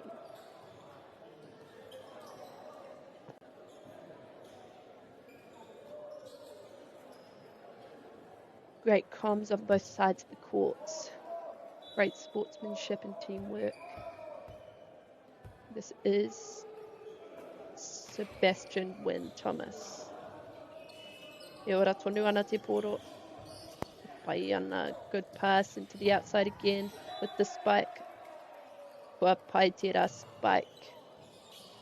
A great spike there from number 4. Felix ko Thomas Seymour tēnā.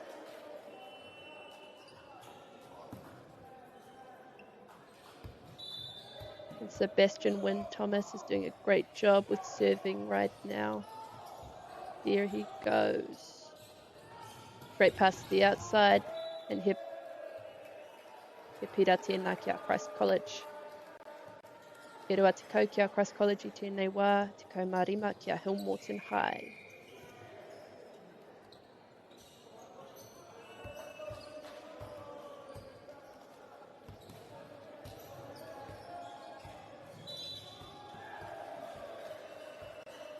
Here we go again from Sebastian Wynne Thomas. E rere pai ana te poro. Received well from Hamilton High. He pira no tērā kia Christ College. 21 to Christ College, 15 to Hamilton High.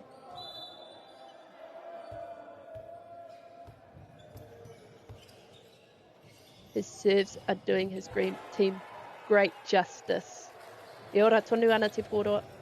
Kua pai. Great save there and the game is still going, it's still alive. And here we go.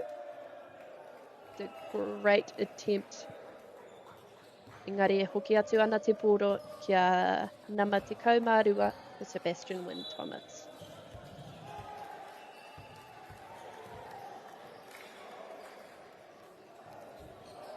Amazing tuku there. E ora tonu ana te kemu. Te rohia. Kei waho I te kōti nō reira kei a Christ College anō. He is doing amazing serving right now. Ko nama te kaumārua tēnā.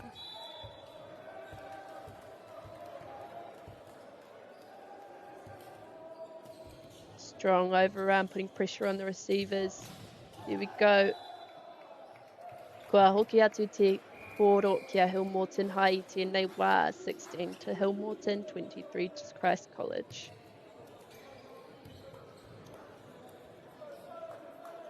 Now we've got Hamilton up to serve. We go with the pass. Kua pai te spike. That is 24 to Christ College and 16 to Hamilton High.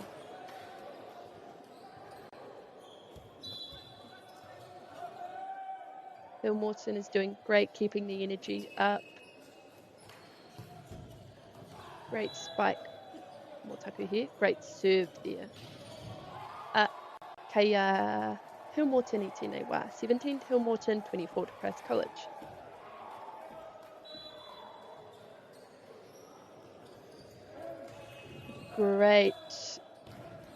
Great serve there from Hillmorton High. Ka hoki atu te poro ki a rātou. 18 to Hillmorton High, 24 to Christ College. Here we go. Great pass.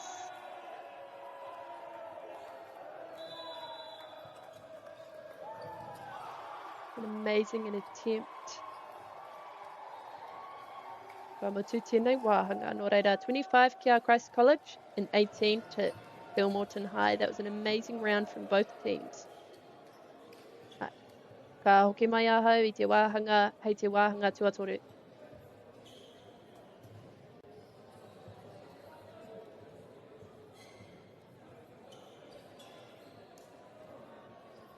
Global warming is incredibly serious. We need to cut emissions, but we need to also absorb carbon out of the atmosphere.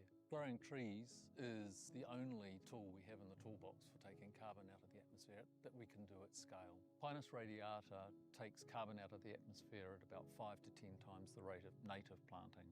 And so what Nativa are doing is planting the Pinus radiata to absorb the carbon, and then they're transitioning that forest into native forest so that we get the biodiversity benefit.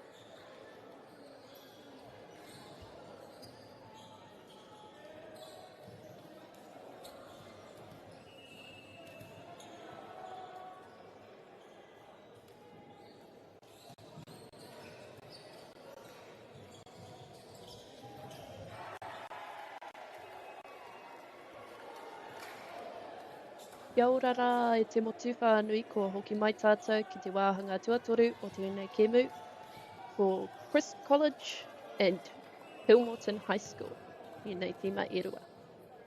Ai e whakarite ana rātou I a rātou anō ki te pura I tēnei wāhanga whakamutunga o tā rātou kēmu. This is Christ College starting up. A great serve from number 3 there, and the ball is alive, a great rally going on, and there we go with the spike, and it is a good spike. Great defense from Hillmorton High, just missed there.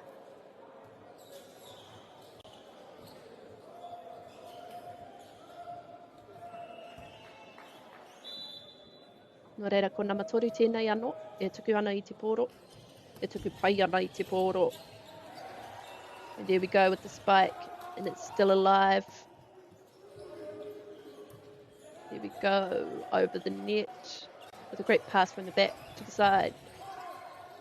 E ora tonu ana te pōro. Oh, te rohia e te whānau. Pāre kareka ana ki te mātaki. This rally is amazing to watch. I am up in my seat. And he pira tēnā kia Christ College. That was a great rally. An amazing sportsmanship shown from both teams, celebrating each other. So, kei Christ College I tēnei wā, mā nama toru anō, e tuku I te pōro. E tuku te pōro. Pai, ka pai, great pass to the outside, and that is an amazing spike from number 8, I believe. Ko ora kai rupine tērā. Nō reira, Toby Langrel, te pōro e tuku. Just out of the court there, but an amazing serve. Servers are switching up now. New server coming in after that point. That is number 11 from Christ College. Amazing serve, and they are there for it. Looks like a net violation there, so it's going back to Christ College. 4 to Christ College and 1 to Hillmorton.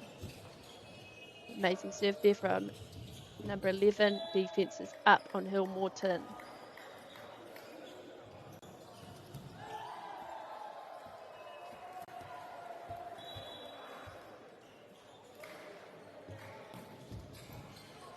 E rite ana Hill Morton ki te pōro. Kei wahui te kōti nō reira, kei nama te kaumatahi anō ko James Bandersack tēnā, e tuku ana i te pōro. Kei waho i te kōti nō reira, kei Hill Morton te pōro i tēnei wā. That was just out of court there, so it's going to Hill Morton now. Here we go with the serve. It's an amazing serve and great pass to the outside with an amazing block. Beautiful timing from Hill Morton High. It's 3-6 now. 3 to Hill Morton and 6 to Christ College on this third set. Here we go with an amazing serve. Just hit the net there, so it is Christ College's ball. It's a new server coming in. That is Charlie Burns.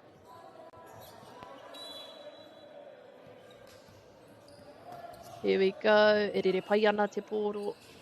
Great pass back. An amazing spike from Christ College. And Charlie Burns anō te pōro e tuku.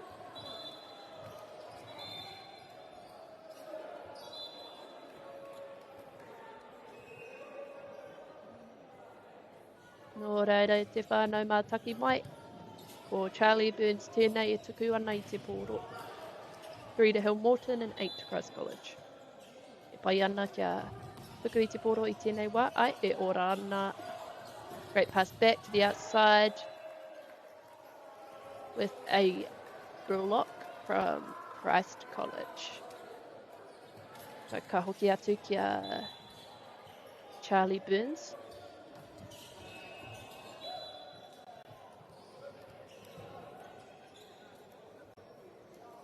Nō reira, he pira tēnā kia Hill Morton High.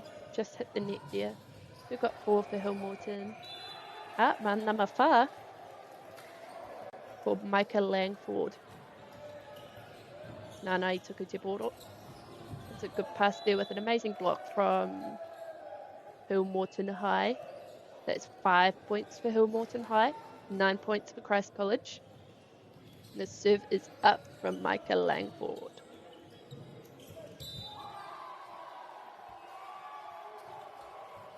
The pass goes up with a great attack.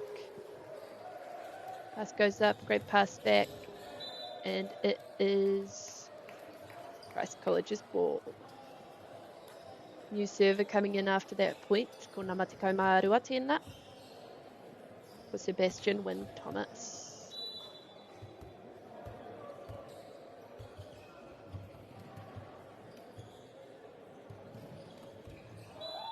It's just a bit short there te whānau nō reire. Hoki atu ana te pōro kia Hill Morton.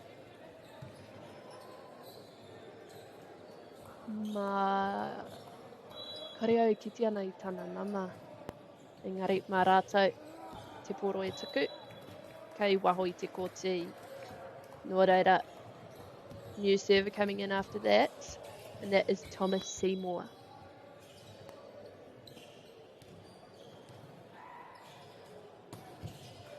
Here we go. Great pass. That is kei roto i te kōti nō reira. Kei Hill Morton te rapira.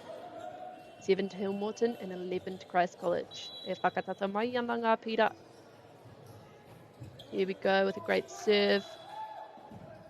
Ai, e pai ana tera serve mai ana mātori te kaumātoru. Ko James Robertson tēnā. Mana no te pōro e tuku I tēnei wā. A great pass to the outside and it's over. Ngari kei waho I te kōti just outside of the court there. So it is James Robertson anō. James Robertson now who's passing the ball, serving the ball. Great pass over. Here we go with the spike. E ora tonu ana. Nō reira he pira tērā kia Hill Morton High. E whakatata mai ana ngā pira e te whānau. 10 to Hill Morton and 11 to Christ College. is James Robertson again with the serve. There we go, just a bit short there.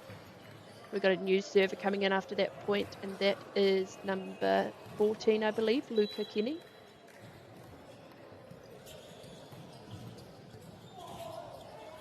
And the ball is alive, a great pass over, pass to the outside, and a spike, e pai ana te spike. Comes back to Christ College now, and it is Luca Kenny with the ball. Mana no te poro e tuku.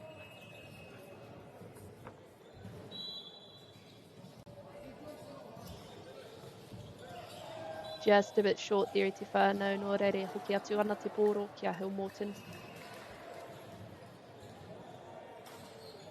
This is number 13, I believe. Kare au te mōhio. Not quite sure. Engari.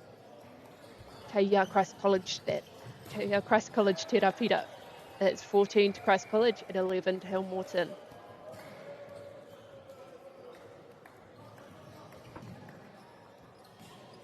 A new server coming in. Erere ana te poro. Great pass from the back there with a spike. Kei wahoi te kōti. So that is 15 to Christ College and 11 to Hamilton High with Tiane again on the ball. Here we go. It's great rally going on. Still alive, and here we go with the block. Ngari kua puta te ihu ia Hamilton High School. 12 to Hamilton and 15 to Christ College. A very tight set. For number Whetu Tera, that is Toby Langrill with the ball right now.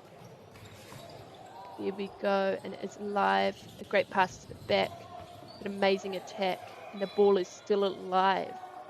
Oh, kei Christ College kia te rapira. 16 to Christ College and 12 to Hamilton.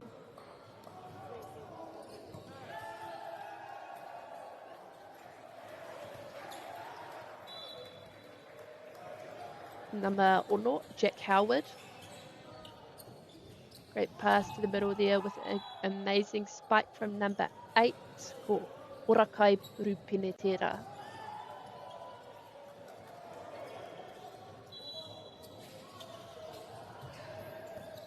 And the ball is live. Great pass from the side there. Just short. And that is 17 to Christ College and 13 to Hamilton. I've got a new serve coming in after this point. That is Nama Rima for Felix Lu tēnā.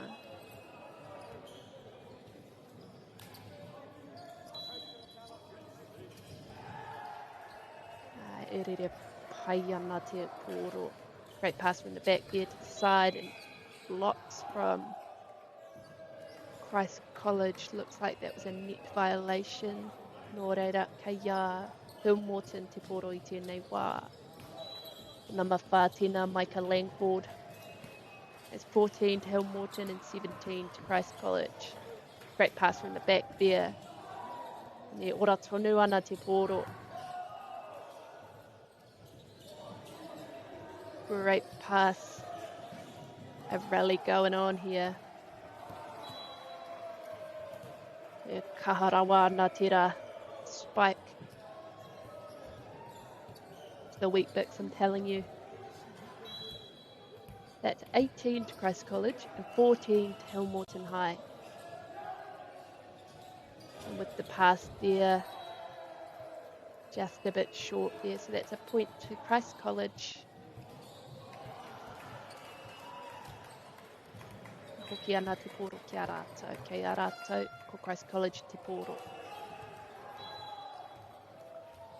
O reira, te āhua nei kua mutu tēnei wāhanga o te kēmu a ngā Christ College i toa. I pārekareka tēnei kēmu ki ahau, te tūmanako kua pērā mā koutou anō. Nō reira, e mihi ana ki a koutou kua mātaki mai nei tēnei kēmu. Kia Poirewa.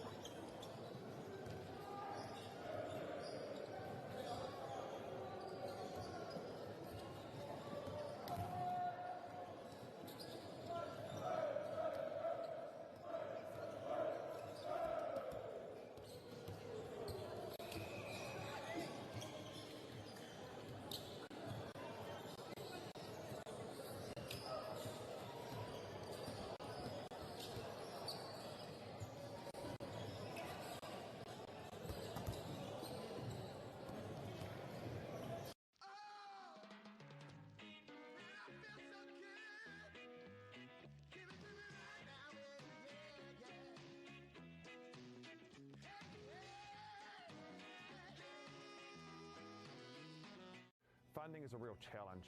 We know that a lot of schools face that ongoing, and the reality is if you go to a lower decile school in New Zealand, you are less likely to be able to afford to participate in sport. Obviously, having come through it myself with kids and being one of those kids myself who played sport, I know how much it defined who I was. And now being able to go, I can't fix it all, but we can help and try and give to those people who are going through really tough times. The forest should never have been taken off this steep hill country that's eroding, and it makes absolute sense to afforest those hills.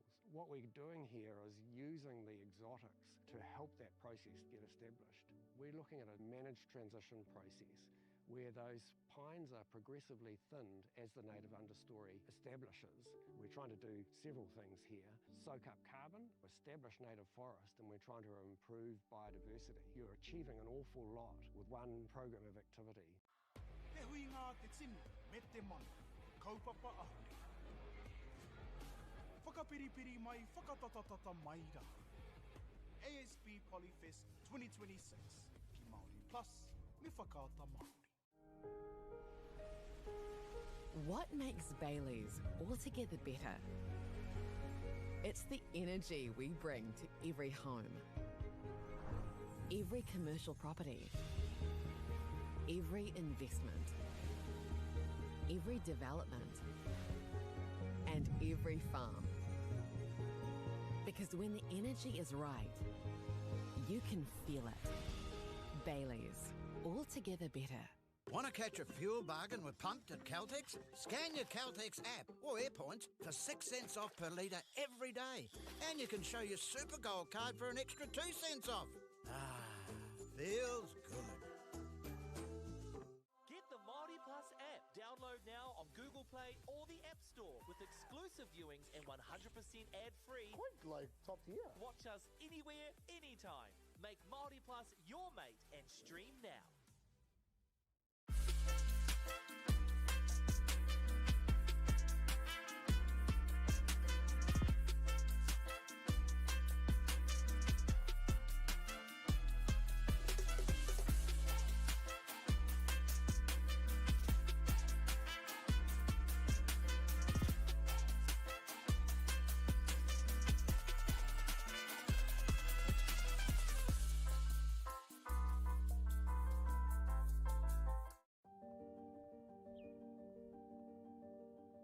Kua tai tēnei ki te kotahi rau tau I ngā e nei.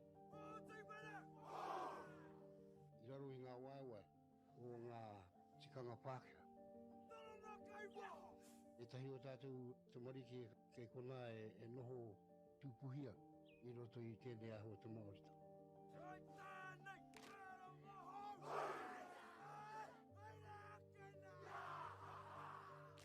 Nā reira, he mea huatu tēnei ki a rāta. Hei kura, hei tiki mō rātou, hei whai ake I ngā kahura.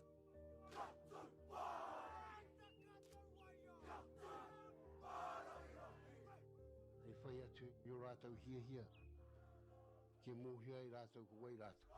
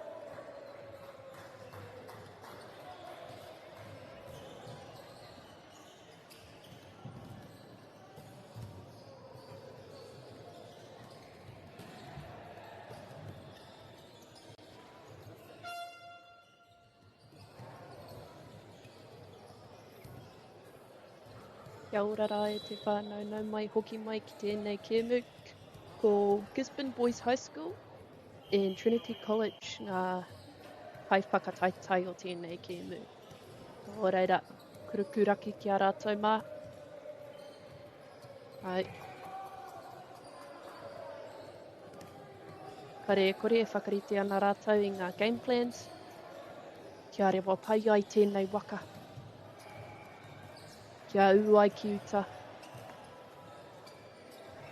Nō reira, hei ngā kai whakataitai hoia o koutou waka. Kia tai atu ai ki o koutou pai tawhiti. Ko Gisborne Boys High tēnei. Ko Gisborne, mō taku he. Ko Gisborne Boys High, ko Trinity College. Ko rātou ngā kai whakataitai o tēnei kēmu.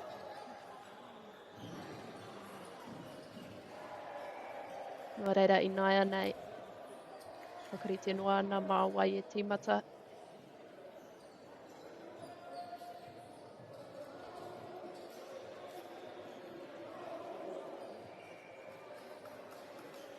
Nō reira.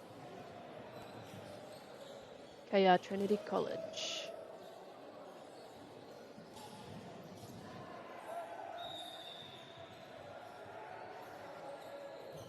Kua tuku te pōro.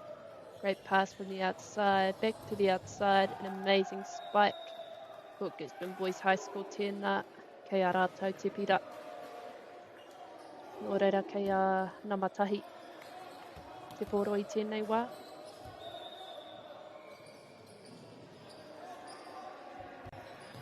Here we go, great serve to the outside, great pass into the middle with a spike. E ora tonu ana te pōro. Pass to the outside and it is live. E kei a Gisborne Boys High School te pira.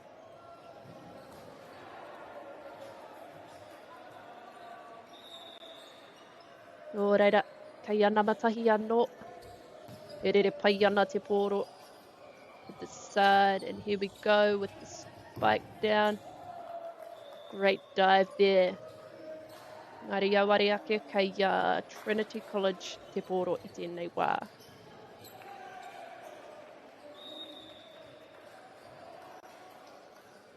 Here we go, new server in. Great teamwork on both sides. Pass out to the side with the point going to Trinity College. Ko number 4 tēnā. E tuku ana i te pōro. Kua pai. Great defense there from Trinity College. The pass out.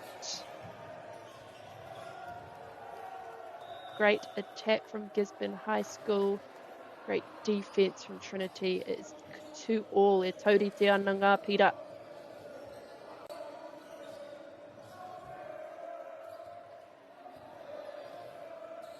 Nō reira, kei a nama whā, kei a nama whā te pōro i tēnei wā. Māna te pōro e tuku. Ua pai ana kei a Trinity College te pira. Kei a rātou te pōro i nāia nei. Just hit the net there, so it is Gisborne. Just switching up servers, new server coming in after that point. That's number 7. Ko te waharangi kingi tēnā. O e rere pai ana te pōro, e rere kaha ana te pōro. Oi, kei wahoi te kōti nō reira. Kei ana ma te kaumawhetu te āhua nei, ko Lewis Rusanello tira. Great pass with the attack. Beautiful timing on the block there from Trinity College. Kei a rātou te pira. Nā ma te kaumawhetu anō. Great serving, putting pressure on the receivers there. Kei reira rātou. E ora tonu ana te pōro, great pass to the outside and An amazing spike, however. The block was beautiful timing, and kia rātou for Trinity College te pira. 6 to Trinity College and 4 to Gisborne. Here we go again. Great pass from the back to number 7 there with the spike. Kei roto i te kōti. Nō reira, e rima ngā pira kia Gisborne, e ono ngā pira kia Trinity College.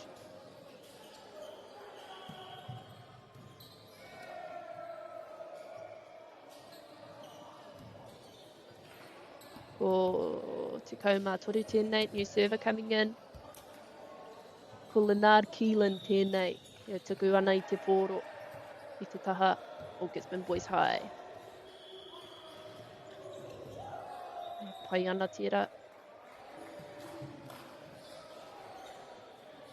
E mihi ana ki te sportsmanship. Ki wainga i enei tīma e rua, e whakanui ana i a rātou anō, aha kua te aha.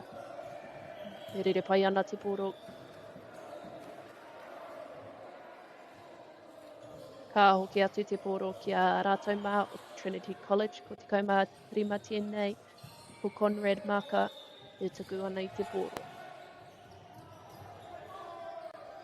Great pass to the middle, to the outside, with the spike, and e ora tonu ana te pōro. Here we go with the spike, with beautiful timing on the defence from Gisborne Boys High. Here we go with a new server. New server coming in after that point. That is number toru. Ko Ryland Bright. Tēnā e tuku wana i te pōro. Great pass from the outside. Ka pai e ora tonu ana. Pass to the middle to the outside with an amazing spike down. Kei roto i te kōti. Nō reira he pira tēnā kia Trinity College. 6 to Gisborne Boys High and 7 to Trinity College.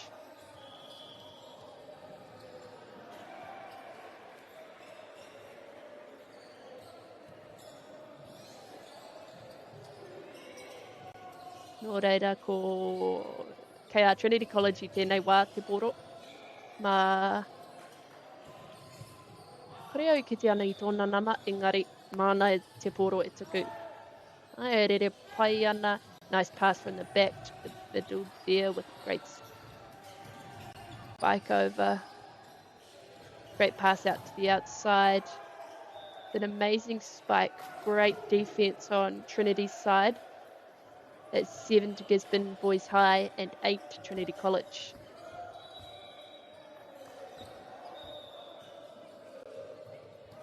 Number 9 now. The set goes up, pass over with great attack. Great attack from Trinity College. Kia rātou, te pōro. Ko nama te kaumā whātena. Te kaumā Onopia, ko Todd. Right, here comes the set. Goes over with this. E pai ana kei a Gisborne Boys High School tērā pira.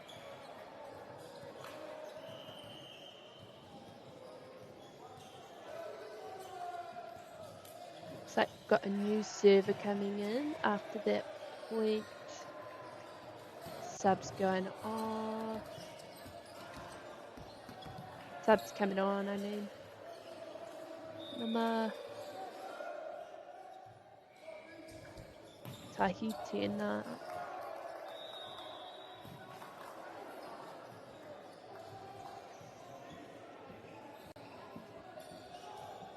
It's currently 9-all, and it is Gisborne Boys ball.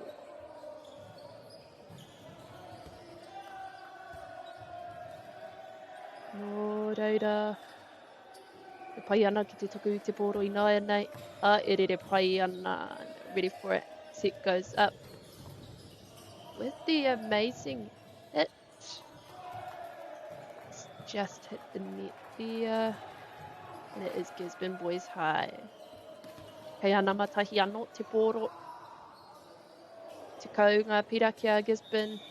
I wanga pira ki a Trinity College. Kei waho I te koti nō reira, kei a Trinity College te poro I tēnei wā. Te kau ngā pira ki ngā tīmei e rua. Nō reira, Trinity College with 10 and Trinity College with 9 and Gisborne Boys with 10.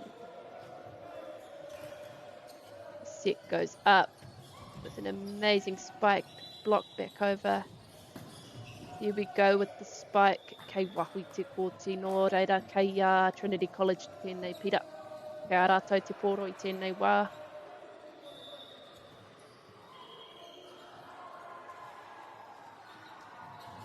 Here goes the serve, set goes up. Just hits the net and comes back onto Gisborne Boys High side. Nō reira, kei Trinity College te poro I tēnei wā, ko nama te kaumā ono tera, Hod Graucott, e tuku ana I te poro. Nō reira, karawhiua. The set goes up, nice pass with the block from Trinity College. Nō reira, he pira tēnā ki a rātou mā o Trinity College. Kau eru kahu ana, he pira tēnā ki a Gisborne Boys High. So that's 11 to Gisborne Boys High and 12 to Trinity College. Set goes up with the spike, and that was a great spike from Trinity College. 12 to Trinity, 11 to Gisborne.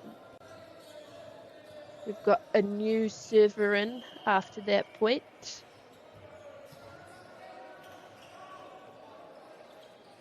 Nō reira, mana te poro e tuku. The pass is... It was a great spike from number 15. It's Conrad Marker from Trinity College.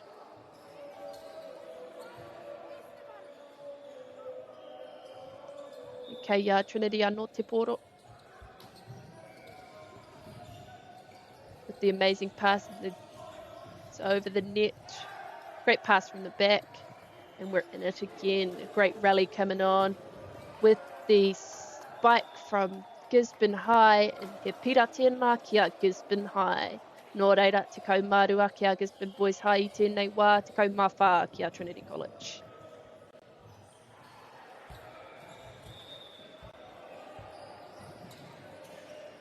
Nō reira, kei a nama whetū I tēnei wā.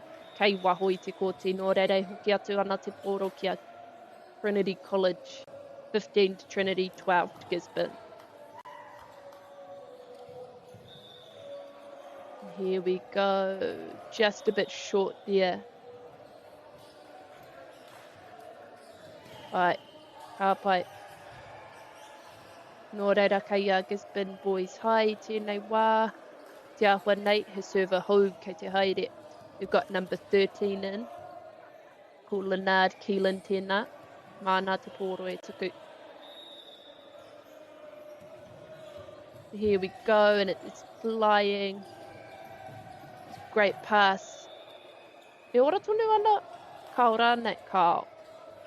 Hei ana ma te kaumātoru. Nai nei. Kei aia anō ko Leonard Keelan tēnā. 14 to Gisborne, 15 to Trinity. Great pass with a great little block there from Gisborne Boys High. It's number 17, Josiah Akania. Nō reira, karawhiua nama te kaumātoru. Kei aia no te poro. E taurite ana ngā pira. That was a great pass. Pass goes up and over. Kei waho, kei roto I te kōti e te whānau. Nō reira, kei Trinity College I tēnei wā. 16 to Trinity and 15 to Gisborne Boys High.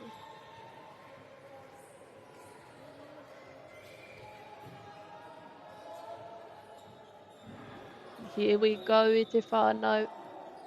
E rere ana te poro. O, kei te pai e te whānau. He pira tēnā ki a Trinity College. Aha kua te aha ka whakanui rātou I a rātou anō. E pai ana. Here we go.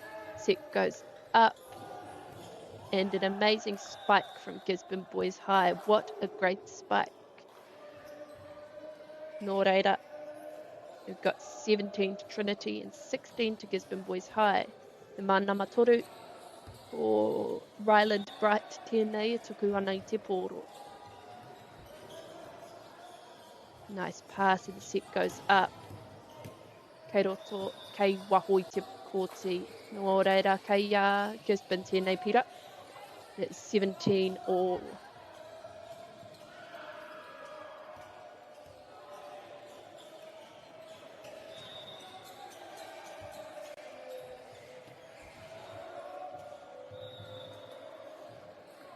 Nō reira e te whānau. Kei Trinity College tērā pira. Here's got a new server coming in. Ko nama rua tēnā. Ko Oliver Cummings, māna te poro e tuku I tēnei wā. Nō reira, e rere pai ana te poro. Great pass with the setup, and here comes the attack. And the attack came, it did. Nō reira, he pira tērā kia Gisborne. It's 18 all, neck and neck e te whānau I tēnei wāhanga tuatahi o te kēmu. Neck and neck at this very first set. Here we go, number 9. It's a great pass, and here comes the attack. E ora tonu ana te poro. Kei Gisborne. Nō reira, 19 to Gisborne and 18 to Trinity College. Ko nama iwa tēnei, Zion Leach.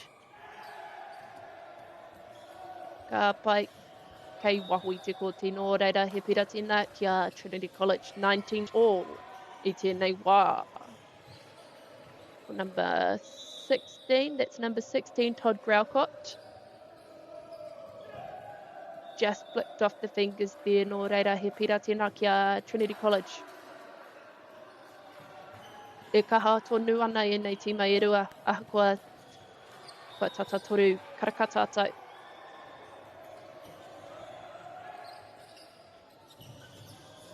E pai ana, and up it goes, and over it goes. He pira no tērā kia Trinity College. We've got 19 to Gisborne Boys High and 21 to Trinity College. Mānama te kaumā ono anō. It goes up with the attack. And attack they did, engari he pira tērā kia Trinity College. 22 to Trinity College, 19 to Gisborne Boys High. Te āhua nei kua karangahia he wā whakatā nō reira. He pai ana ki te tuku I ngā mihi ki ngā kaitautoko o tēnei whakataitai. Ko Anchor tēnā, ko Bailey's tēnā, ko Bailey's Real Estate tēnā, ko Caltex tēnā, Nativa, Apollo Projects and Anchor. Ko rātau ngā kaitautoko o tēnei whakataitai a motu. O tira e mihi ana kia whakātau Māori. It's because of them we can all watch these games and listen to these great commentaries. O tira kia te taurawhiri. Nā rātau e nei mahi. Nā rātau e tautoko nei I ngā kaupapa maha o te ao Māori nō reira e mihi ana. O tira ki ngā kaiwhakataitai e pure ana I tēnei wā. Nō reira, e rere pai ana tērā, engari kei waho I te kōti nō reira, he pira tēnā kia Gisborne Boys High.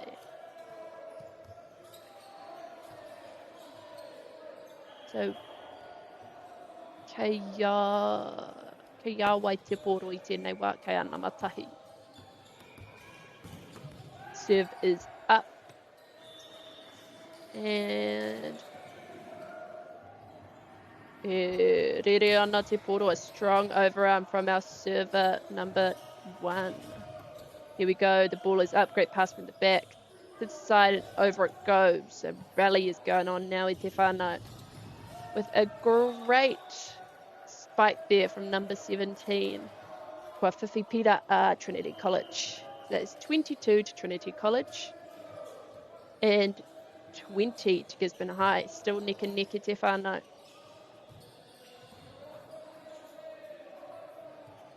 A new server on Trinity College's side. Here we go. Nice serve. Great pass with the attack.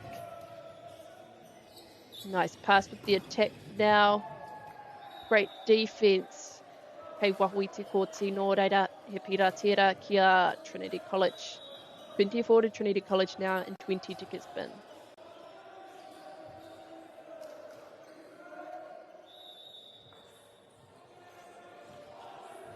And here we go. Great pass. Setting up over the net. Great attack from Trinity College. Nō reira kua mutu tēnei wāhanga o te kēmu. Set 1 is now finished. Right. Nō reira ka hoki mai ahau, hei te wāhanga tuarua. Ngā mihi e te whānau.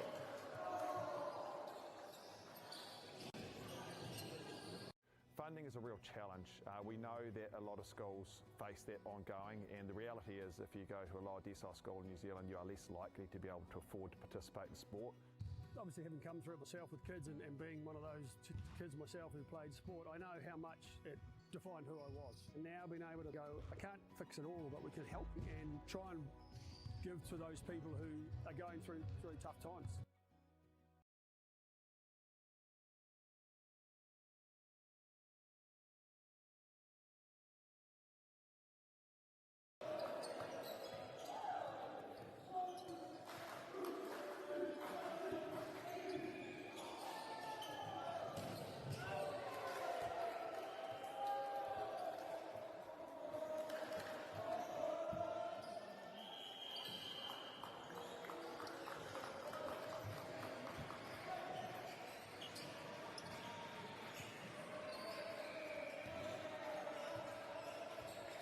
Kia ora rā e te whānau, kei a Gisborne Boys High te koro i tēnei wā, mā rātou tēnei wāhanga e tīmata.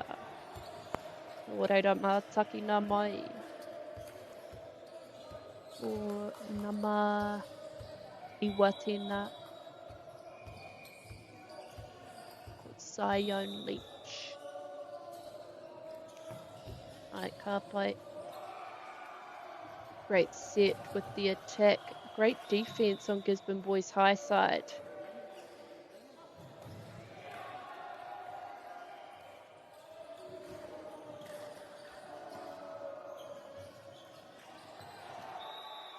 Nō reira te whānau kei a Trinity College i tēnei wā. A great set with the hit over engari kua pā i te neti. Nō reira. Kei a Trinity College, e rua ngā pira kia rātou, ko Trinity College, i tēnei wā.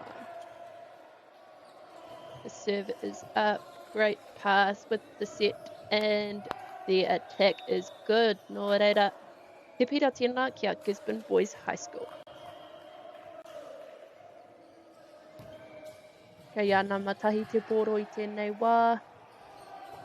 New server coming in, and that is number 1.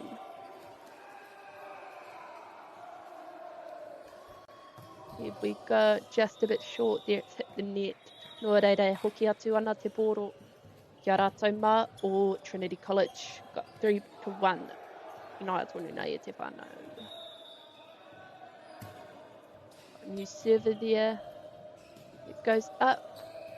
Kia ora tonu ana. Nō reira, e hoki atu ana te poro kia Trinity College.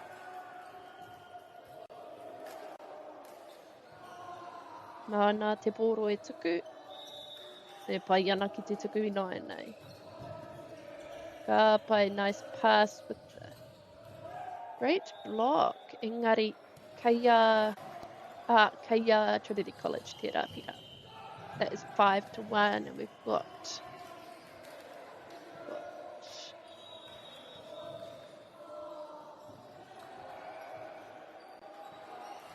number 11 coming back onto the court. That is Lee J. Paul. Nō reira. Oia rere pai ana te raporo with the pass over to the outside, and the attack is good. Over it goes, kei waho. Kei waho I te pōti, nō reira. Kei Gisborne Boys High I tēnei wā. Got 2 to Gisborne Boys High and 5 to Trinity College.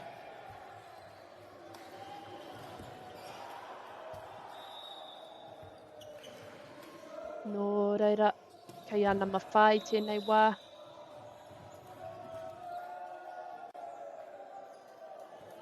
Wait. Kore au te mōhio I ahatia I te whānau. Engari kei Trinity I tēnei wā. 6 to Trinity and 2 to Gisborne Boys High. Got strong overarm on the serve,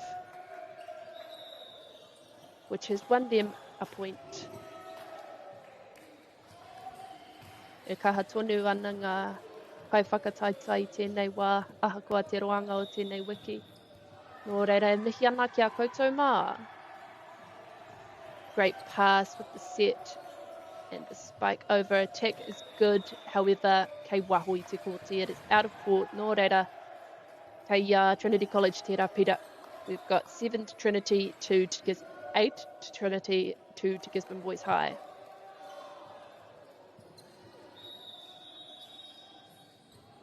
Tera pai ana te koro. Great set with the attack coming. The attack is good. We have got 3 points to Gisborne and 8 points to Trinity College. Te ahua nei, we've got a new server coming in.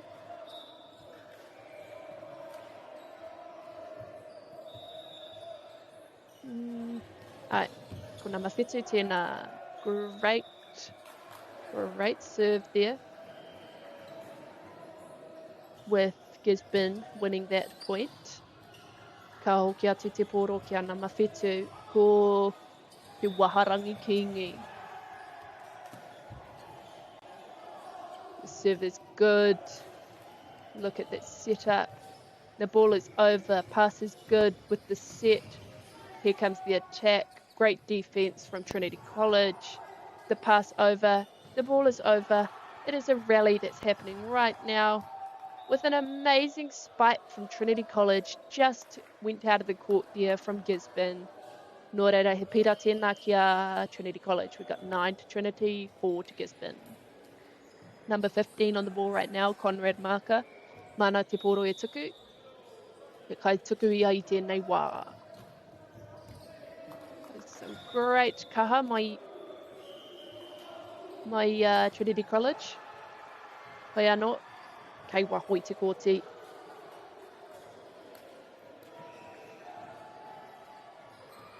We've got a new server coming in. That's number 13 from Gisborne High. That is Leonard Keelan. But the serve is up. The serve is just a little bit short there. So we've got Trinity College on the ball right now. Got a new server coming in. That is Oliver Cummings. Mana te poro e tuku. We've got the serve is up. And it's a good pass. Kei waho I te kōti nō reira. E hoki mai ana te poro ki a Gisborne High. He kai tuku hou tēnei ko number 3. Ryland Bright. Here we go. Nice pass. Nice set with the attack.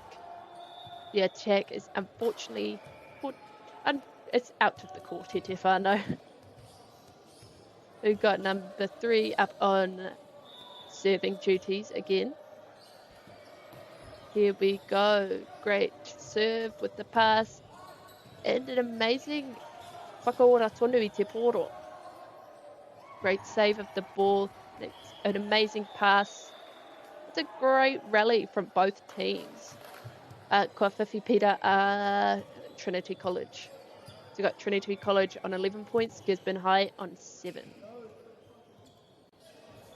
We've got number 18, I believe, called Joe Peters Tera. E tuku ana I te poro. Ka pai. e ora tonu ana. E ora tonu, ka pai. O reira, he pira tēnā kia Trinity College. Ai. O reira, ko Joe Peters tēnei. E tuku ana I te pōro.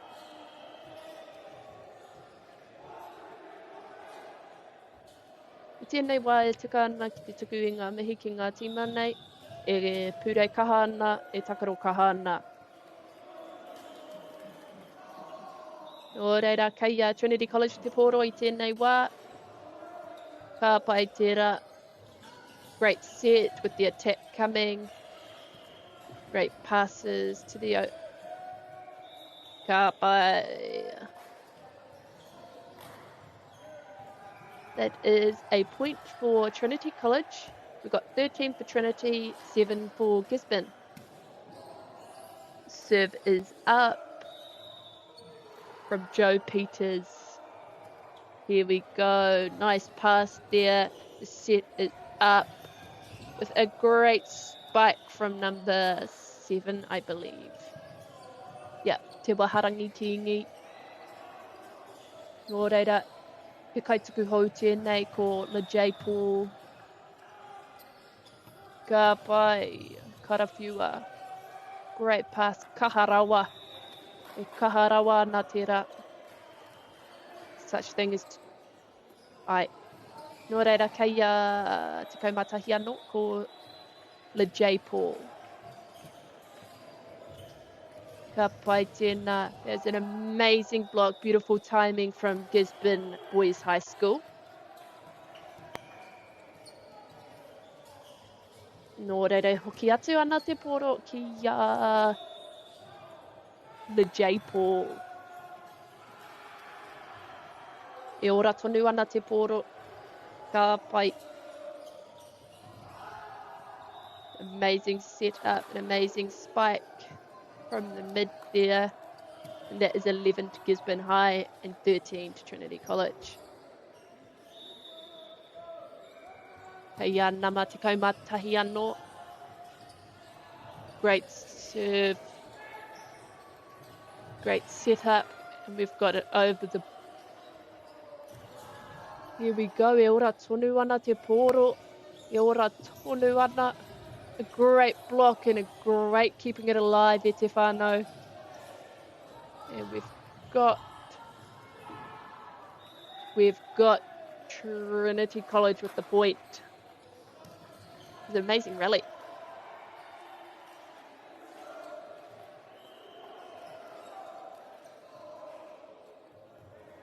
Okay, nā mā te kaumā ono I tēnei wā, ko Todd Graucott tēnā, māna te pōro e tuku. Ka pai. Great setup.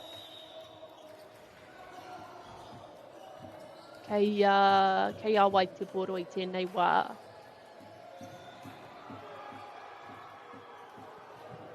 Kei Trinity College. Nō reira, 14 to Trinity College and 11 to Gisborne Boys High. Pai ana tērā tuku. Great pass with the set there. The set and the spike was a great combo there from Trinity College. Just missed from Gisborne. So that's 15 to Trinity and 11 to Gisborne.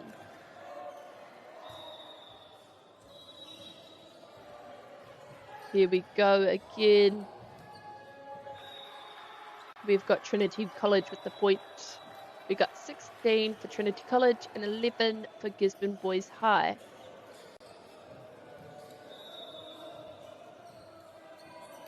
Nō reira e te whānau e rere pai ana te pōro.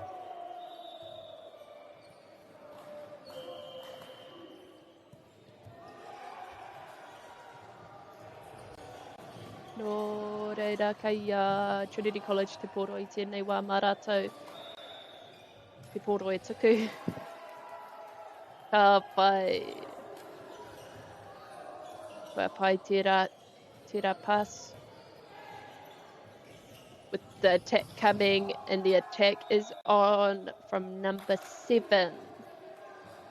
Ko te Waharangi Kingi Tera no Gisborne Boys High School. So we've got 12 for Gisborne Boys and we've got 17 for Trinity College in the second set of this game.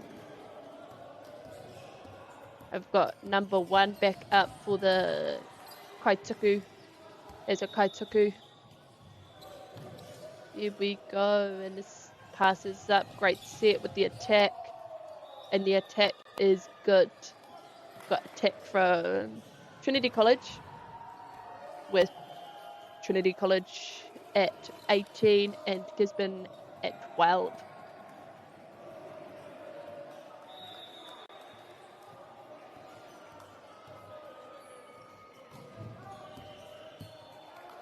Kei wahui te kōti tērā, nō reira kei a Gisborne Boys I tēnei wā. He kaituku hou ko Kobe Smith tēnei e tuku ana I te pōro. Ka pai. Great set with the attack coming. Kei wahui te kōti tēnā, nō reira kei a namawha no ko Kobe Smith tēnā. We've got 18 for Trinity, 14 for Gisborne. Got an amazing pass with the set and the attack. Kei wahui te kōti nō reira ka hoki mai te pōro ki a Gisborne Boys High. E whakatata mai ana ngā pira I tēnei wā e te whānau nō reira 15 to Gisborne, 18 to Trinity College. Ka pai. An amazing pass with the attack. The attack is good for Trinity College. We've got 19 for Trinity College and 15 for Gisborne Boys High. Got a new serve coming in after that point. Kei wahui te kōti nō reira he pira tēnā ki a Gisborne Boys High. Got 16 for Gisborne Boys and 19 for Trinity College. He kaituku hou tēnei e hara mai ana. Mana te pōro e tuku, ko nama whetu tēnā te Waharangi Kingi.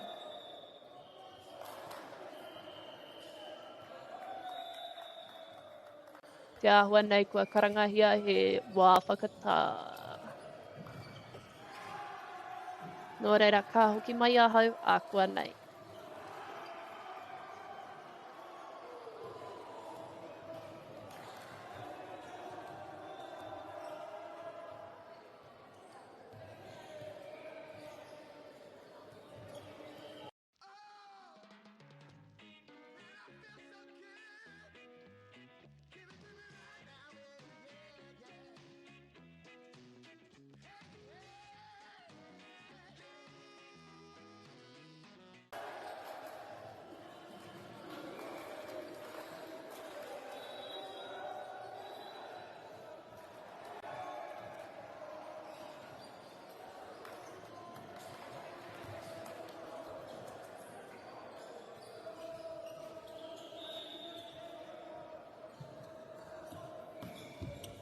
Ko te Waharangi Kingi tēnā.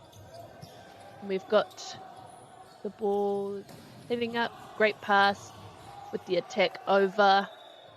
And we've got Gisborne Boys High with the point. 17 to 19, 18 to 19. E whakatata mai ana ngā pira e te whānau.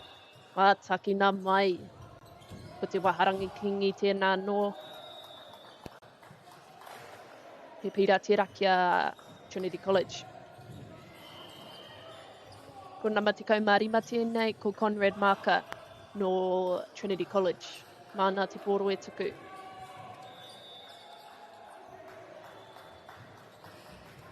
E rere pai ana te pōro, great pass there with the set up, with the attack on.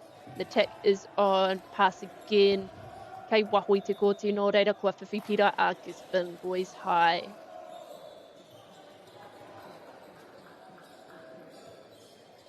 Got 19 to 20 now e te whānau. He kaituku hou ko Namarua tēnā, ko Isaiah Oliver. Serve is up. Got a nice pass there from Trinity. Engari kei waho I te kōti. Nō reira hoki atu ana te pōro ki ana marua ko Isaiah Oliver. We're 19 to 20 now. 20 all, e te whānau.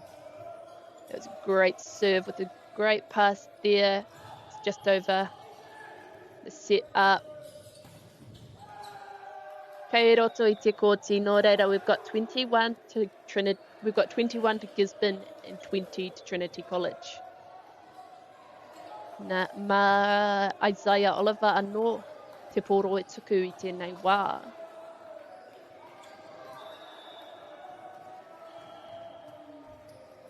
Got an amazing pass, a great setup, and attack is on e te whānau.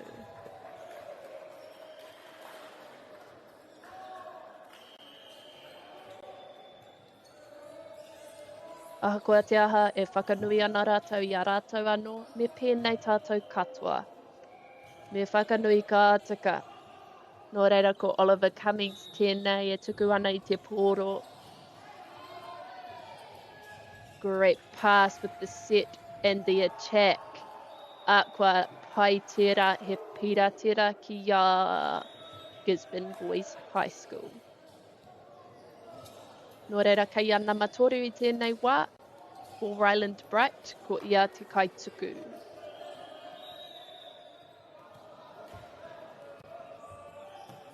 Te rohia. A great pass with the attack, and it's still live. However, kua whiwhi pira a Trinity College. E rua te kaumārua ki a Trinity College, e rua te kaumārua ki a Gisborne Boys High. Nō reira e te whānau neck and neck. E haruru mai ana ngā huro. Great set with the pass and the attack is on. The rally is on now. We've got a block on. A great pass with the set and the attack. E ora tonu ana te pōro. We got the block from Trinity College. Beautiful timing on that block, and we've got 23 for Trinity College, 22 for Gisborne Boys High. Serve is up from Trinity College now.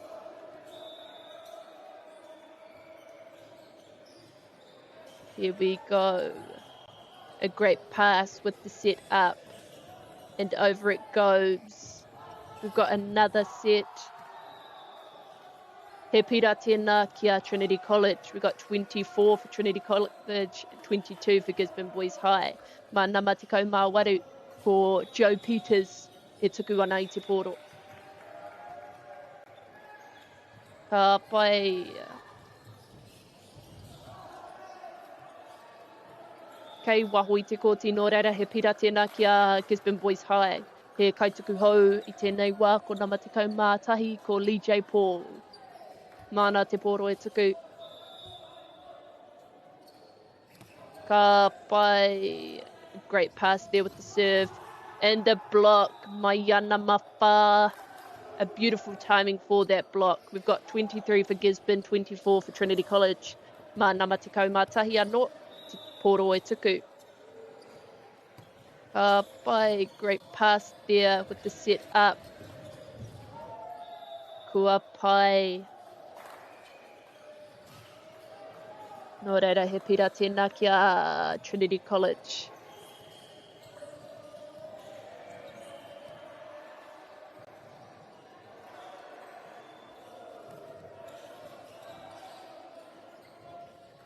Kei Trinity College te pōro I tēnei wā. Great pass with the set. It goes over. Ka pai, he kai ārai pai e nei. Kua whiwhi pira te tīma Gisborne Boys High. Nō reira, kua taurite ngā pira e te whānau, 25 all. Got number 1 up. Hei kai tuku I te pōro. Ka pai, great pass there with the set. And the block. He pira tēnā ki a Trinity College.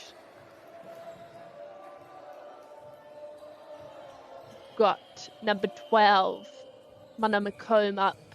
Hei kai tuku I tēnei wā.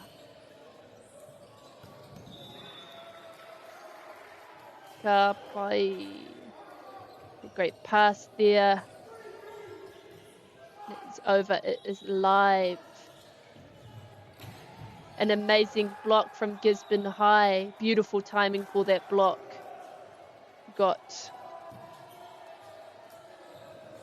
26 all e te whānau kua tauri te ngā pira I tēnei wāhanga tuarua o te kēmu. Mana mawhā ko mana wainohu, mō taku he, ko Kobe Smith. Tēnā, he tuku ana I te pōro. Kei wahui te kōti nō reira he pira tēnā ki a Gisborne Boys High. Mana mawhā no ko Kobe Smith tēnā, e tuku I te pōro.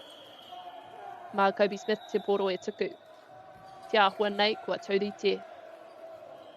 E pai ana te rā wāhanga o te kēmu. Te tūmanako kua pārekareka ki a koutou hoki. Nō reire te whānau ka hoki mai ahau, ākua nei.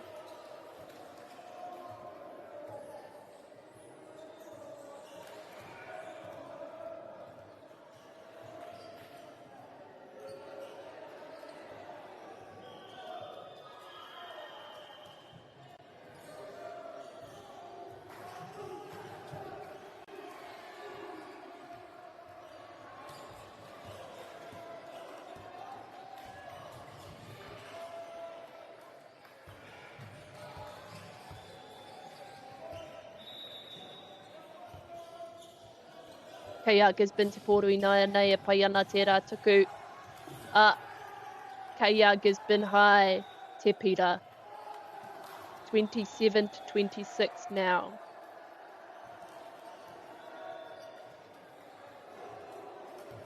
Ka pai. Hei a kua nei e te whānau.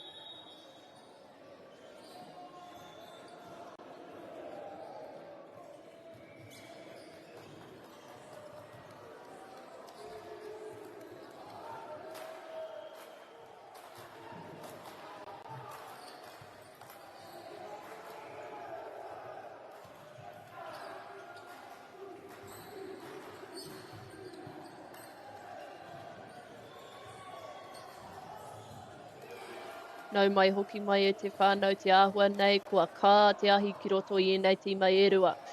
Nō reira mā te wā kā ki te māwai e toa.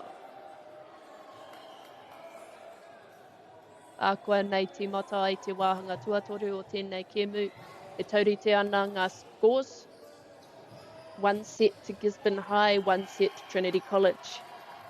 E kuhu mai ana rātou mā ki runga I te kōti nei. Te kōti tuari mā.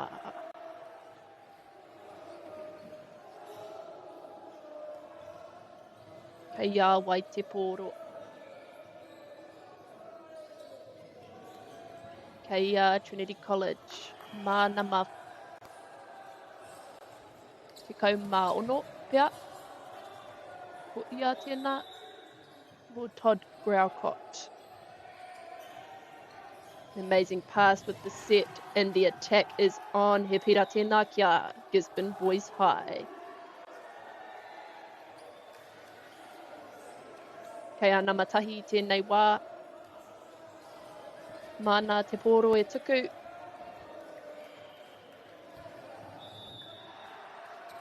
Ka pai. Great pass with the set and the attack is on. He pira tēnā ki a Trinity College. He taurite ana ngā pira I tēnei wā.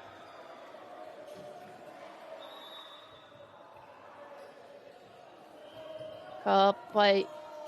Great pass. with the attack. E pai ana. Attack is on again. KR Trinity College te pira.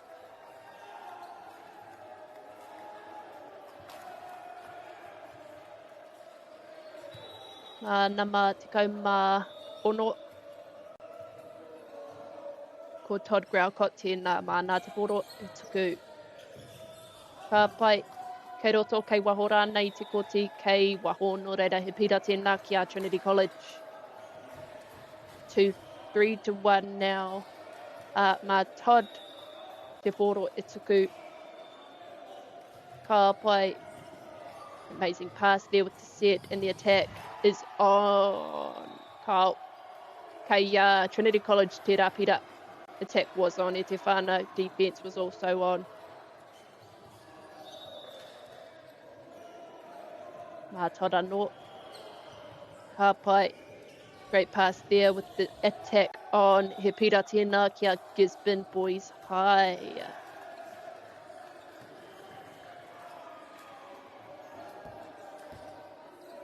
Ko number 4 tēnei e tuku ana I te poro ko Kobe Smith. Ka pai e kahana te rawhiu. The pass and the attack is on. Kua hoki atu ki tō rātou taha nō reira he pira tēnā kia Gisborne High. We got 3-4 now. Ka hoki atu te poro kia number 4 ko Kobe Smith tēnā.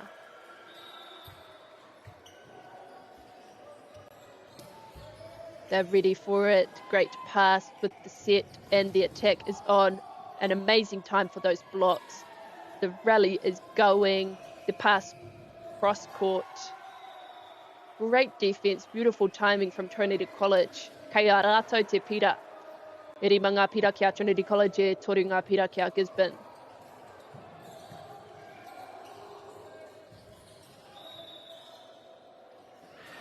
Nō reira e te whānau. E pai ana te rāwhiu. Great pass there with the setup. An amazing defense. The rally is going strong. E kā ana ngā ahi ki roto rā.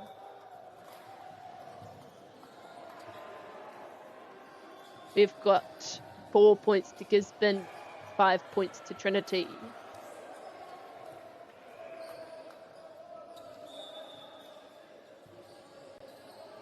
Mā nama whetū. Nā nama whetū tērā. Ka pai. Ko te waharangi kingi tēnei e tuku ana I te poro. E taurite ana ngā pira. Serve is up and it is going. A great pass there with the set. And the attack is on. An amazing defense from Gisborne. Engari, kei Trinity College te pira. Got a new server up now. Ko Conrad Marker tēnā. Ai. A great serve. E rite ana rātou. Kei roto I te kōti, kei waho I te kōti. Nō reira he pira tērā ki a Gisborne High. E ono ngā pira. E taurite ana ngā pira. Ko nama rua tēnei e tuku ana I te poro. Good attempt. Engari, kua pā I te neti nō reira kei a Trinity College tēnei pira. Kei a rātou te poro.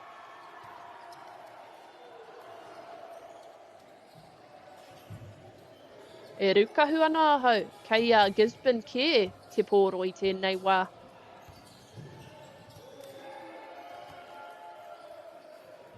Nō reira. Nō reira e te whānau. He wā pai tēnei ki te tuku I ngā mihi ki ngā kauwhakataitai I tēnei wā e whakapaukaha ana. Ki roto I ngā kēmu e ngā kaunui ana rātou. E kā ana te ahi. Fire is burning hot within both of these teams. They are both very ready. Both obviously very love the game. Very much love the game. Mō reire e tuku ana I aku mihi ki a rātou mā.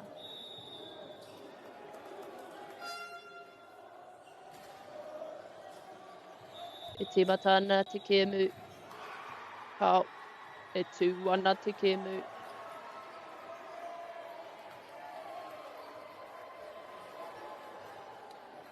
Nō reire te whānau. Te tūmanako e pārekareka ana tēnei kēmu ki a koutou hoki. E mihi ana ki a koutou, kua whakarongo mai nei, kua mātaki mai nei tēnei o ngā hōtaka. Kia ora rā.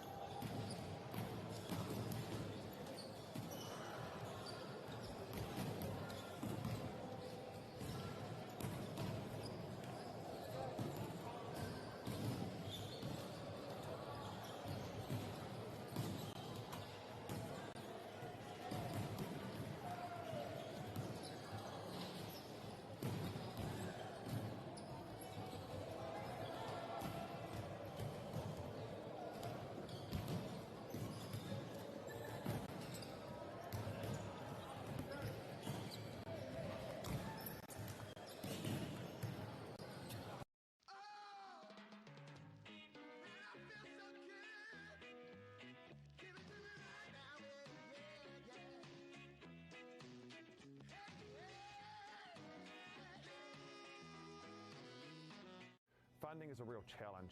We know that a lot of schools face that ongoing, and the reality is if you go to a lower decile school in New Zealand, you are less likely to be able to afford to participate in sport. Obviously, having come through it myself with kids and being one of those kids myself who played sport, I know how much it defined who I was. And now being able to go, I can't fix it all, but we can help and try and give to those people who are going through really tough times.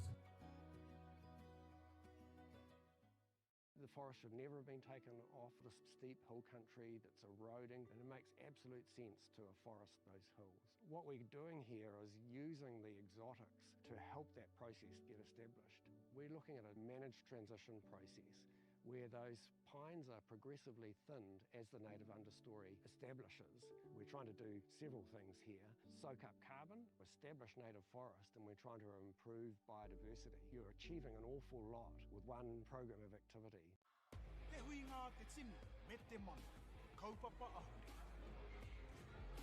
Whakapiripiri mai, whakatatatata mai rā. ASB Polyfest 2026. Ki Māori Plus, me whakaata Māori. What makes Bailey's altogether better? It's the energy we bring to every home, every commercial property, every investment, every development, and every farm. Because when the energy is right, you can feel it. Bailey's, altogether better. Want to catch a fuel bargain with Pumped at Caltex? Scan your Caltex app or AirPoints for 6 cents off per litre every day. And you can show your Super Gold card for an extra 2 cents off. Ah, feels good. Get the Māori Plus app. Download now on Google Play or the App Store with exclusive viewings and 100% ad-free. Quite like top tier. Watch us anywhere, anytime. Make Māori Plus your mate and stream now.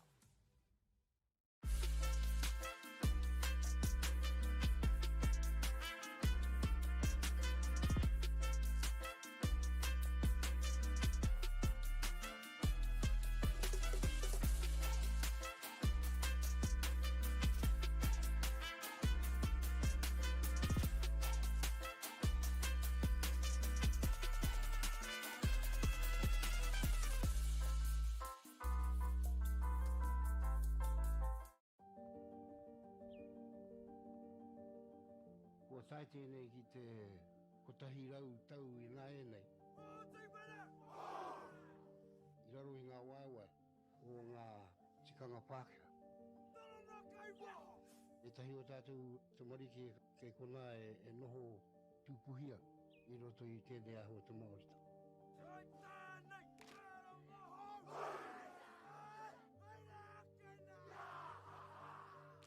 Nā reira, he mea huatu tēnei ki a rāta.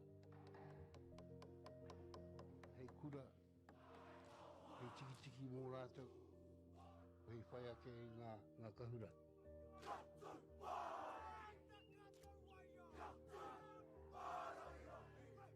Hei whai atu I o rātou hia, ke mōhia I rātou ko wai rātou.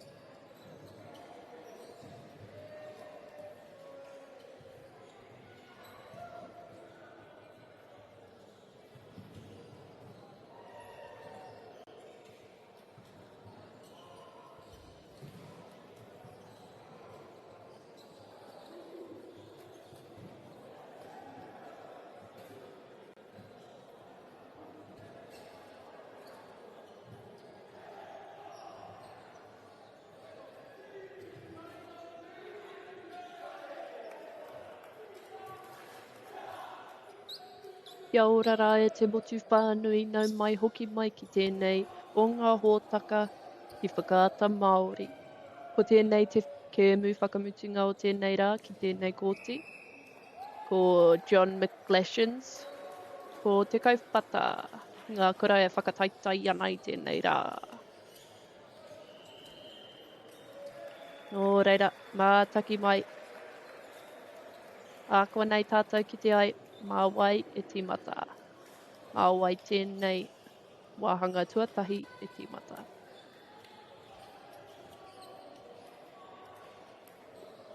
E mihi ana ki a koutou mā ngā kairewhiri. O tira ki ngā features, ki ngā kai whakataitai hoki. O tira ki a koutou mā ngā kai whakarongo, ngā kai mātaki. Ai, e mihi ana ki a koutou katoa. Mā te kaupata tēnei kēmu e tīmata, ko Ramian Pillay tēnei, e tuku ana i te pōro. E rere pai ana te pōro, e rere kaha rawa ana te pōro. Ko ngā excitement jitters tēnei te whānau. Engari, haha nā. Ko Namatoru tēnei, ko William Cameron e tuku ana i te pōro. Great pass there with the set over. And an amazing block from John McGlashans. Engari, kei te kaupata te rapira. Got 1-1 now.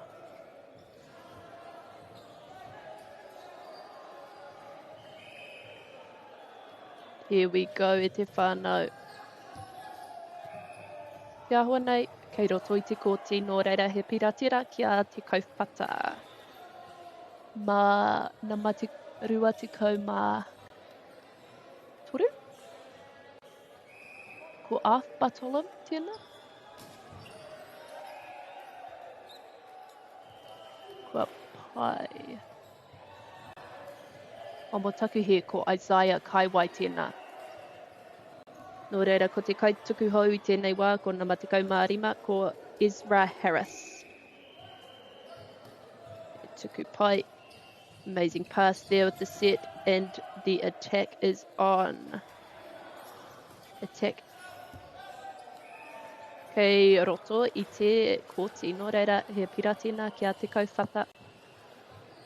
Te kaituku hou i tēnei wā. Ko ngā mārua te kaumawhetu, ko Hayden Adams tēnā.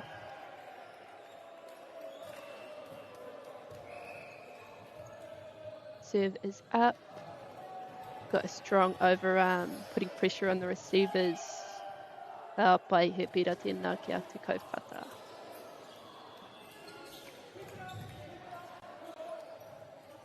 Ko Hayden Adams anō tēnei.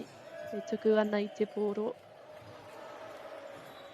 Ka pai. Receives well, and we've got great attack with great defense. Ka pai, and we've got the set there. Ball is live. E ora tonu ana te pōro with an amazing spike from John McGlashans. He pira tēnā kia te kauwhata. We've got 5-2 now i te whānau. Serve is up. Got a great pass with the set, and the attack is on. He pira tēnā kia John McGlashans. Now serve is up from our kaituku hou, John McGlashans. Ko Johnny Hunter tēnei. E tuku ana i te pōro. Serve is up. We've got a good pass. The set is good. The defense is amazing timing from the defense on John McGlashans. Now we've got Marima anō. Hei kaituku. Nō reira ko Johnny Hunter tēnei. E tuku ana i te pōro. Ka pai. We've got a great setup, and it's over. A great set again. Attack is on, and attack is Kei Waho. Kei Waho. Kei roto I te kōti nō reira. Kei ana marima no te poro I tēnei wā. And wouldn't you look at it, it's 5-all as well. Got a strong overarm from number 5. A great set with attack on. The dive there and the ball is live. We've got an amazing rally here at Te Whānau. Mātaki mai. The blocks from John McGlashan are beautiful. Engari, kei a te kauwhata te poro. Kua whiwhipira a te kauwhata. Ko reira ko nama te kauma toru tēnei, ko te maika whau wasa tēnei e tuku ana I te poro. Serve is up.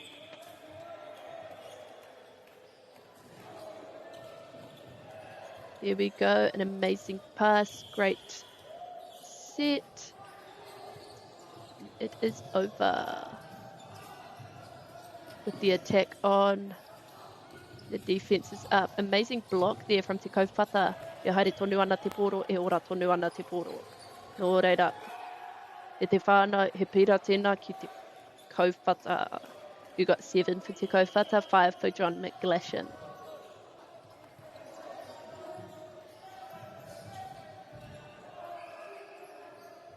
Ko nama te kaumatoru tēnei e tuku ana I te poro.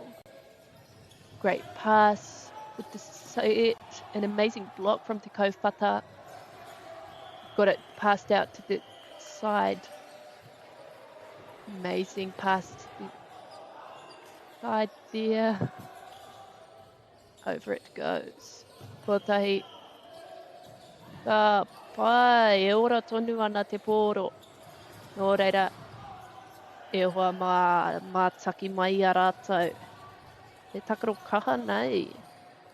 It's an amazing pass out to the outside with a point for te kauwhata in the end. Nō reira, he kaituku haute. Ko te kaituku, ko nama te kaumātoru, ko te maika tēnei. Karawhiua. An amazing pass to the outside. It's just hit the net there. Nō reira he pira tērā kia te kauwhata. Got waru, e waru for te kauwhata. E iwa for te kauwhata. E rima kia John McGlashan's. Kua karangahia he wā whakatā. Nō reira e hoa mā ka haramai, ka hoki mai ahau a kua nei.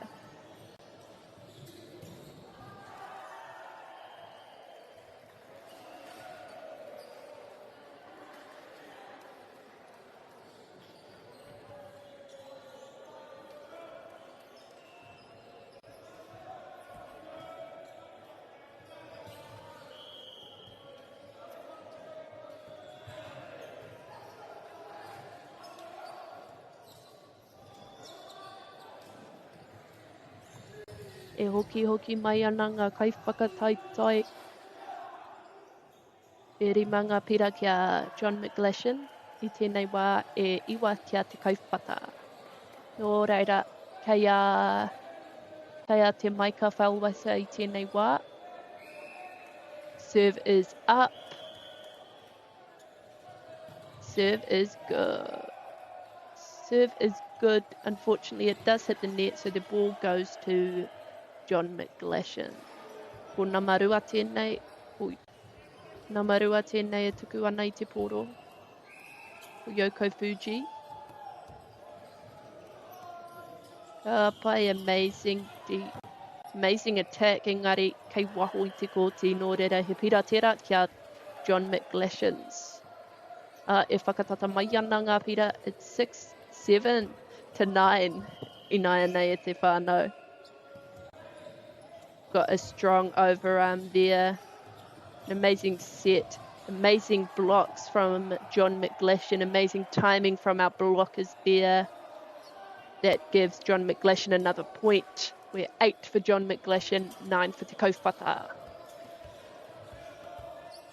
Serve is up. Ka pai. E rere pai ana te poro. A great serve.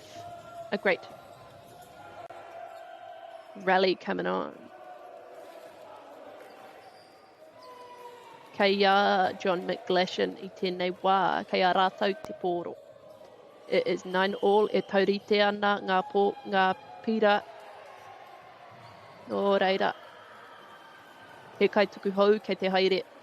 Ko nama rua tēnei. Kau.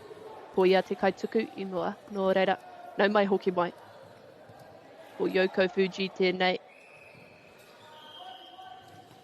E rere pai ana te pōro. Kua ruku.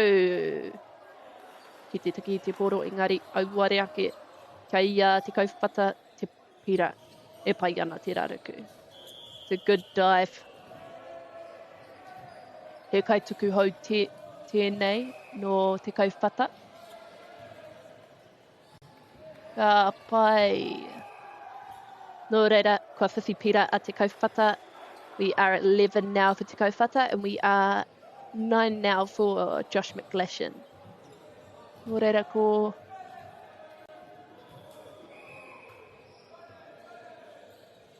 Ai, ka pai e rere pai ana te pōro he pira tērā ki a te kauwhata.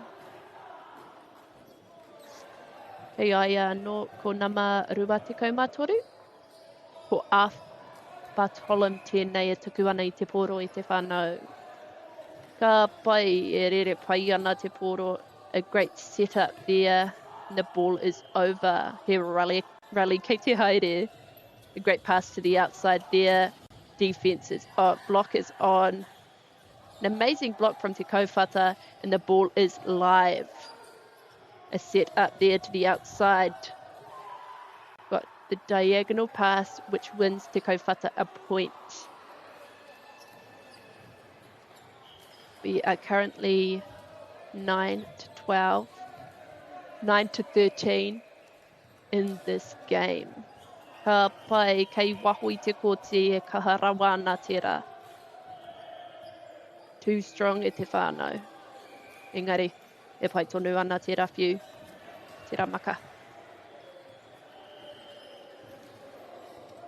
Nō reira, kei nā mawhā te pōro I tēnei wā, ko Angus Hollows tēnei e tuku ana I te pōro. Serve is up, serve is good. A great pass there to the set, and attack is on. Attack is good. Nō reira, he pira anō tērā ki a te kauwhata.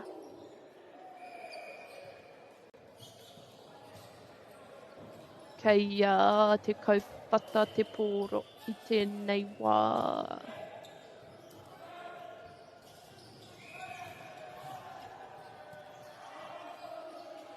Serve is up. The pass is good, the set is good, and the attack is on. He attack.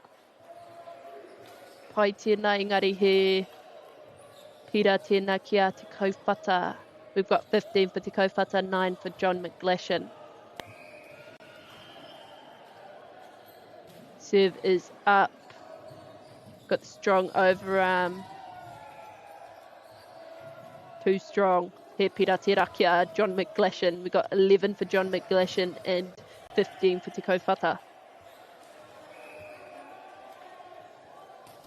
An amazing serve there with the pass set out to the outside. Kei waho I te kōti nō reira he pira tērā ki a te kauwhata. Oh, mō taku he ki a John McGlashan.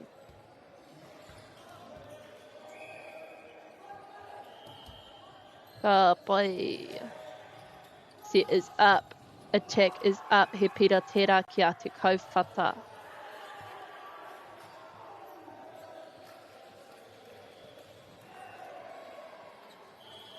Kei a wai te pōro.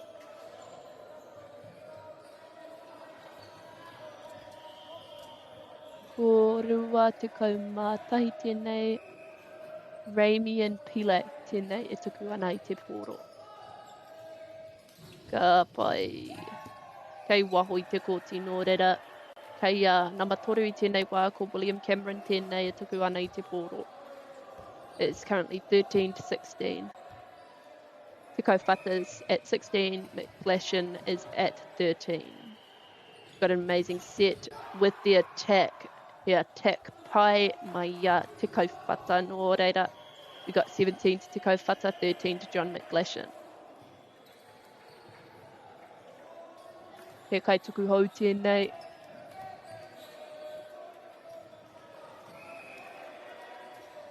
Ka pai, serve is up. Unfortunately, it does hit the net, so the ball goes to John McGlashan. Ko na tekau marima tēnei, Ezra Harris e tuku ana I te pōro. Ka pai. Got a great serve, a great save. E ora tonu ana te pōro. The game is still live, the ball is still live. There's an amazing spike from John McGlashan there. Ko na mārua tēnā. We're at 15 to John McGlashan, 17 to te kauwhata. Serve is up. Ka pai. An amazing pass with the set to the outside, and the attack is on.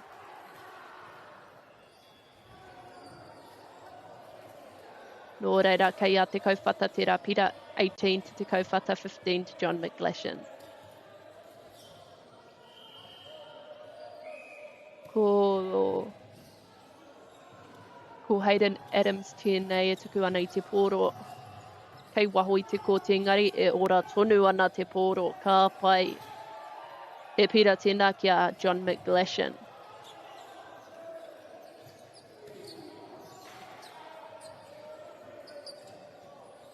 Nō reira kei John McGlashan I tēnei wā. Kei a rātou te pōro. Ka pai. It's a great pass to the set to the outside. Engari, kei waho I te kōti, engari nā John McGlashan I perai. Nō reira, he pira tēnā. It is a point to te kauwhata. We are at 19 for te kauwhata, 16 for John McGlashan. Serve is up. Ka pai. Set to the middle, set to the outside with the attack on. Kei waho I te kōti, nō reira, he pira tērā kia te kauwhata. That was just outside the court, so that is a point to te kauwhata. We are at 20 for te kauwhata, at 16 for John McGlashan. Nō reira, mā te kauwhata, te pōro e tuku. Ka pai, an amazing pass set out to the outside. E ora tonu ana ka ora nei he pira tērā kia John McGlashan. Nō reira, ka pai.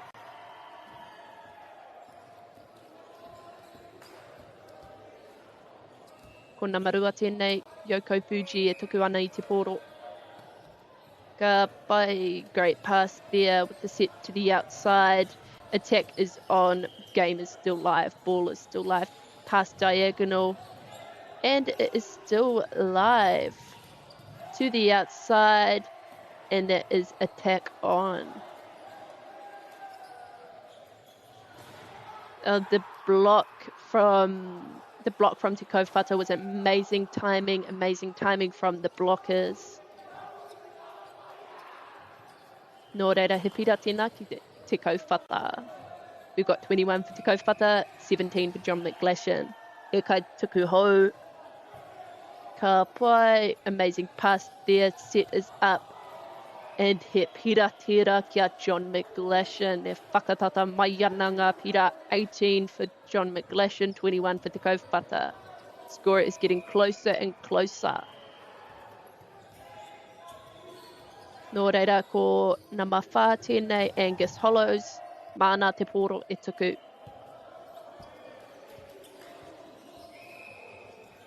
Ka pai, serve is up. Pass is good, set to the outside, and it is over. Kua whiwhi pira a te kauwhata. E rua te kaumārua ma te kauwhata. Te kaumāwaru ki a John McGlashan. He serve a hou I tēnei wā. A te kauwhata. Ka pai kei waho I te kōti. Nō reira he pira tērā kia John McGlashan.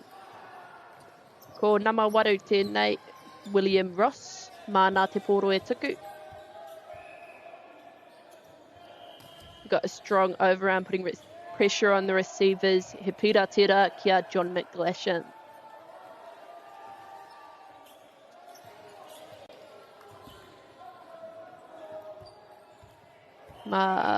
William Rossa-North. A great pass to the outside. He pira tira mā te kauwhata. We've got e rua te kau mā toru kia te kauwhata, e rua te kau kia John McGlashans. I tēnei wā kua karangahia he wā whakatā. Nō reira, he wā pai tēnei ki te tuku i ngā mihi ki ngā kaitautoko o tēnei o ngā kēmu i tēnei o ngā whakataitai amotu. Ko Bailey's Real Estate tēnā, ko Anchor tēnā, ko Caltex, Nativa, Apollo Projects. Te taurawhiri, me whakata Māori. Nō reira e mihi ana ki a rātou mā. Ai. Hēnei kai whakataitai. Nō reira e hoki mai ana ngā kai whakataitai ki runga i te kōti nei. E rite ana ki te takaro tonu i tēnei kēmu. E kāna te ahi ki roto i a rātou katoa. Mā te kauwhata te pōro e tuku. Serve is up. The game is live. A great pass out to the outside there. Up. He pira tēnā kia te kauwhata.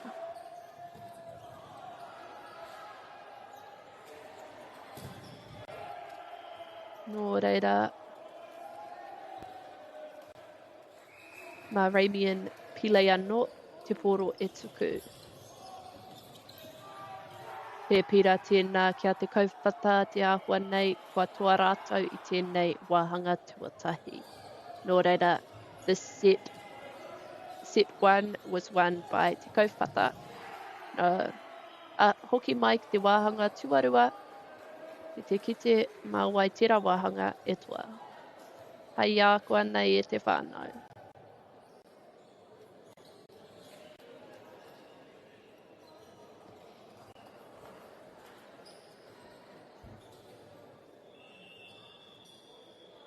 Global warming is incredibly serious. We need to cut emissions, but we need to also absorb carbon out of the atmosphere. Growing trees is the only tool we have in the toolbox for taking carbon out of the atmosphere that we can do at scale. Pinus radiata takes carbon out of the atmosphere at about 5 to 10 times the rate of native planting. And so what Nativa are doing is planting the Pinus radiata to absorb the carbon, and then they're transitioning that forest into native forest so that we get the biodiversity benefit.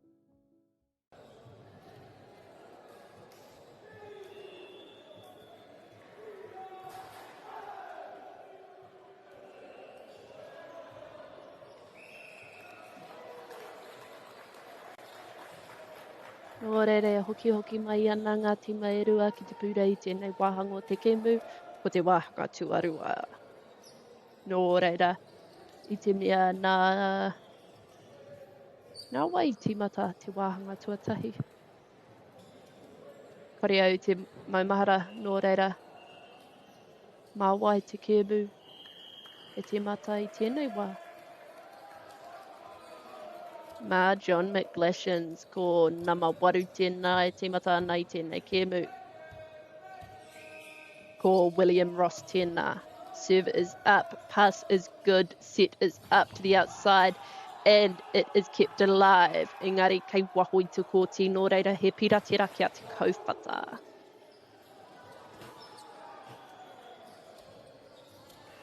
Mā ngā mārua te kaumā tahi ko Ramian Pilei e tuku ana i te pōro. Serve is up. And serve is going. Ka pai ana te rapahi. And the attack is on. The attack is good. And the attack gets a point for John McGlashan. We're at 1-1 now at this start of the second set. And it is William Ross again. Oh, Carl. It is William Cameron. Ka pai. He pira tēnā kia te kauwhata. Amazing spike there. Getting a point for te kauwhata. We are at 2-1 now. A new server coming in after that point. Serve is up. Ka pai. Engari kua pai te neti nō reira. He pira tēnā kia John McGlashan's. Amazing serve, however, does hit the net. E taurite ana ngā pira I tēnei wā, ko te kaumārima tēnei Ezra Harris, e tuku ana I te pōro. Nō reira, serve is up, serve is going, pass is good, set is up. And there we go for the attack. Here comes the attack, the attack should come. And that is a point for te kauwhata. So we have Nama Rua te kaumāwhetu, Hayden Adams, e tuku ana I te pōro.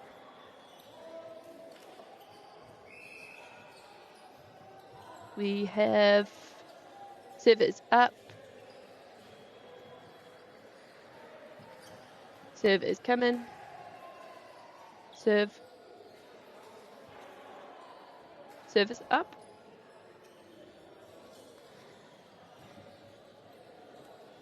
Hoi anō e te whānau kua pārekareka, te mātaki I tēnei kēmu. Te tūmana ko kua pera mā koutou hoki.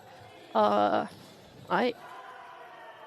Nau mai hoki mai ki tēnei o ngā whakataitai a motu. Tēnei wāhanga o te tau.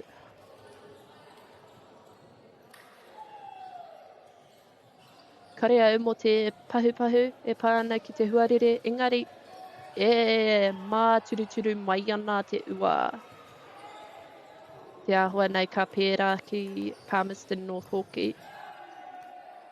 Just talking about weather. I'm not one for talking about weather, but just seemed like a good time. Nō reira e te whānau ki te hoki mai ki tēnei kēmu. Just to bring it back to the game, we are at 2 for John McGlashan's and 3 for te kauwhata. And serve is up for te kauwhata. That it is on.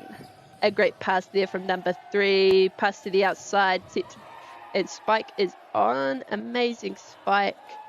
E taurite ana ngā whira I tēnei wā. Ko Namarima tēnei, ko Johnny Hunter, e tuku ana I te pōro. Kei te rarangi tuku ia I tēnei wā. Serve is up. Serve, he did. Ka pai. A pass out to the outside. E pira tēnā kia te kauwhata. E haruru mai ana ngā huro. I ngā tima e rua. E whakanui ana rātou, ia rātou anō. Ko nama te kaumātoru tēnei. Ko te maika. Te maika Whelwasa tēnei e tuku ana I te pōro. Ka pai, great pass there. He pira kia John McGlashan's. Ka pai te rā fake. We got Namarua ko Yoko Fuji tēnei e tuku ana I te pōro. Serve is up. Serve is good. The set to the outside. Attack is on. And we got the attack. Up. Kua ora te pōro. Ka pai. A good pass there. He ora tonu ana te pōro. It's a good pass to the middle with the ball coming onto John McGlashan's side. And we've got it back over. A rally is going on. It's still alive. The longest of my life. Great pass there. He pira tēnā kia John McGlashan's. Ka puta te ihu ia John McGlashan's. Te roa hoki o tēnā rally. Nō reira e rima pira kia John McGlashan's, e whāpira kia te kauwhata I tēnei wā. Amazing passes, amazing sets, and amazing attacks and defences on that rally. Ko Namarua tēnei, ko Yoko Fuji e tuku ana I te pōro. Serve is up. The pass is good. Attack is on. Engari, kua pai te neti nō reira. Unfortunately, it does hit the net and the ball goes back to John McGlashan. We are at 6-4 now. Serve is up. Serve is... Hei waho I te kōti nō reira. He pira tērā kia te kauwhata. He serve hou. I tēnei wā. Mana te pōro e tuku. He pai ana I tēnei wā. Serve is up. Unfortunately, it does hit the net, so the ball goes to te kauwhata. The idea was there. Right. We've got a new server up. This is number 4, Angus Harlow. Great pass there. The pass is up. The set is up. And the attack is on. Set is up. Attack is on. And attack it does. Ka pai. E ora tonu ana te pōro I a rātou mā. Oh, kaya John McGlashan's tēnā. Kind of cool to see the ball go like that though. You've got 8 to John McGlashan's and 5 to Te Kauwhata.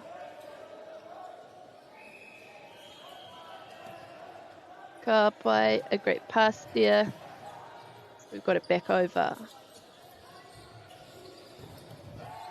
Ka pai. Got 9 to John McGlashan's and 5 to Te Kauwhata. Kua karangahia he timeout. Nō reira, e te motu whānui ka hoki mai ahau a kua nei.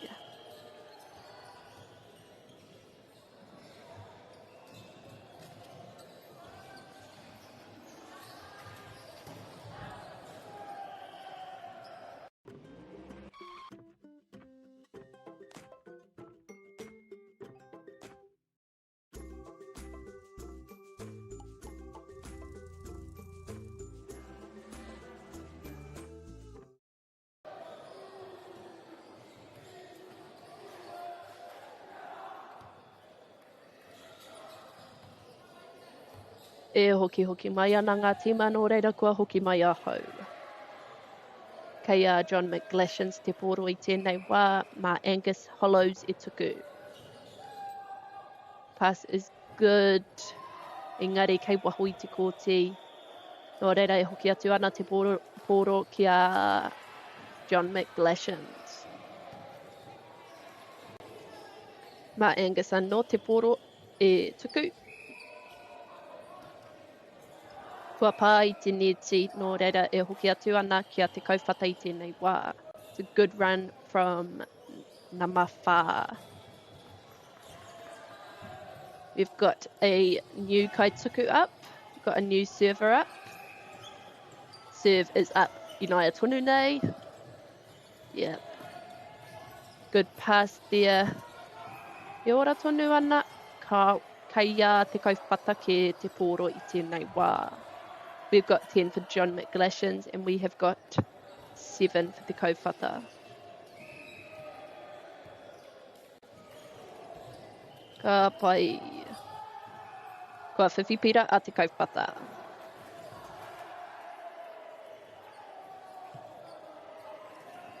E waru ngā pira kia te kauwhata, te kau ngā pira kia John McGlashan. Serve is up. Serve is over, nō reira he pira anō tērā kia te kauwhata e hoki atu ana te pōro kia rātou mā o te kauwhata. We are at 9 for te kauwhata, at 10 for John McGlashan's. Ai. Ka hoki mai a koa nei, ka rea kore.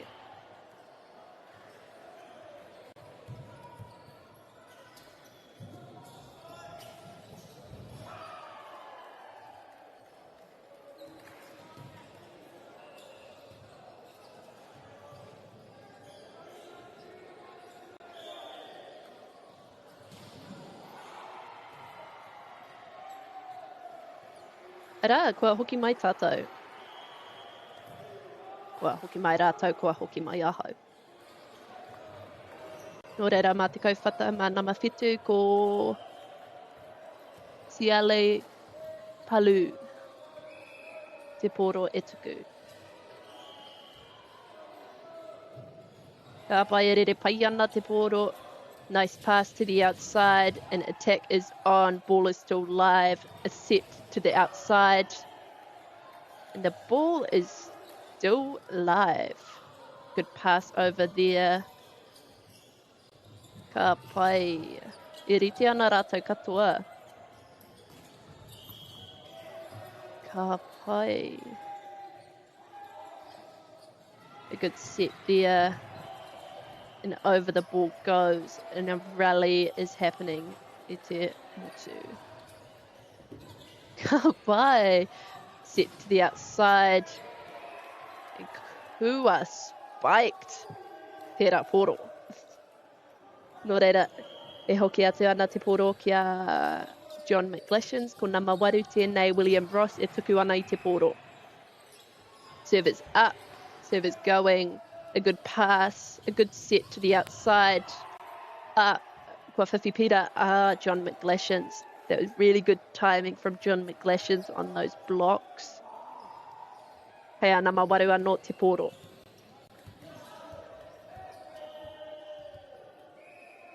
Serve is up. Got a strong overarm, putting pressure on the receivers, and the ball is put to the outside. Kei roto I te kōti, nō reira he pira tēnā ki te kauwhata. Te kaumārua kia John McGlashans, te kau kia te kauwhata. Nō reira he kaituku hou tēnei e haere mai ana ko nama rua te kaumatahi, ko nama rua te kaumatahi tēnā. Serve is up. Strong serve, putting pressure on the receivers. Kua whiwhi pira a te kauwhata. We're at 11 now for te kauwhata. We are at 12 now for John McGlashan. Nō reira kei a rua te kaumatahi anō te pira ko Ramian Pile tēnā. E tuku ana I te poro. Serve is up. Great pass.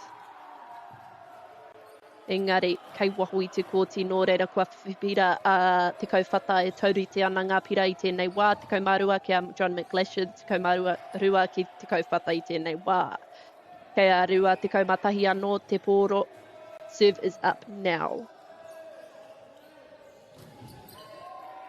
E kaha ana te rāwhiu. Kua pai te neti nō reira kei a John McGlashan I tēnei wā ko William Cameron tēnei. A great pass there, the set is up. And the offence and defence is great. A great pass, the set is up and over the ball goes. A great setup for number 13 there. He spiked tino pai tēnā, kua spike ngia te raporo. It's been spiked. Nō reira, te kaumā whā kia John McGlashan, te kaumarua ki te kauwhata. Ko nama toru tēnei, e tuku ana I te poro.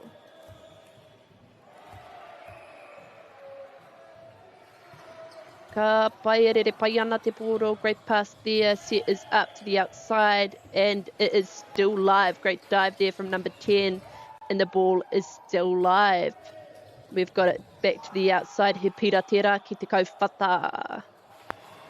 Great rally to watch there. We've got 13 to te kauwhata, 14 to John McGlashan.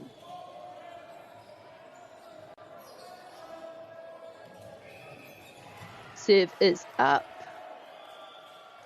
Re pai ana te poro, engari kua pai te neti. It's amazing attempt, engari it's touched the net, nō reira kei John McGlashan. It is John McGlashan's ball at this time. It's Ezra Harris with the ball now. Ka pai, nice pass there. The set is up. Defence is up. Blocks are there. Re rite ana rātou ki te poro. He spike pai tēnā, kua whiwhi pira, I te rā spike. 16 to John McGlashan, 13 to te kauwhata.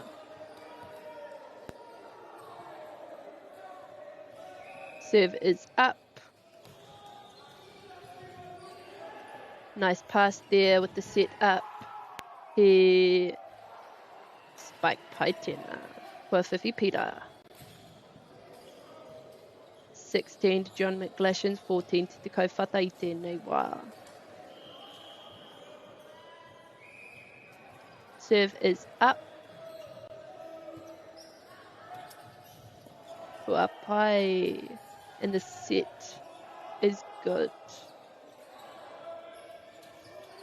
Ka pai e te whānau. There is a great spike coming from number 5 called Johnny Hunter tēnā.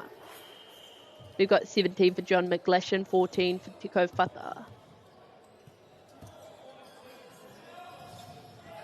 Nō reira mā John McGlashan te pōro e tuku. Serve is up. Ko nā marima tēnā. Ko Johnny Hunter. E ora tonu ana te pōro.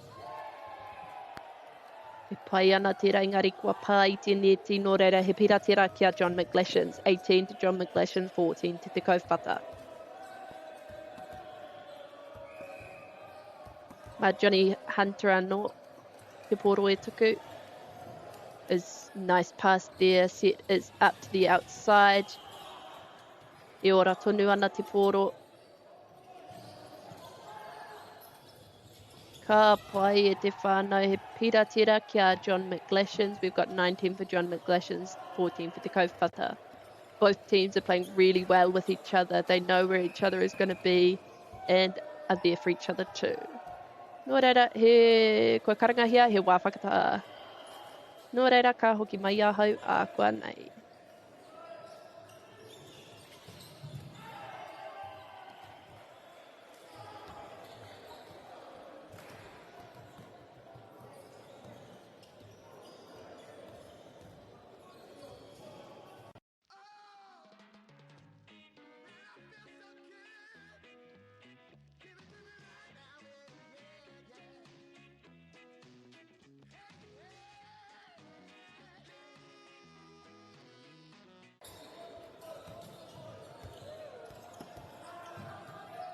Ko hoki mai ngā tīma e rua ki runga I te kōti nei.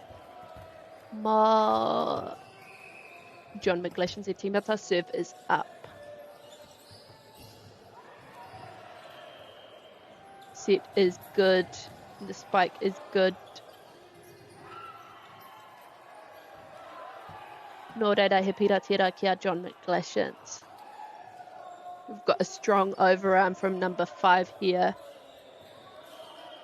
Te Kauwhata needs to lock in for his serves. Ka pai. Good pass there. And there is amazing offense strategy from Te Kauwhata. Nō reira he pira tira kia Te Kauwhata. We've got 15 for Te Kauwhata, 20 for John McGlashan. He kaituku hou tēnei ko Te Kaumātoru. Te Maika Whalwesa tēnei e tuku ana I te pōro. Serve is up. Good pass there. The set is up to the outside. He pira tira kia John McGlashan's. They've really got this strategy sorted out. Both teams really do. Ko nā marua tēnei e tuku ana I te pōro. Got a new server coming in. E ko nā marua tēnā.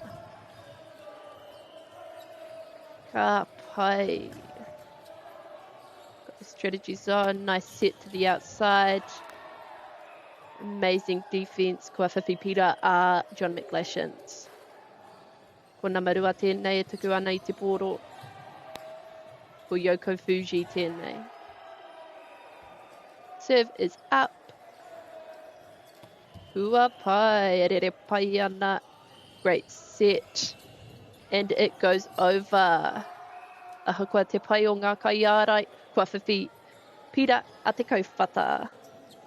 That is 16 to Te Kauwhata, 22 to John McGlashan's. He whakataitai pai kei te haere.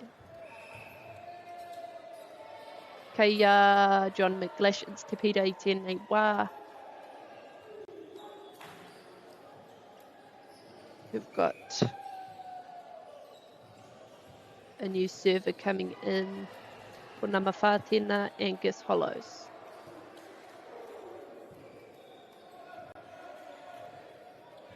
We're at 23 for John McGlashan, 16 for Te Kaupata. E rere pai ana te poro, great pass there, and the set is to the outside. E kaha ana te rawhiu, he pira tera kia John McGlashan. Ko nama wha anō tēnei for Angus Hollows. Serve is up. A good pass with a good set to the outside. Pass to the outside again. I reira ngā blockers. Blockers with their amazing block on that. Te ahawa nei, kua mutu tēnei wāhanga nō reira ka hoki mai ahau a koa nei.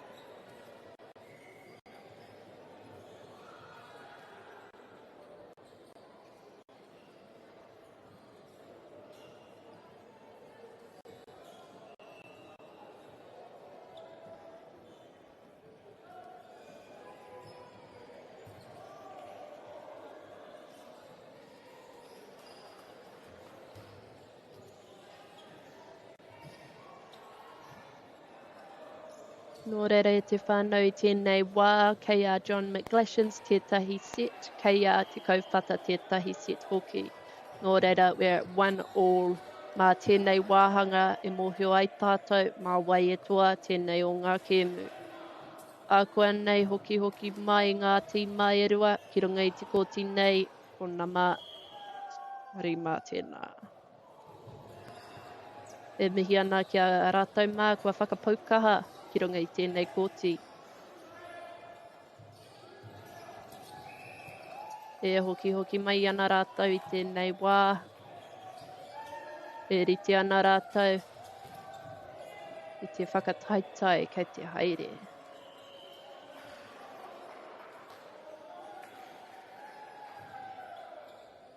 Nō reira, kei a wai te pōro.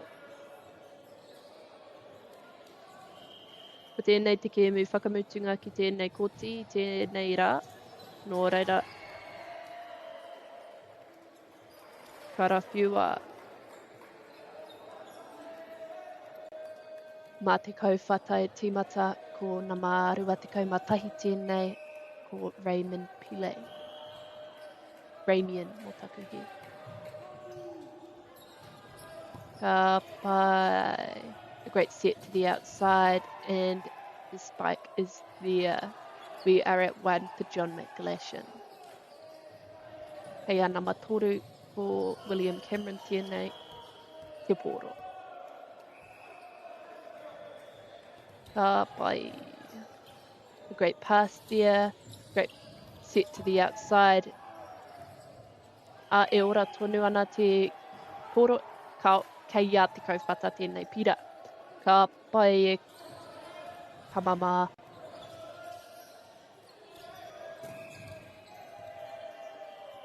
Serve is up. A great pass to the mid there, to the outside, and it is over. Kua pai te papa nō reira. He pira tira. Kua whiwhi pira a John McGlashan. Ko nama te kaumārima tēnei, Ezra Harris e tuku ana I te pōro. Ka pai, e ora tonu ana. Tiro hia, tera spike, e pai ana. Ko nama rua te kaumāwhetu tēnā, Hayden Adams. E rua ngā pira, kei ati mai tēnei wā. E taurite ana ngā pira. Ka rea kore e whakataitai nui kei te haere.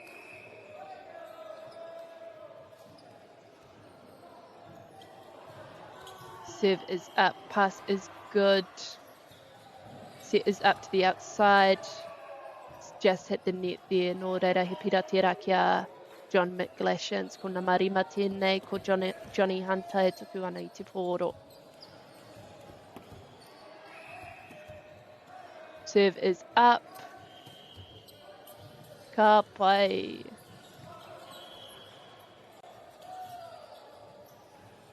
Nō reira, Oh, I pai tērā block mai a te kauwhata kua whiwhi pira rātou I runga I tērā block.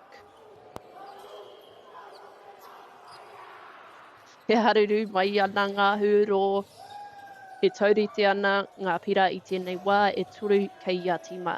Ko nama te kaumātoru tēnei e tuku ana I te poro ko te maika Palmerston tēnei.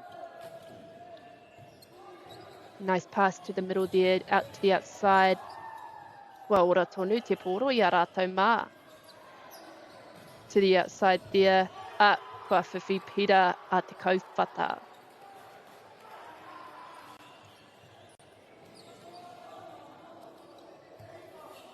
Tēnei wā he kaituku hou. Ko te kaumātoru tēnā anō e tuku ana I te poro. Ka pai, karawhiua. Amazing spike there. We've got a pass to the cross-court pass. E ora tonu ana te poro.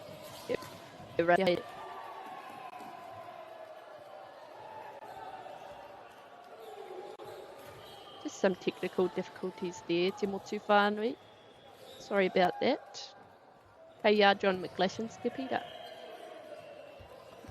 Nō reira, we've got 4-all. Serve is up.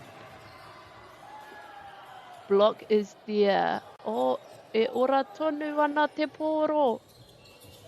Ball is still live.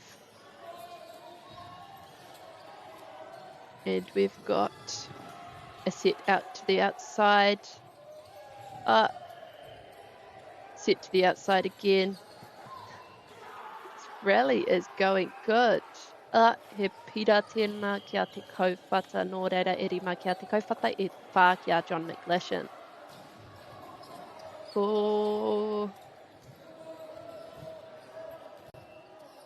Kei te kauwhata te poro I tēnei wā mā rātou e tuku. Serve is up. Pass is good to the middle, out to the outside we go. His spike. Tēnō pai tērā mai a John McGlashan's kua whiwhi pira I runga I tērā spike. Now we've got a new server coming in after that point. Ko nama tēnā o Angus Hollows. Mana te poro e tuku. Ka pai.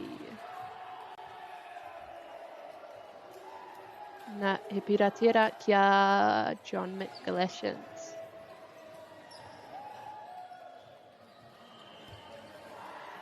We've got number 4 up again. Serve is up. Rere pai ana te poro. It's out to the outside. He pira tērā kia te kauwhata.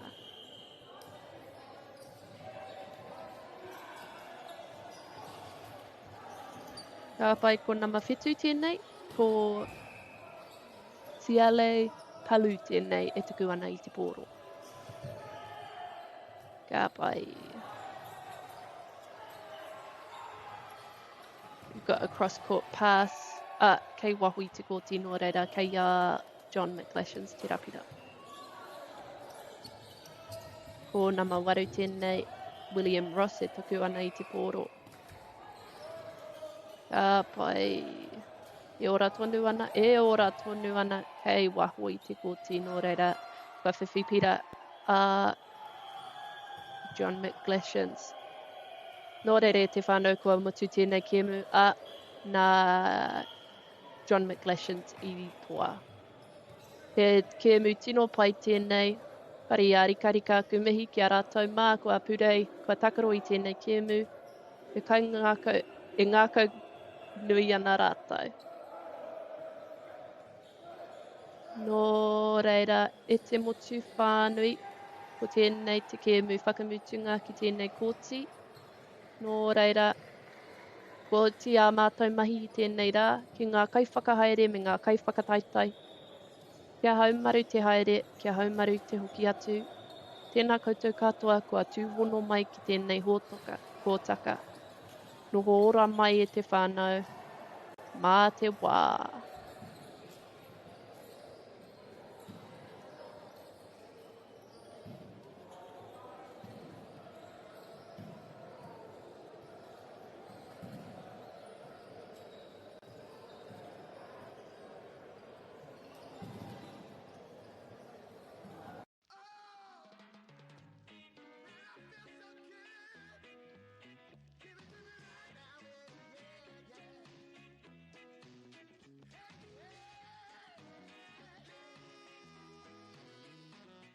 Funding is a real challenge. We know that a lot of schools face that ongoing, and the reality is if you go to a lower decile school in New Zealand, you are less likely to be able to afford to participate in sport. Obviously, having come through it myself with kids and being one of those kids myself who played sport, I know how much it defined who I was. And now being able to go, I can't fix it all, but we can help and try and give to those people who are going through really tough times. The forest should never have been taken off this steep hill country that's eroding, and it makes absolute sense to afforest those hills. What we're doing here is using the exotics to help that process get established.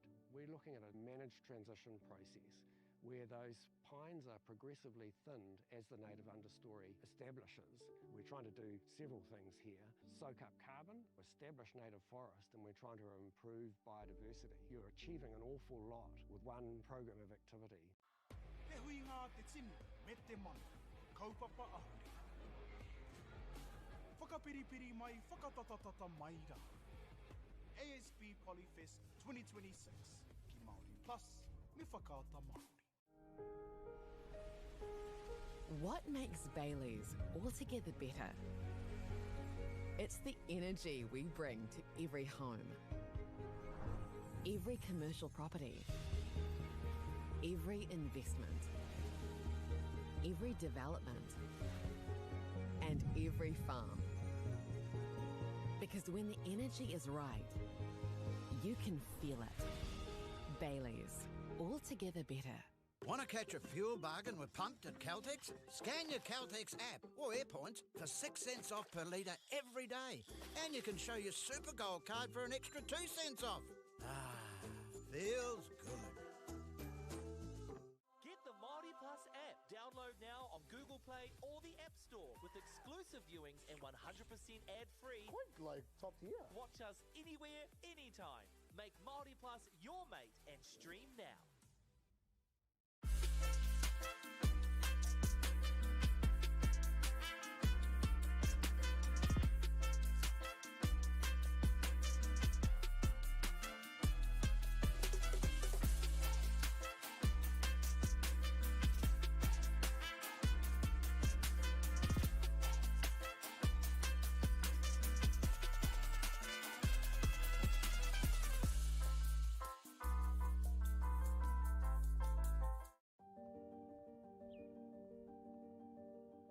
Ko tai tēnei ki te kotahi rau tau I ngā e nei. I raro I ngā waiwai o ngā tikanga Pākehā. E tahi o tātou te marike kei kona e noho tūpuhia I roto I tēnei aho te Māorita.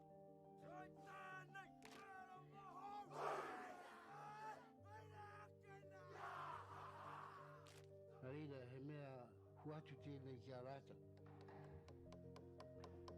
Hei kura, hei tiki mō rātou, hei whai ake I ngā kahura.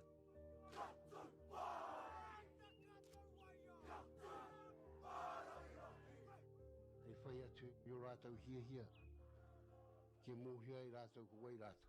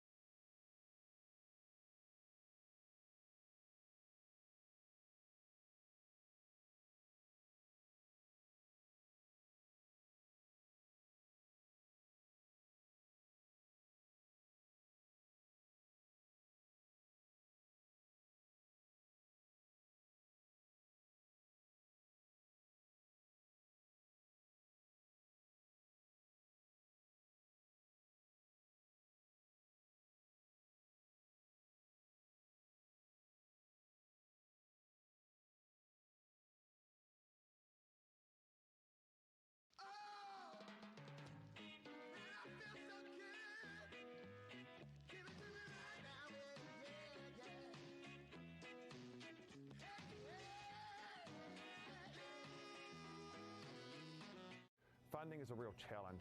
We know that a lot of schools face that ongoing, and the reality is if you go to a lower decile school in New Zealand, you are less likely to be able to afford to participate in sport. Obviously, having come through it myself with kids and being one of those kids myself who played sport, I know how much it defined who I was. And now being able to go, I can't fix it all, but we can help and try and give to those people who are going through really tough times. The forest should never have been taken off this steep hill country that's eroding, and it makes absolute sense to afforest those hills. What we're doing here is using the exotics to help that process get established.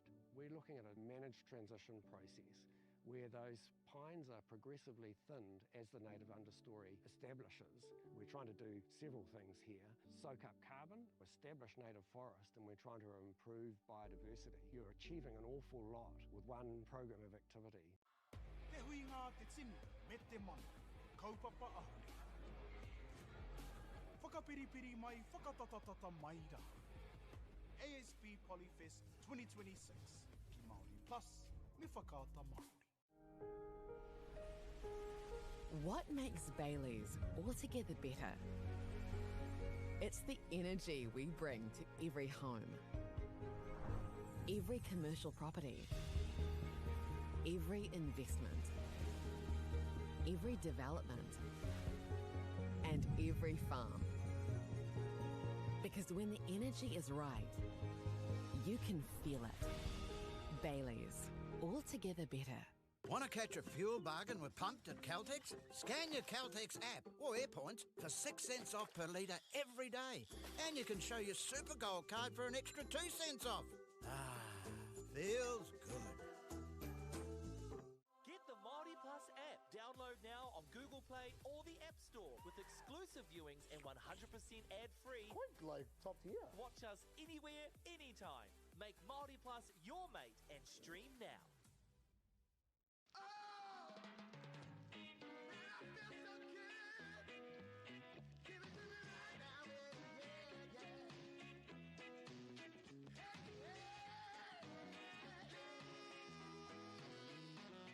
Funding is a real challenge. We know that a lot of schools face that ongoing, and the reality is if you go to a lower decile school in New Zealand, you are less likely to be able to afford to participate in sport. Obviously, having come through it myself with kids and being one of those kids myself who played sport, I know how much it defined who I was. And now being able to go, I can't fix it all, but we can help and try and give to those people who are going through really tough times. The forest should never have been taken off this steep hill country that's eroding, and it makes absolute sense to afforest those hills. What we're doing here is using the exotics to help that process get established.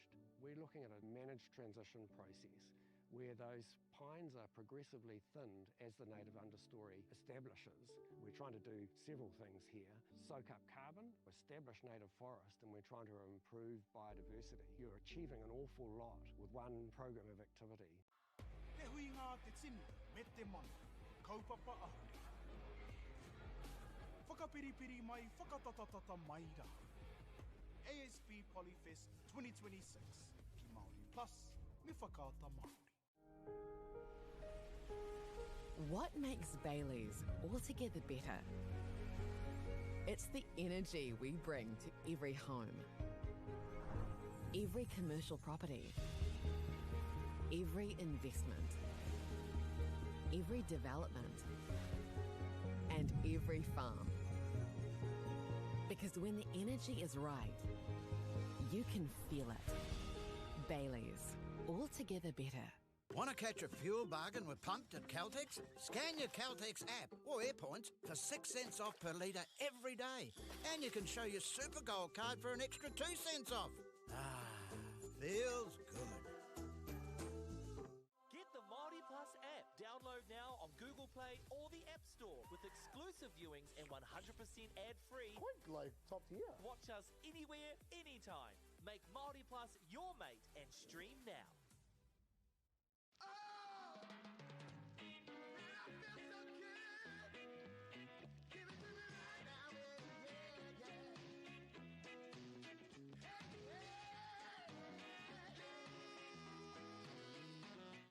Funding is a real challenge. We know that a lot of schools face that ongoing, and the reality is if you go to a lower decile school in New Zealand, you are less likely to be able to afford to participate in sport. Obviously, having come through it myself with kids and being one of those kids myself who played sport, I know how much it defined who I was. And now being able to go, I can't fix it all, but we can help and try and give to those people who are going through tough times. The forest should never have been taken off this steep hill country that's eroding, and it makes absolute sense to afforest those hills. What we're doing here is using the exotics to help that process get established. We're looking at a managed transition process where those pines are progressively thinned as the native understory establishes. We're trying to do several things here. Soak up carbon, establish native forest, and we're trying to improve biodiversity. You're achieving an awful lot with one program of activity. Te hui ngā te tini, me te mana, kaupapa ahuri. Whakapiripiri mai, whakatatatata mai rā. ASB Polyfest 2026, ki Māori Plus, me whakaata Māori. What makes Bailey's altogether better? It's the energy we bring to every home, every commercial property, every investment, every development, and every farm. Because when the energy is right, you can feel it. Bailey's, altogether better.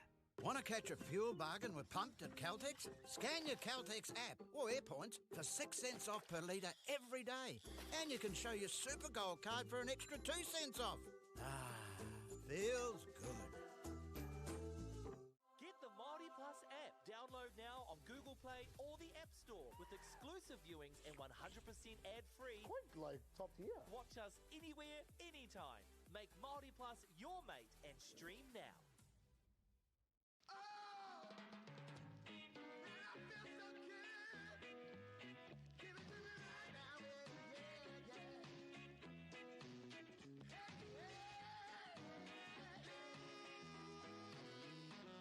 Funding is a real challenge. We know that a lot of schools face that ongoing, and the reality is if you go to a lower decile school in New Zealand, you are less likely to be able to afford to participate in sport. Obviously, having come through it myself with kids and being one of those